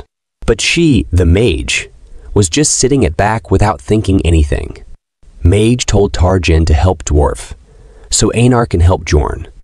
Mage started running her brain cells and came up with a plan that I personally don't like. She cast a bunch of magics like aim, assist, and target automatic aim. Then she threw the golem essence towards Bjorn. This gives Bjorn lots of stats boost, as I told you before, but I don't like the skills personally. But Bjorn looks like he is going to eat vampire. Now that Bjorn has absorbed the essence of the golem, the vampire's nails can't pierce Bjorn's bones anymore. He's annoyed, contemplating how he has to change his progress plan. He never wanted to take this essence. However, in the short term, things look optimistic. The meat shield that had been taking a beating from the vampire is now able to move, raising the possibility of surviving this situation. Though he can't endure the continuous beating. If this persists, he'll still die. Suddenly, a potion bottle flies towards his back, breaking and triggering an advanced heal that mends his injuries. It's all thanks to someone who started using their expansive potions on Bjorn. Thinking that if he keeps healing like this, he might be able to hold the vampire down. Bjorn jumps directly towards the vampire and hugs him tightly, entering what he calls immortal barbarian mode. Regardless of his flesh and muscles being torn, any damage heals in seconds thanks to the essence and the potions. The acidic blood of Bjorn gets in the vampire's eyes, hurting him. This infuriates the vampire, and he attacks Bjorn with full power, throwing him away. Einar comes running to help Bjorn. She swings her sword at the vampire, but he turns into smoke and escapes. As he flees, Bjorn jumps to punch the vampire's face, but the vampire dodges it at the last moment. Then, the vampire punches Bjorn in the guts with full power, causing immense pain. Einar tries to save Bjorn again, but the vampire dodges her attack, throws her away, and resumes attacking Bjorn. It seems the vampire has developed a personal grudge against Bjorn. Then Mage told Bjorn that the sunspot sphere magic is ready. Bjorn was taking the beating like a dead body, but after hearing the mage's words, he gathered his strength and grabbed the vampire once again. His face turned red as he gathered all his strength and threw the vampire on the ground. Then he asked the dwarf to attack him. The dwarf used lightning and expulsion skills to gather thunder in his hammer and formed an electric ball. It looked like Thor's soul had entered his body as he swung his hammer and threw the electric ball towards the vampire. After the vampire got hit, he fell into an unconscious state. Then, Bjorn took out the item he was hiding in his shoes. He had been saving the goddess's tears for this moment, even after going through all the dangerous situations. Bjorn then stuffed the bottle into the vampire's mouth and gave him an uppercut while cursing him. This broke the bottle in the vampire's mouth. After the bottle broke, the vampire became the target of the blessing. The blessing heals normal targets, but seals all kinds of defensive skills or tolerance for an evil, natured creature. Due to the great shock, the vampire became paralyzed. The mage asked Bjorn to get out of the way because she had cast the magic spell. She didn't have the strength left to hold the spell for long, so she threw the magic towards the vampire. It was already too late for Bjorn to move away. The spell landed and caused a huge explosion. Bjorn was also caught in the sunspot sphere's explosion, and he fell into an unconscious state. The vampire used pain, sharing, and because of this, everyone fell into an unconscious state. Sometime later, Bjorn woke up first because he fell into the state first. He was confused because everything was quiet. He tried to find if the vampire was dead, attempting to get a grasp of the situation, but his body was not moving due to the earlier attack. Then he saw the vampire. The vampire's body was in complete mesh, but he was alive. Thanks to the active skill Immortal and the passive skill Source of Darkness, the vampire's injuries were healing at a very fast rate. The passive skill, in particular, makes the user immortal as long as their heart is okay. Vampire injuries are all healing at a very fast rate thanks to his active skill. It's just an active skill in name, working like a passive skill. Bjorn doesn't completely understand the situation, but he knows that everyone else was unconscious, and the vampire is recovering at a very fast pace. So there is only one thing for him to do. He has to kill the vampire before he wakes up. Bjorn walks near the vampire. The vampire was still standing up even after that attack. His whole body is tatters, except his heart and his face. I think he protected his heart and face from the sunspot sphere using his arms, like how a boxer does. Looks like he cares more about his face than life. Bjorn knocked him down on the ground and climbed on his chest. Then Bjorn raised both hands up high and started bashing them on the vampire's chest with his full power. This didn't work much. So Bjorn placed both hands on the vampire's chest and used the flesh explosion skill. This hurts Bjorn more than the vampire, but to go out alive from there, he has no choice but to use it. He used it continuously, reaching his limit. Soon, Bjorn's health reached below 1%, but he kept doing it. He was at the doorstep of death, knocking on the door with his full power. So what result do you expect? Bjorn's health reached 0. After Bjorn HP reached 0%, a countdown started, consuming 3 points of mentality. So this is what we call surviving by pure willpower. But Bjorn only has 46 points in mentality, and they are depleting very fast. Bjorn knows that he will end up dead at this rate. But he cannot stop. He ends up dying even if he stopped. Soon after using this brutal skill so many times, Bjorn doesn't have hands anymore, but the vampire is still alive, even if he is looking overcooked. Then, Bjorn lies down on the vampire to use his body. Hey, don't overthink. Bjorn is using his body for flesh explosion. As Bjorn blows up with his entire body, a big explosion happens, and the vampire is finally defeated. The vampire gives 5 experience points because he is a rank 5 monster. And don't forget, the ranks are in reverse order. He also got 4 bonus experience points. 1 point bonus because the vampire is a high-ranking mutant variety, and 3 are for guardian defeat bonus. Bjorn leveled up after absorbing all of this experience. But in this game, it isn't that nice. Your health isn't healed back to full just because you level up. Bjorn's spirit power was also increased by 10. But the thing Bjorn was aiming for from the start was the Rupture Guardian's essence, which has a 33% drop rate. I was also waiting for this. The essence of the vampire was absorbed by Bjorn, and thanks to the overpowered skills, Source of Darkness, and immortal effects Bjorn got from the essence, Bjorn's health increased above 1%, and the countdown stopped.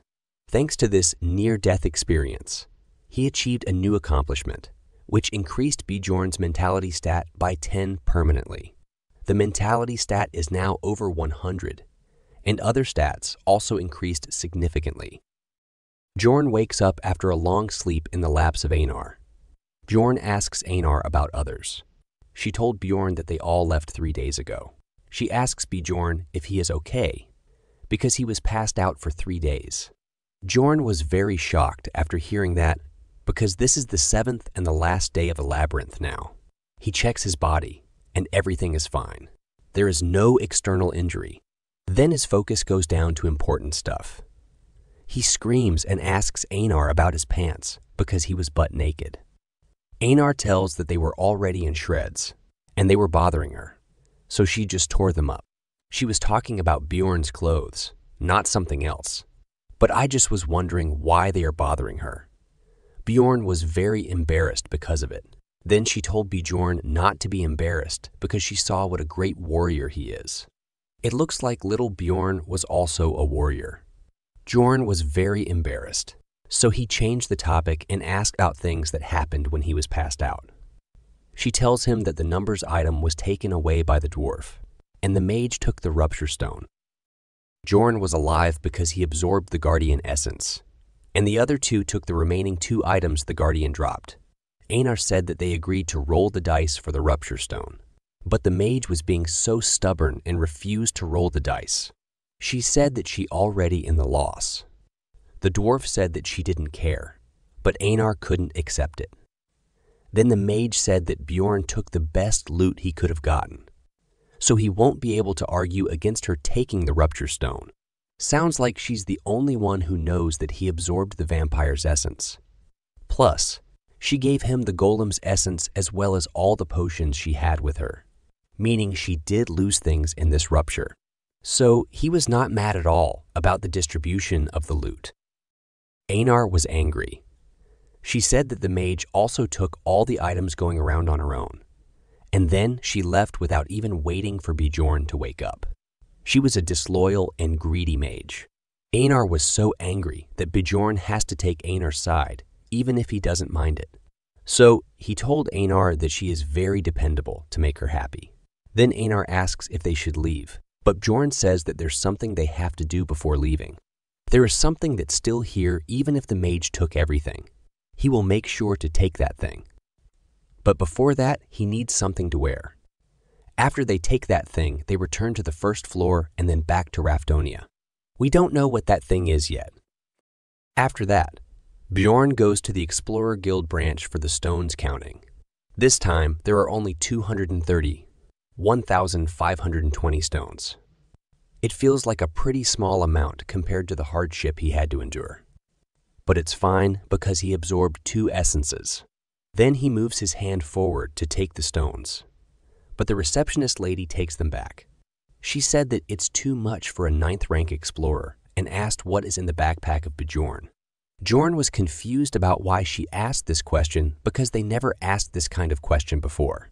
Then suddenly, guards come and surround Bjorn and tell him not to move and tell him that they will talk more in custody. Erwin had also just come out of the labyrinth. She was completely exhausted because she was hunting on the 3rd floor with her sister. She experienced the strength of the 7th rank monsters that she had never experienced before. Although it was just her sister that was fighting, the 6th rank monster they coincidentally came across, it felt like a proper adventure to her. Unlike the first one, where she was so busy trying to survive, she was excited to surprise Bjorn. She wanted to show Bjorn her new essence and was wondering if he would try it like last time. Even if that hurts, she was still excited to see him. Then she entered the guild building in a line. When her chance came, she gave her stone for counting. She earned 184,100 stones. The cashier lady got suspicious and asked her how she earned that much, despite being a 9th rank explorer. Erwin told her that she was with her sister. Then the cashier lady asked her the name of her sister. Erwin told the full name of her sister, which is Daria Wittember de Turcia. The cashier lady checked her register and found that her sister is a certified explorer, so she let Erwin leave easily. Then she went back home to take a shower. She was very excited to meet Bjorn, got ready quickly, and looked beautiful in her new dress. She couldn't stop her happiness. She wanted to meet Bjorn and buy him dinner with the money she had earned. She wanted to exchange experiences with Bjorn. When she reached the place where Bjorn was staying, and she asked about him, they told her that he still hadn't returned yet. There is only one meaning if someone enters the labyrinth and doesn't return when it's closed. Erwin didn't want to think about it. She refused to believe it. And just like a week went by, when she came again, she saw a man taking Bjorn's stuff out of his room. She got angry and asked them why they were taking Bjorn's stuff out of his room. That man said that he had waited quite a bit for her sake already and asked her what she thought it meant. She already knew, but she didn't want to believe it. But that man told her that he is dead in there. This broke her will completely. She was crying alone outside when her sister approached her. She said that she heard about him and asked Erwin to get up. She told her that she couldn't stay here like this. Erwin grabbed her sister's hand and told her that she wanted to become stronger so that she could protect the people she loved. This look could give anyone goosebumps. On the other hand, it was already a week since Bjorn was put in prison. He was charged with being a plunderer. On the first day of interrogation, the investigating officer asked him about the bow. Bjorn told him that he got it from the guys who were trying to kill him, so it's not a problem to loot people who attacked you first. That man said that they would figure out who attacked first. He was going to imprison Bjorn just for this. Bjorn felt that something was off. It was an unwritten rule that they wouldn't question anyone without evidence, no matter what the explorers brought back. The man told him that the rules of the guild changed a few days ago. They decided to thoroughly investigate, starting with 9th rank explorers, in order to minimize plundering. Life is hard wherever you go if you're a lower rank. They brought in guys with no connections, but who had a lot of loot like Bjorn. That man asked again where he got the crossbow from. Bjorn told him again about the incident where he was ambushed by a group of plunderers. Of course, he left the woman out of the story. People might think he was possessed if he broke the promise. Then that man asked if he was stabbed in the neck and survived, then saw the mark. Bjorn said that it's right here, but the mark is gone because of the vampire essence. After that, he ended up talking about the rupture, despite not wanting to. But instead of believing him, he started laughing, saying that he was bad at lying, maybe because he was a barbarian. He says, why would a vampire be in the first floor rupture? Bjorn got angry and asked him to call a mage so he could verify his statements using memory magic. That man said that they couldn't call a mage for a mere 9th rank explorer. Only 7th rank and up can request verification. Then Bjorn said that he would pay for it. He said that they would take all the money anyways when he dies. So why would they waste the money on something so pointless? And he would think about it if he finds a guild-affiliated mage. This is how his first day went. Then, 2 days later, a 9th rank guild-affiliated mage came and tried mental magic, but due to Bjorn's high mentality stat, the mentality magic failed. After failing, the mage said that they would have to call a mage from the magic tower. But that man refused, saying that he couldn't call such important people for such a trivial matter. Bjorn even mentioned Raven and the dwarf, but he refused to listen to Bjorn. If you've forgotten, Raven is the mage he met in the rupture. He asked Bjorn to give up and confess. He kept pushing Bjorn to confess until the 7th day of interrogation. On the 7th day of interrogation, he came very happily and said that he finally got solid evidence while showing the communication stone Bjorn got from the Crystal Union guy when he met with Erwin. He said that it looked like this was not the first time Bjorn was plundering people. He looked up the number on the message stone and found out it belonged to a dead explorer. He also got statements from the Crystal Union about what he had done. Then he told Bjorn that he would be executed in 3 hours. Bjorn was already past the point where it can be resolved by words alone. But even if he were to break out of this place, he would just be marked as an escapee plunderer. Then there's only one way to get out of here alive. He has to prove that he is innocent, but he can't do that with words alone. So he decided to get out of the prison first. He grabbed the prison bars and used flesh explosion. The power of the explosion was terrifying. It melted the bars like nothing. After the smoke settles down, Bjorn comes out of the prison. The guard outside was terrified and shocked by the explosion of this magnitude. He tried to warn others, but Bjorn kicked his face and knocked him out. Bjorn's hand was healing quickly after the flesh explosion. This essence at least came in handy this time, so I will hate it less, but it still hurts, for sure. After Bjorn's hand healed completely, he takes the keys from the guard. The other prisoners started calling for Bjorn. They started asking for help from him, asking him to free them. Bjorn knows that some of them are real criminals who have committed many crimes, but an innocent barbarian who was blamed for no reason doesn't give a damn about that.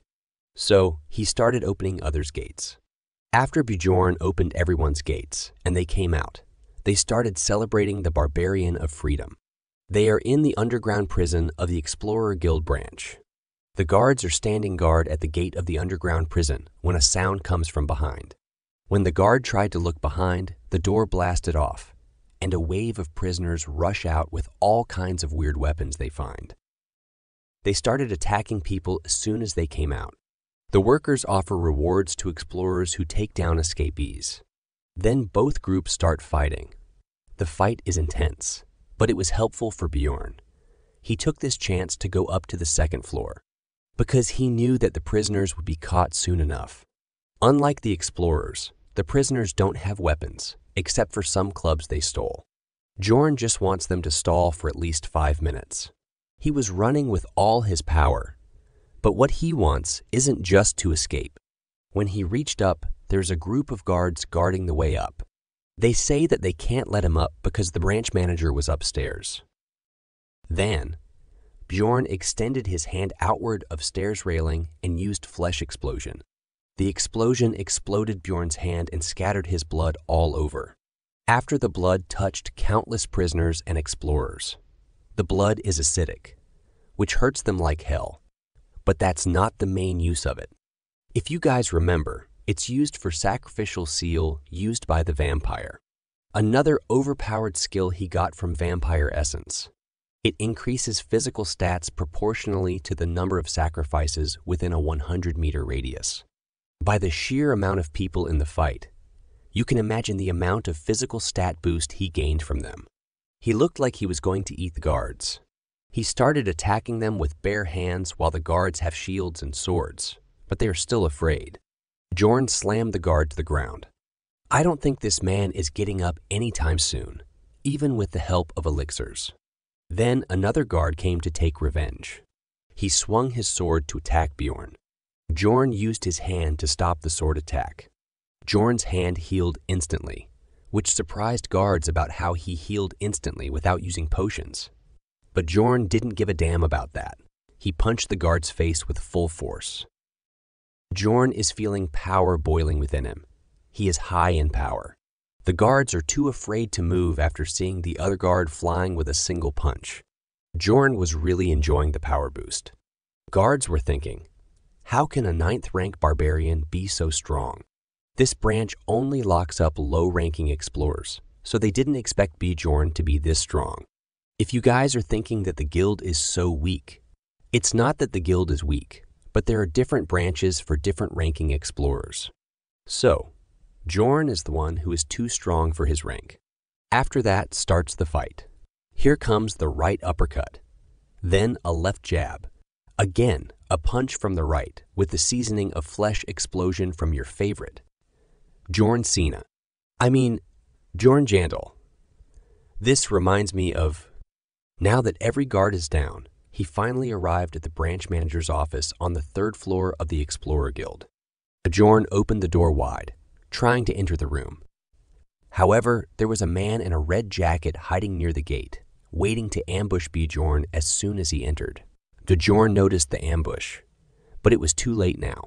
The man swung his sword and cut Bjorn, causing him to fall to the ground. The man in red smirked and said that he had finally got the barbarian, but his attitude didn't last long. As soon as Bjorn's acidic blood got on his face, he started screaming in pain. He was too weak, yet he was acting like that. This whole acidic blood thing reminds me of a manga called Dungeon Seeker, but I advise you to read this manga only if you have a strong mind, because it's quite dark. The good thing is that it's completed. Back to the story. Bjorn looked very proud about this. Then a scream came. It was the scream of a girl hiding behind the table. She regretted screaming instantly, covering her mouth with her own hands. But it was too late, as Bjorn had already noticed her. Again, this girl reminds me of another story. I know many of you guys don't like my opinion in the middle of the story, but it's a habit of mine. She reminds me of the Duke's daughter in the manhwa called I Became a City Lord in Another World, or something like that. If you guys like Kingdom, building stories with a big harem, you can try this one. Let's get back to the story. The man in red, who is also the branch manager, told them not to touch this girl because she is the daughter of the district manager. And if he did anything to her, he wouldn't be able to live. But Bjorn was thinking the opposite. He thought he hit the jackpot. Then he hit the head of the branch manager and knocked him out. Bjorn changed his original plan. He wasn't planning to do this. But now the district manager's daughter is here. Things will either end up really easy for him or they'll end up going terribly. Then the daughter of the district manager started talking, saying that Bjorn already knew she would be here, and he planned all of this a long time ago. Then Bjorn grabbed her and shut her mouth up with his hand. Bjorn told the guards to bring the inspector in charge of him, the Crystal Union's leader, and also a mage from the Magic Tower. He warned them that if they failed, he would kill the daughter of the district manager. The guards were confused about what to do, but in the end, they decided to leave the branch manager behind and go to do the things Bjorn told them to do. Poor branch manager. Bjorn was holding the lady very tightly. Then he took a long breath and shouted with all his power. His head looked like it was about to burst from his own scream. He started telling them about himself and the things the guild had done to him. He told them that the guild was framing him, and even swore that he was innocent. He was doing all of this to make a big scene like this so they wouldn't be able to just cover it up. Bjorn's demand reached the Magic Tower. An old man claiming to be from the branch manager informed them that a psycho was causing havoc. The person he was talking to was Raven. She looked even more beautiful without her hat. The old man then told her the story of what that maniac had done with the other prisoners, and that he had taken the daughter of the district manager as a hostage to request a mage. Raven said that he must be really stupid to do such a thing. Then she instantly got ready with just a snap of her fingers. That's how women should be, ready instantly. Raven stated that she would go because there was someone she needed to look for anyway, and she was also curious to see what this person looks like, how she will react after seeing the stupid face of Bjorn. We will see that tomorrow. Thanks for watching. If you haven't liked or subscribed, what are you waiting for? Raven was shocked after seeing Bjorn there, but I am more surprised to see that she can fly. She looks like Supergirl, the cousin of Superman. Then she asks about what he is thinking or if he has multiple lives or something. Bjorn told her that she will know that later and asked her to use memory magic on him. He told her to hurry because there isn't much time. Raven says that she will do it, but he has to promise to do a favor for her in the future. Bjorn says that he will do it if it's something he can do. Then she landed inside and used her magic on Bjorn. Is he not afraid that his secret will be revealed if she sees the memory of his life on Earth? But thankfully, the magic didn't work on him. Then the mage asks Bjorn if he has some kind of equipment or artifact that can block psychological spells. Bjorn asks her if it looks like he can have anything on him. It looks like the people who come from another world, like Bjorn, also known as evil spirits in this world, have some kind of mind barrier that prevents them from getting exposed by the mages or prevents the information about their world from being leaked in this world. Whatever the reason is, Bjorn asks Raven to use something else. Then suddenly, a scream comes from behind. It's from the investigating officer who screamed after seeing the branch manager on the ground. He feeds the branch manager the potion to heal him and asks the branch manager about what happened. The branch manager stated that he took care of most of the prisoners on the first floor. He asks the branch manager if someone got up here. Then he sees Bjorn. The officer who looks like a quack doctor says that it was him who started all of this. The branch manager says that he already knows that. The officer was confused, but then asks the branch manager why he is not doing anything if he already knows that. The branch manager says that this barbarian is saying that he's been framed and that he is the one who inspected him. He asks the officer about the proof he has that Bjorn is a plunderer. The investigator officer says that he is not framing him. He told the branch manager that he brought back way too many magic crystals for a 9th rank explorer, and his backpack was full of equipment that seemed to be stolen. They even tracked down the owner of the message stone they found in his bag and obtained information from the Crystal Union that Bjorn Jandel murdered innocent people and looted the victims. Then in a counter-argument, Bjorn says that it's a testimony from a fellow Union member, and it's a testimony that hasn't been proved with magic. Then the branch manager asks the officer why he didn't check it with magic. The officer said that it was all because Bjorn kept lying to him. He says that Bjorn told him that he got stabbed in the neck, but survived, And then he says that he doesn't have any scars because he absorbed a vampire's essence in a rupture. The branch manager was also shocked after hearing about the vampire. The officer says that he was certain that he lied because he knew that magic wouldn't work on him. So how could he trust him and bring a precious mage from the magic tower? He was very happy after giving this long speech and was certain that it was the end of Bjorn. But his luck is bad because Raven was here. She came out from behind Bjorn and told him that it was true that Bjorn consumed the vampire's essence in the first floor rupture. Both of them were very surprised after hearing that. The officer asks Raven about what she means. Raven said that she was there herself. But what can they do? They can't use magic on her. Maybe it's some kind of immunity provided to mages. The officer again asks what she means by he absorbed the vampire essence. And even if she knows him, she shouldn't defend him with lies. Raven got angry after hearing that and asked the officer if he is trying to say that she is lying. The officer quickly said that it was not what he means. Then Raven asks what he means then. Was his little power causing him to start looking down on mages too? Then that man quickly kneels down on the ground and starts apologizing for his behavior. A magic tower mage has a similar status to that of an aristocrat or nobles. There are many groups within the tower, but they all came together into one organization to properly protect their rights, or I should say, each other's interests. But for a mere employee of the guild to doubt a magic tower mage, it's like digging one's own grave. Then the branch manager asks them to stop this. Then the branch manager told Raven that even she would agree with him, that without knowing the situation, it all sounds like nonsense.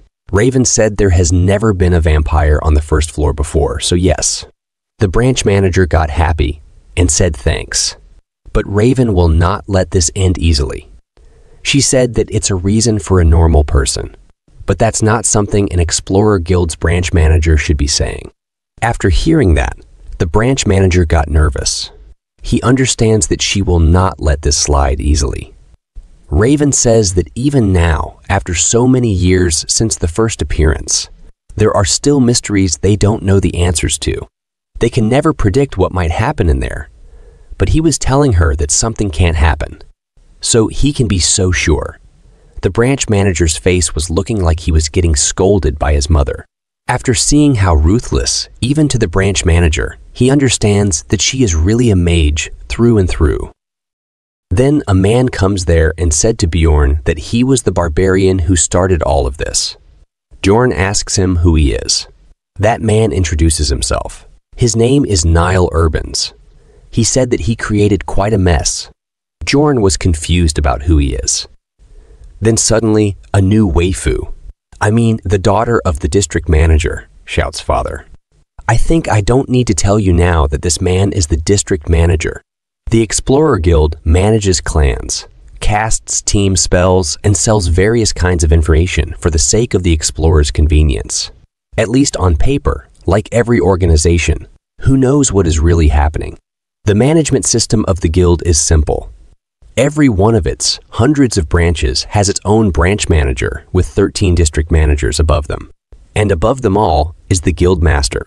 So, the 13 district managers are basically second in command. But there are things even they do not dare to do.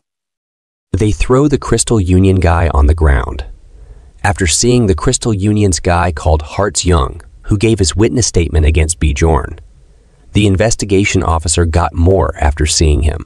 Then, Bjorn takes him under his remand and asks him questions about his false witness statement about the message stone against him. He tried to refuse that. But Raven used her magic on him and confirmed that he was lying.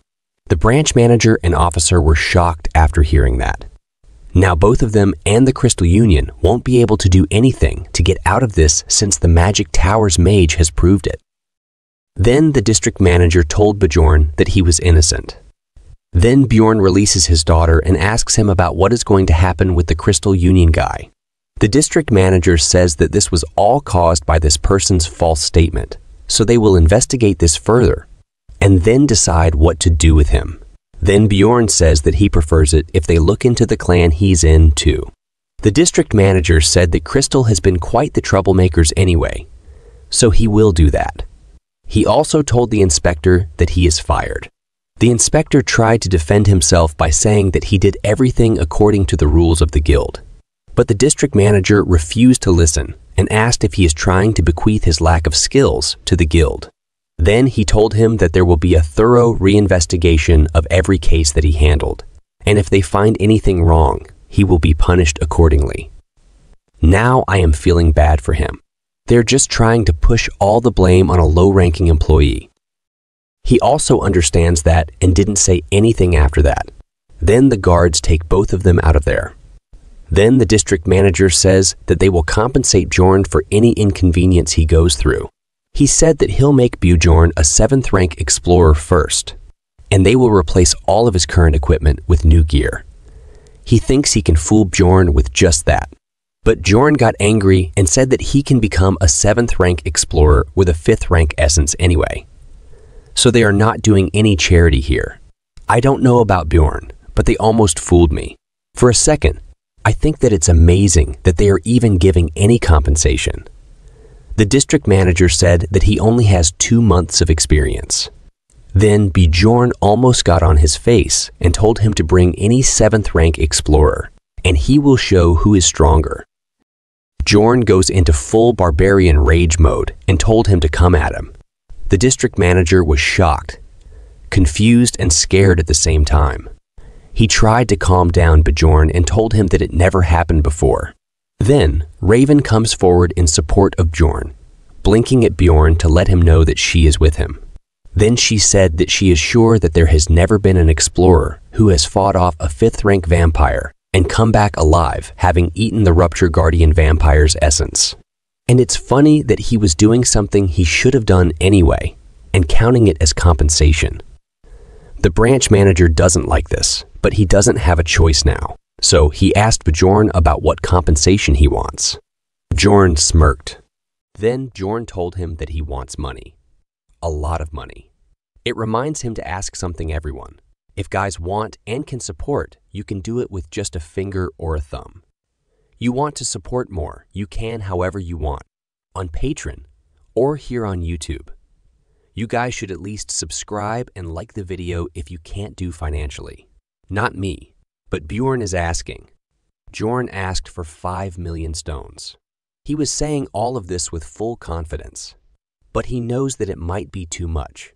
But he doesn't care because he is a stupid barbarian anyway, so he gives it a try. The branch manager said that it's too much, but the district manager agreed. Bjorn was surprised that he accepted it that easily, then said that the 1 million stones for her work here is separate. The district manager did not look happy, but he accepted it. He asked Raven to tell the master that he is always grateful for his work. It looks like the magic tower has more power than I expected. It's only because of Raven that Bjorn's demand was accepted. After they were done with her work in the guild, Raven took Bjorn to her personal lab in the magic tower. Bjorn was looking around her lab while she's busy doing something suspicious. If someone makes a face like this in the chemistry lab, I will definitely run for my life from there. Then she gives a lab flask to Bjorn and told him to drink. Bjorn was confused about what is in it, so he asked her to clarify if the liquid in it is water. Raven says that it is water in it because they don't have any cups in the lab, but if he would like to have some of the basilisk concentrate in it. Bjorn says that he is fine with water. He was thinking about what kind of weird liquids and monster organs were in this thing, until now. So he changed the topic and asked the reason why she brought him to her lab. He swiftly put the water on the side. Then Raven asked him if he remembers the promise that he will do her a favor. It's a promise he agreed to before in a hurry to save his life. But it's not bad for him to be friends with a mage. Then Bjorn reminds Raven that he will only do something if it's something he can do. Raven says that it's fine. What she wanted to do is study the essence Bjorn consumed. She told Bjorn that it was also beneficial for him because there might be some features they didn't know about, since no one's taken it before. Her eyes change. They're full of a passion for knowledge. She is so excited to study the essence of the vampire that never appeared as a guardian in the rupture before. Mages like the graduate students. Bjorn asks her if it's the reason behind the thing she said when signing the agreement papers. They signed a contract in the guild, and she asked the district manager not to record that Bjorn took the vampire's essence in exchange to agree on a condition. Bjorn was grateful that she was being so considerate, but she was just securing her test subject. She was embarrassed now that Bjorn found out. She tried to change the topic and told Bjorn to come to the lab once a week and help her for about 3 hours. About half a year.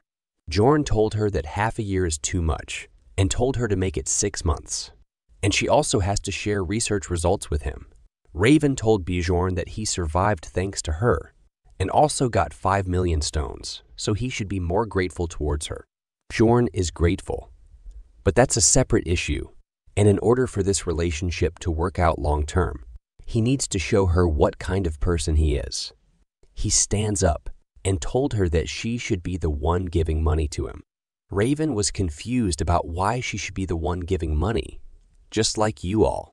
Bjorn told her that she has to pay because she fed him the essence of a golem that he doesn't want. Raven pushed Bjorn away, or at least she tried to push him, then asked Bjorn about how that is an issue. She said that she gave him an essence for free. Bjorn told her that she forcefully fed him that essence so that she could live. So how is that not a problem? She says that it also saved his life. Bjorn says that he doesn't care and he doesn't want it and asks her to pay 10 million stones because he heard that's how much you need to erase an essence at the temple. So you can actually erase an essence. That's great news. So basically, all rich and powerful people like the royal family should have the best essence. But if it's me, I should add a merging or devouring system in the game, where if you get a similar essence of higher rank, the higher rank essence should devour the lower rank. Like if you get the essence of Death Fiend and Vampire, the Death Fiend's healing ability will become useless because of the great healing ability of Vampire. In that case, the Vampire essence should devour the Death Fiend's essence.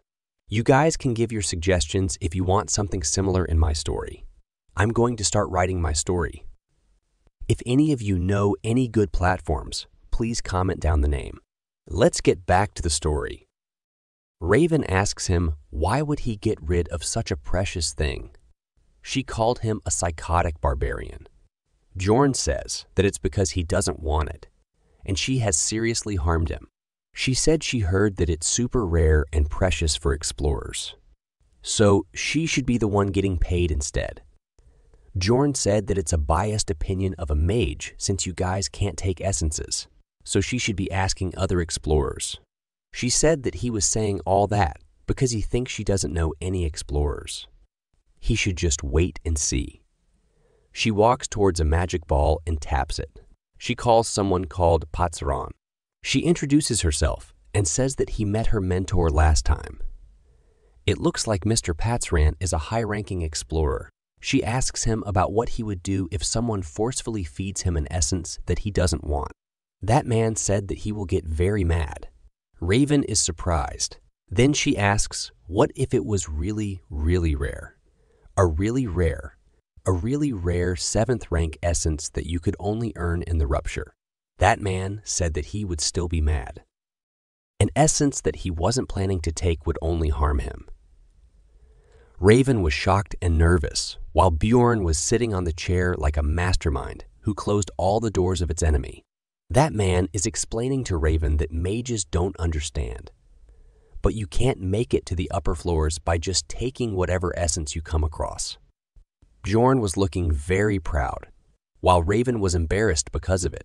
Then she asks about how should she compensate someone for it. If something like this happens, that man says that he will ask for money. He told her that a minimum of 15 million stones would be good. Raven was very shocked after hearing the amount. That man said that erasing an essence takes a lot of money. The fee only gets higher the more you erase too. To him, it looks like they worship money, not God. Then she asks everyone's favorite question. She asks, what if money is not an option? Wait, Wait, this is not Fub, and Bjorn is joining, bro. That man said that he is not sure. But if something like this happened to him, and the person responsible was in front of him, he would snap their neck in half. Bjorn was thinking that this man lacks imagination. I think Bjorn's imagination is running wild, because he was also sitting at a good place with a great look. Raven was in shock and fear. She was thinking about what she should do. She doesn't have that much money. This guy must be a pretty skilled explorer if he's acquainted with a magic tower mage. Someone like that would definitely know the importance of balance between essences. If she had asked a 9th rank explorer who barely made a living, they would have said that they would take whatever essence they get. That's why she loses now. Will she admit her mistakes? Then suddenly, an old man comes there laughing, saying that it's really amazing to see a barbarian win against a mage in a verbal argument. Then he introduces himself. His name is Dayan Tivhilian.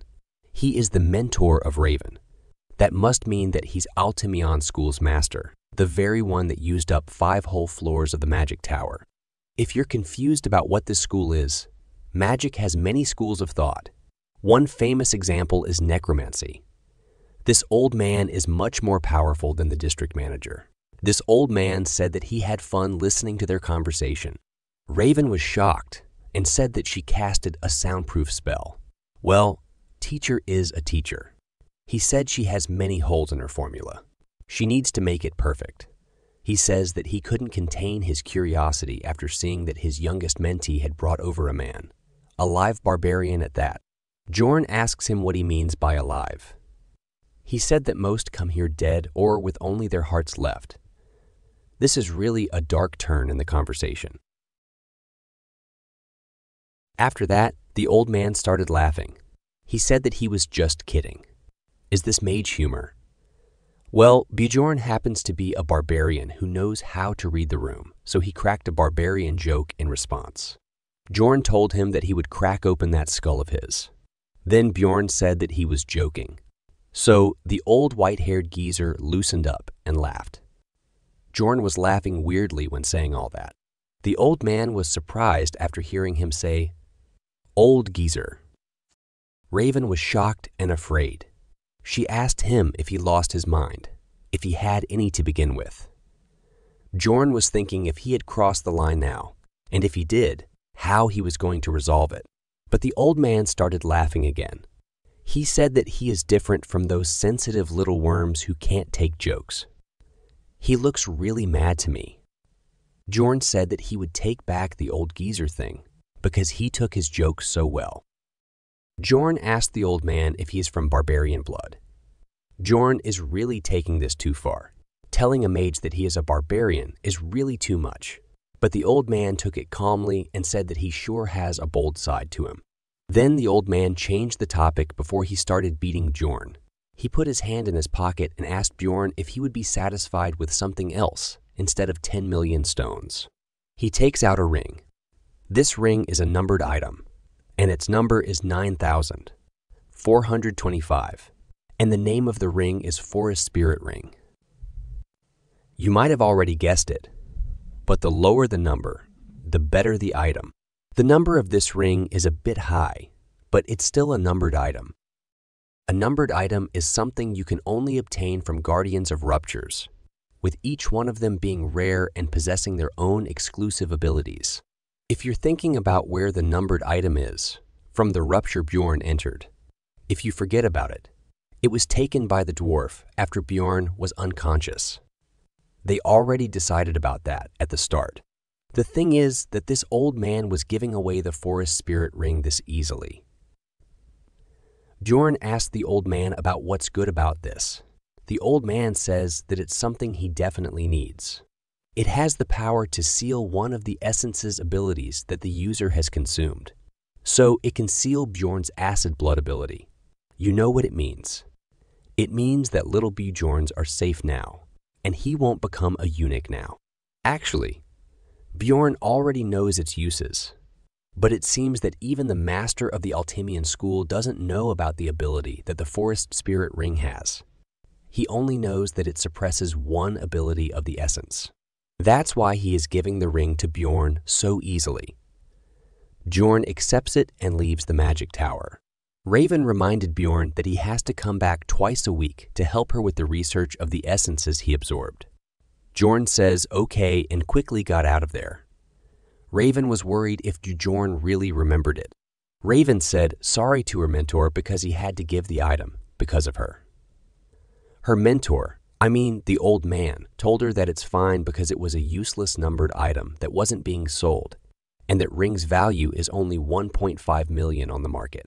He said that the stupid barbarian will be so angry once he realizes how much that ring was worth. The old man thinks that he was very smart.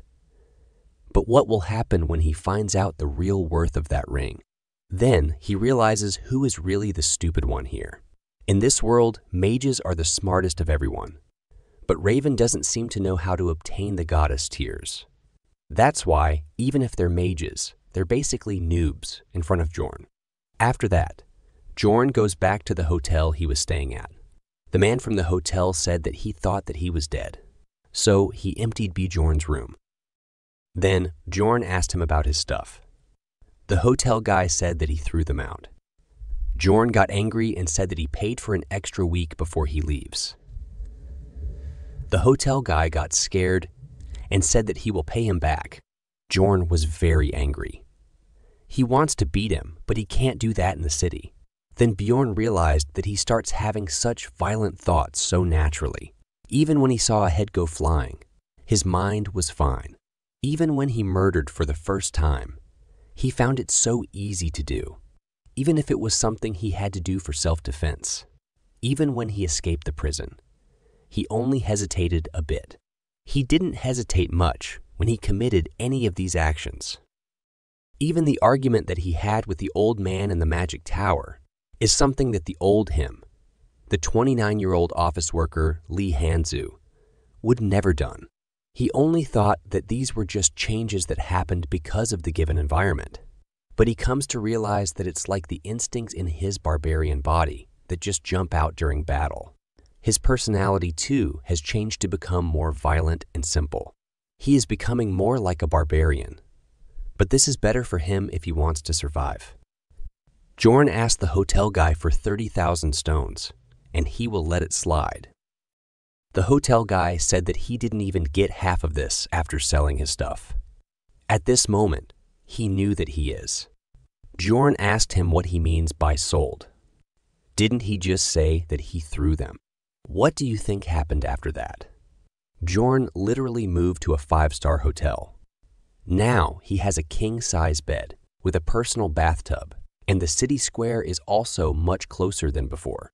He was thinking about the Einar now. What about Erwin?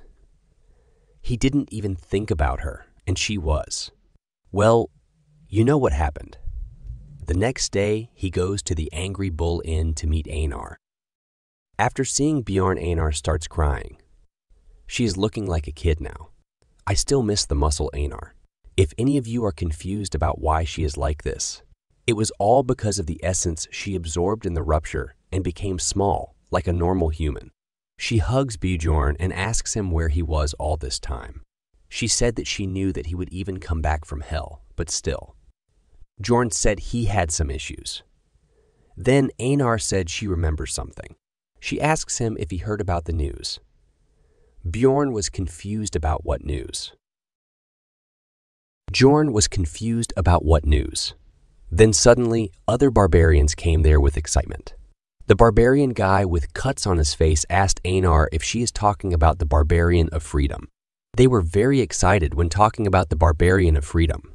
They told Bjorn that the entire city is in an uproar because of him. After hearing that, Bjorn understands that they are talking about him. If you guys forgot, the prisoners Bjorn freed from prison call him the Barbarian of Freedom. Bjorn was worried about exposing his identity. He was afraid that if he got too much limelight, he would get into endless troubles. So he asked them the name of the Barbarian of Freedom. The barbarian with the scar on his face and others are dumbfounded after hearing that. Scar Guy scratched his head and said that it's strange. But his name is the only thing people are not talking about, so he also doesn't know about it. It seems like the guild took action and at least kept Bjorn's identity anonymous. Everyone said that they don't know the name, but they are very proud of him. They are proud that such a person is one of them.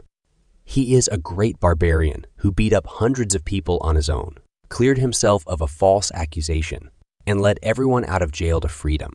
All barbarians start shouting, "Great barbarian," "The best warrior," "The best barbarian." Bjorn didn't expect that it would become such big news. He was just hoping that nothing bad comes out of this. After that, Bjorn and Einar go to Commonleby. Commonleby refers to districts 2 to 5 that form a circle around the first district, Karnen. It's where the middle class of Rafdonia resides, and many people call it the free market. After that, they sell all the equipment they took from the plunderers and the old equipment of Bjorn that became useless now. They get 800,000 stones from all that. If we estimate the price of the equipment he earned right before coming out of the rupture to be about 500,000 stones. Well, that thing is a little special, so it's priceless. But still, everything needs to be priced for a fair share. After all the calculations, Bjorn gives 300,000 stones to Einar. Einar was surprised after getting that much money. Bjorn told her that she earned it. Well, it's not even 20% of the total. Bjorn sure takes all the benefits. Still, Einar thanks him. She is looking so innocent. Then she saw cotton candy and started drooling. She's looking like a kid, so she brought one. She says that humans are all geniuses. How can they even think of making something like this? And she can buy so many of these with the stones she earned this time. Now she's thinking about cotton candies as currency. She thanks Bjorn again for treating her like he used to. Bjorn was confused about what she is talking about. She told Bjorn that because her looks changed a lot, the other barbarians are avoiding her. She thinks that it was because they don't see her as a warrior anymore. Well, it's also the fault of Bjorn. And these days, the humans also keep hitting on her wherever she goes. They all are using cliché lines. Einar was very annoyed by it. She said that this never happened to her before. She asks Bjorn if she became that ugly. Bjorn got confused about what she is talking about. He tried to explain to her, but she said that she made up her mind and she cannot go into the labyrinth with him anymore. Someone commented last time that he wants a Dungeon Seeker manga recap video. I will make recap videos for that manga if there is at least 10 people asking for it. Just like that, Einar left Bjorn's party. Of course, it wasn't because of her changed appearance. That's not the reason. The main reason for Einar to leave the party is that one of the shrine's elders, known for being an expert swordsman, apparently noticed Einar. And today, Einar chose to start learning swordsmanship with the elder as her mentor. Bjorn asked her if she can't just leave one day open for them to go into the labyrinth together. Einar said that she'd like to do that too, but there's a special method that won't let her leave the shrine for 6 months. Bjorn understands what method she is referring to. That makes sense to him now, why she can't go with him. And this is a great opportunity for Einar. Einar said that she won't ask him to wait for her. She also won't ask Bjorn to let her rejoin his party again after she left. But she promises that she will train hard and come back as a great enough warrior to be a burden to him. After that, she left, and Bjorn was left alone, but he can't hold her back. In her second adventure, Einar had to submit to a plunderer and force herself to swear on her honor, which is a great shame for a warrior like Einar. Even during the rupture, all she could do was watch when Bjorn is fighting. I mean, when he is getting beaten up by the vampire. That was the final nail in the coffin that led her to this decision. Now, Bjorn has to find a new party member again. Of course, he could just go alone too, since he is much stronger now than 2 months ago. He absorbed 2 essences after that, especially the vampire's essence, a guardian vampire too, at that. His basic stats have increased exponentially, and if he considers the regenerative skills he now has, there are basically no enemies that would be a match for him on the second floor. But even then, the third floor and onwards will be hard for him to do alone. Dungeon and Stone is a game that forces the player to move in parties. No matter how strong your character is, you can't clear levels alone. The higher the floor level you reach, the more critical the lack of a certain role becomes. It's necessary to have various party members. So it's a good idea to find similarly leveled party members to hunt monsters on higher floors. That's why he goes to the Mage Tower this time. If he is with Raven, a 6th rank mage, he will get closer to his goals. Raven was happy to see him. Bjorn was also happy to see her, but the reason behind both smiles was different. Bjorn was happy because he wants her to join his party, while Raven was happy because she wants to do experiments on him. I just want to ask whose bloodstains are on this chair and what she did to them. After Bjorn somehow survived her torture, experiment, he asked her to join his party, but she said a big no. And not just no, she also embarrassed him and said, what kind of mage would enter a party with just 2 stupid barbarians? Bjorn was thinking about what she would say if she knew that there is only one now. She told him that if he wants her to join his party, his members need to be at the very least at the 6th rank, and he also needs to have a priest in the party. Only then she would consider it. Bjorn just said okay and started going from there. What he was feeling was like when you want to confess to someone, and your friend told you that the most she can say is no, but when you say, she starts embarrassing you. After that, she gave him the analysis report of the vampire's essence. The report just says high, mid, or low. That's not very detailed. Well, it doesn't matter. Bjorn knows the exact stats you get from a vampire's essence. They are all great, especially the natural regeneration, demon tolerance, and soul power, which are rare stats. Sorry about this, but from now on, this voice is going to be used because there are some problems with the old one. I hope you guys can understand this. Let's start. A Guardian's Essence comes with a default passive skill, which you won't get from a normal Vampire Essence, as well as all the possible active skills. Now, I just want to see Bjorn sucking others' blood. Now that Bjorn has the undead or immortal seal he got from the Barbarian Saman, as well as the Guardian's Essence, he is basically set on regeneration skills. He played this game for a decade now, but this is the fastest he has ever been able to grow. Now Bjorn's work is done for today, so he starts going from there. Then Raven stopped him and asked him about the stuff he shoved in that vampire's mouth. She said that she sensed divine power. She means the goddess's tears, but Bjorn can't tell her that. So he puts his finger in his nose to look stupid and says that she must have imagined it because it was rather chaotic. She says that she saw that with her own 2 eyes. Bjorn says that he is hungry. He has to go. Then Bjorn activated Barbarian Run mode and ran away from there. Raven just left screaming. She got very angry when he ran away. She understands that he is hiding something from her, and she decided that she will find out. She goes to the library and finds a book there. This is an ancient book or text with an unknown author. It contains precious information about the ruptures. She was really lucky to come across it when she was younger.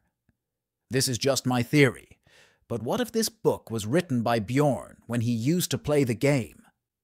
She starts searching the blood-tinted castle in the book. She finds the blood-tinted castle page, but there is some text she can't read because of the stain. But she finds about the goddess tears along with a golden mask. Then she took another book with information about the goddess tears. In the book, the goddess tears are mentioned as a consumable relic with an unknown source. It spreads a very strong blessing around it when broken. 150 years ago, during the dimensional break, Cardinal Androne used all 3 in order to save the Pope, and that was the last time they were ever seen. Raven was very surprised after reading the book. She thought about how could a barbarian that just reached adult age know the hidden location of the goddess tears, and how he was able to use it. She got suspicious about Bjorn. The Golden Mask is an item you can obtain if you fulfill several conditions after defeating the boss of the blood-tinted castle. It lets you change the user's face however you want for a month. It has 5 uses total. Well, Bjorn might have survived the extinction because he will only die if his heart is damaged. Then that means even if his head is chopped, he might grow it back. I just want to see how. Then he can hide his face with the mask. But I think it was also taken by them. When he was just playing the game, he wasn't really interested in customizing his character, so he just sold it for 500,000 stones.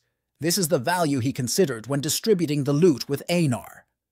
Now that this is reality, and he was imprisoned before too for something he didn't do, so if he ever has to turn back on the city, he will keep it for now. In some bar, Erwin's sister was eating while others are talking about the Crystal Union that has broken up. Everyone was in shock that a perfectly fine clan ended up in ashes overnight. Crystal Union is an explorer clan that grew explosively in the last 10 years. They created a wide-range communication system through the use of many message stones and provided the first-floor explorers with all kinds of conveniences. Then other explorers started criticizing them. They said that they are just pretending to be explorers. They are just scumbags. Actually, they were good in the beginning. A lot of ordinary citizens who had a hard time paying their taxes were saved by them. But as they grew bigger, they changed. They discriminated against outsiders and committed crimes against beginners habitually. What happened to Erwin was the proof. She doesn't want to admit it, but if it weren't for Bjorn, unspeakable things would have happened. She was thinking that she should do something about them, but now she won't even need to anymore. Then a guy asked another about the reason they are broken up. Then another one said that he might not have heard the news. It was the Barbarian of Freedom. Erwin's sister thought that it was also done by a barbarian, coincidentally enough. Then they talk about the whole incident, and people are saying that the new law to find plunderers isn't going to be enforced either because the incident became too big. And what's more surprising for them is that the barbarian is just a 9th-rank explorer who barely went through his coming-of-age ceremony. After hearing that, Erwin's sister stops. She thinks that it would be too big of a coincidence. Now she is thinking if Bjorn is really dead, and if the Barbarian of Freedom really is Bjorn, that would explain why he didn't come back for a week. She sure is smart. Then she goes home where Erwin is. Erwin now has one more fire spirit. She is looking stronger than before, but not happy at all. She is looking completely broken from inside. Her sister was confused if she should tell about Bjorn or not. Her sister and Bjorn sure are cruel. Bjorn didn't even think about her since he came out. Instead, he is busy looking for new party members. He now comes to the guild to find new party members. The reception guy asks him if there is something specific he is looking for. Bjorn told him that he is looking for a team of at least 4 people working on the 3rd floor or higher. Then the receptionist guy asks Bjorn for personal details and identity plaque. Then Bjorn gives him what he asked. Then he starts checking the details. He was very surprised after seeing it and said, 5 stars. Bjorn asks him about what does that mean. The receptionist guy says, "Did I say something?" Then he gives him the list of the teams that fit his needs. He changed the topic. Well, it must be some kind of keyword the guild uses. 5 stars maybe means that he is a really good customer or a really bad one, according to the look he gives after seeing the stars. Either way, Bjorn doesn't care as long as they're treating him fairly. Then Bjorn looks at the list, and he was very surprised after seeing a name in it. That's right. The name he saw in the list was Hikarod Murud the Dwarf. He was happy to see Bjorn, but he said that he was a bit iffy about it since Bjorn was put down as 7th rank. Then the two of them chit-chat a bit. Hikarod said that they would talk about the details later, because one more person should be joining them. Bjorn asked him if he already had someone on the team. The dwarf said that it's not that, but that person is a mage, so he is basically already chosen. Bjorn was very shocked after hearing that. He thought, how can a rare individual like that be in their party? He was thinking about who it could be. Then that person arrives. The mage is a young man called Leor Werv Dwalk. He said that he comes here because he wanted to join their party. The dwarf shakes hands with him and asks if he is the mage. The mage asks him how likely it is to coincidentally come across a mage at a specific time and place like this. The dwarf was confused about what he is saying. Then Bjorn told him that he is saying that it's him. The dwarf introduces himself as Hikarod Murad, a 6th rank explorer. Then the mage also introduced himself as an 8th rank mage of Rafdonia's royal family. Now I want to talk about the Dungeon Seeker manga recap. That manga has some 18+ scenes, so I will upload it on another channel because I don't want to affect this channel. The link is in the comment section. I hope you guys will enjoy that one too. Dwarf was very shocked after hearing the name of Rafdonia's royal family. Then, Bjorn told him that it means he doesn't work for the guild or magic tower. The dwarf barely knows anything. The mage told Bjorn that he is quite knowledgeable and asked Bjorn for his name. Bjorn was pissed by his cocky attitude of speaking, but Bjorn controlled himself and introduced himself to the mage, telling him to sit down. After they sat down, Bjorn said that he would be direct. He asked the mage why he wants to be an explorer. It's rare for an 8th rank mage to go on explorations. He's not skilled enough to be working in the middle and upper floors, and exploring the lower floors doesn't make enough money. It's much more stable and profitable to work in the city. The mage smiles and said that it's simple. He wants to become a renowned explorer and increase the fame of Baron Marton's family. The dwarf was very shocked after hearing Bjorn's name. He asked the mage if he is a noble. The mage smiled and proudly said that his mother's sister's husband is the 3rd brother of Baron Marton's wife. Bjorn was angry after hearing that. They are basically strangers.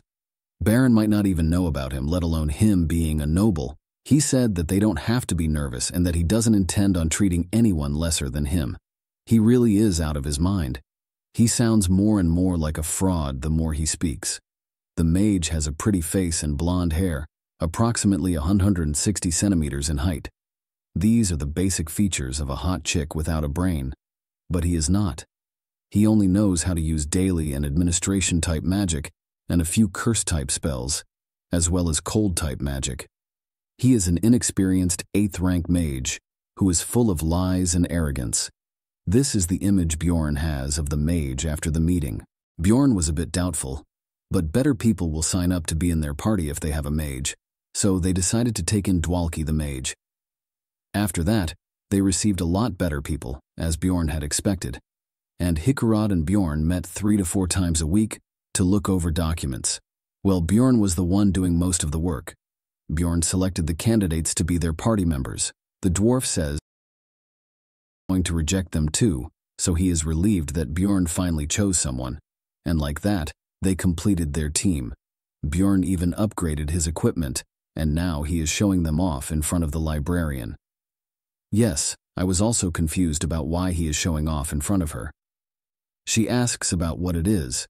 Bjorn says that he will tell her if she wants to know that bad. He told her that it's armor and a shield made from lithium. The name is like the mixture of lithium and aluminum, but the defense is good. He also shows his new expandable backpack. He said that it's not much though, and he just got it. You can tell by Bjorn's face how much he is enjoying showing off. But the librarian puts a full stop on Bjorn's excitement. She told him to take off his armor because there are complaints. She didn't give Bjorn the reaction he wanted. Well, that's what you get when you forget about the only person that can give you the desirable reaction. After that, he got out from the library, and when he was walking on the streets, he saw someone sleeping. It's a barbarian that is sleeping in the alley. But the weird thing about him is not that he is sleeping on the side of the road, but that he doesn't have any weapon. Because every barbarian walks around with a weapon like it's their lifeline, no matter how hungry, poor, or cold they are. Bjorn wakes him up, and he got scared after seeing Bjorn. Bjorn told him not to be scared and asked about his weapons. He said that he doesn't have any money, so he sold it. He's speaking to Bjorn in a formal tone, and he sold his weapon. Bjorn is sure that this barbarian is an evil spirit like Bjorn. Then Bjorn introduces himself. Then that barbarian also introduces himself as Leon's son, Tarikan. Then Bjorn takes him to a restaurant for food. He was very happy after eating. He said that he will never forget what Bjorn did for him. He said that he went through his coming-of-age ceremony a month earlier than Bjorn. He said that he got lost and couldn't enter the labyrinth, but maybe he ran off because he was too afraid to fight monsters. Escaping from an excited crowd of barbarians is a piece of cake. But the problem comes after that. Maybe he even tried to find work in the city, but no one would take a barbarian. That's the biggest negative about being a barbarian. This makes Bjorn think if the evil spirit really the one that opened the boss room, called the Gate of Abyss, because someone that skilled should know about how barbarians are treated in this world, but he didn't go into the labyrinth. Then Bjorn asks him about what he did after the first month. He said that he didn't go into the labyrinth then either. Bjorn got angry and asks him if he is crazy to not go even a second time. He said that he can't fight monsters without a weapon. After hearing that, Bjorn thinks that this is why he should have gone the first time. Bjorn was confused if he really played the game or not. Then he continued his story. He told that soon after that, he also kicked out because he ran out of money. So he had to fight the cold, hunger, and sickness, and then he tried to go to where the barbarians were staying, but for some reason, they excluded him. Now Bjorn thinks about how he survived for that long when he's been acting like that. If he had run away that day because he was scared, he would have met the same fate as this guy. Then this guy asks Bjorn about how he feels about his story, and if it makes Bjorn want to help him. He said that it's hard to believe, but he knows the labyrinth very well and can be helpful for Bjorn. Bjorn told him that he is not going into the labyrinth with him. Tarikan was surprised and disappointed. Bjorn told him that he will help him in another way. Bjorn gives him 150,000 stones and told him to buy a weapon with it and go into the labyrinth. He was very happy receiving money. He thanks Bjorn and said that he will pay him back one day. Bjorn told him to go now because he was tired. Tarikan stands up and says that he will come back next time.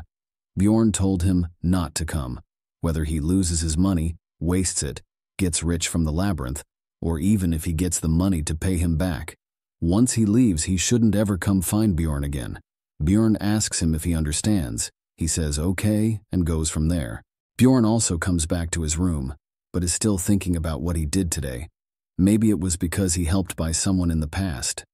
A logical person would have told him that he was being stupid, and an emotional person would have been mad that that's all he did to help. Neither of them would be wrong. It might sound like hypocrisy to some, but that was the best he could do. Now he can just hope that Tarikan survives. Soon the day of labyrinth opening arrives, and Bjorn enters the labyrinth with his new party. The mage is enjoying the scenery because it's the first time he entered the labyrinth. Let me introduce the new party of Bjorn. Let's start with the mage. He is Leor Wervdwalki, an 8th rank human mage, age 25. The second one is Braun Rotmiller, a 7th rank human explorer, age 34, with 8 years of exploration experience, probably the most normal member of the party. Next is Hikurad Murad, the dwarf, a 6th rank explorer, tanker, and also the team leader. Yes, Bjorn is not the team leader. No one will listen to the orders of a barbarian. And, of course, our 7th rank explorer, barbarian tanker, Bjorn Jandel. And lastly, the most important new member according to our horny community, Misha Karlstein, a 7th rank beast human explorer, age 25, with 5 years of exploration experience. She has a strange habit of saying "nya" at the end of everything. She says it's because of the way she's born, but Bjorn didn't see someone like her. The author might have thought that it sounds cool, but in reality, it's destroying the image of the story. I was also disappointed by her character. I was expecting a strong-minded lady here. That matches Bjorn's mindset. Well, I might start liking her in the future. She said to go and start chopping some monsters' heads. The dwarf says that he can't disobey the princess's orders. She got flustered and said that she told him not to say that. The dwarf was saying that to her because she said that she was the 13th princess of some tribe. Braun Rotmiller told them to start moving. Thus began their first exploration as a team. With Rotmiller's guidance, they arrived at the 2nd floor portal within 10 hours. But someone else already opened the portal, meaning they won't get any experience from opening it. This is a pretty good record, but Rottmiller was disappointed. He uses a guide skill that lets you know the direction of the portal. Bjorn didn't expect much from him since he's not a guide, but this is pretty good. After that, they entered the portal. It's a shame that Bjorn didn't get the XP for opening the portal. If he had been with Einar or Erwin, he could have earned that XP using the bug to open the portal, but he can't do that now until he has trustworthy teammates. This time, they entered the beast lair on the second floor. It's the second floor area accessible by the portal on the eastern region of the first floor. Like its name suggests, many beast-type monsters appear here. Dwarf asked Dwalki if he is okay. Of course he is not. Everyone becomes like this after passing through the portal for the first time. Plus, the smell in this place is disgusting. Bjorn asked Rottmiller if he is okay because he possesses a smell-type essence. Rottmiller says that he is fine. Then he told everyone to stay closely behind if they don't want to step on waste puddles. He looks dependable, maybe because of his 8 years of experience. The beast's lair is a valley, so they have to find their way through this nature-made maze. There are no traps, but a pathfinder's job is very important in this place, more so than in the goblin forest. The monsters here are so easy compared to the party's specs that it won't be dangerous. There are all kinds of beast-type monsters. First, they encounter a wolf group led by a werewolf, then a saber tiger, and a mole. Of course, they all become Bjorn's experience. Bjorn got 1 experience point for the great razor-mane wolf, and 1 from Wall Mole, and 2 for both werewolf and saber tiger. 6 experience points in total. Thanks to Dwalki's alarm magic, they can have 4 guard shifts, so Bjorn can sleep for 6 hours. Dwalki asks the dwarf why they need to keep on guard when he has alert magic. The dwarf laughs and says that it's not because they don't trust his magic, but alert magic only detects incoming monsters. In confusion, Dwalki asks why that is a problem. The dwarf told him that in the labyrinth, explorers are more dangerous than monsters of the labyrinth. Dwalki was very shocked after hearing the bitter truth. He asks if this is really true. The dwarf said that it is so he can get some sleep. The dwarf told him that he doesn't need to keep night watch. He said all right and goes to sleep. Of course, Bjorn is not someone who can trust someone easily and fall asleep.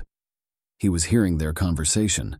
After hearing everything, he thought that this might be their last exploration with that mage. On the second day, a little after midday, they reached near the portal of the 3rd floor. Rottmiller told them that it's the spot where they'll be hunting 7th and 8th rank monsters. The 3rd floor is a giant map called the Pilgrim's Passage. You enter a different map on the 2nd floor depending on where you entered from, but everyone ends up in the same map on the 3rd floor. Of course, the starting point on the 3rd floor depends on where you enter from the 2nd floor. Misha asked Bjorn if he had entered the 3rd floor before. Bjorn told her that he had.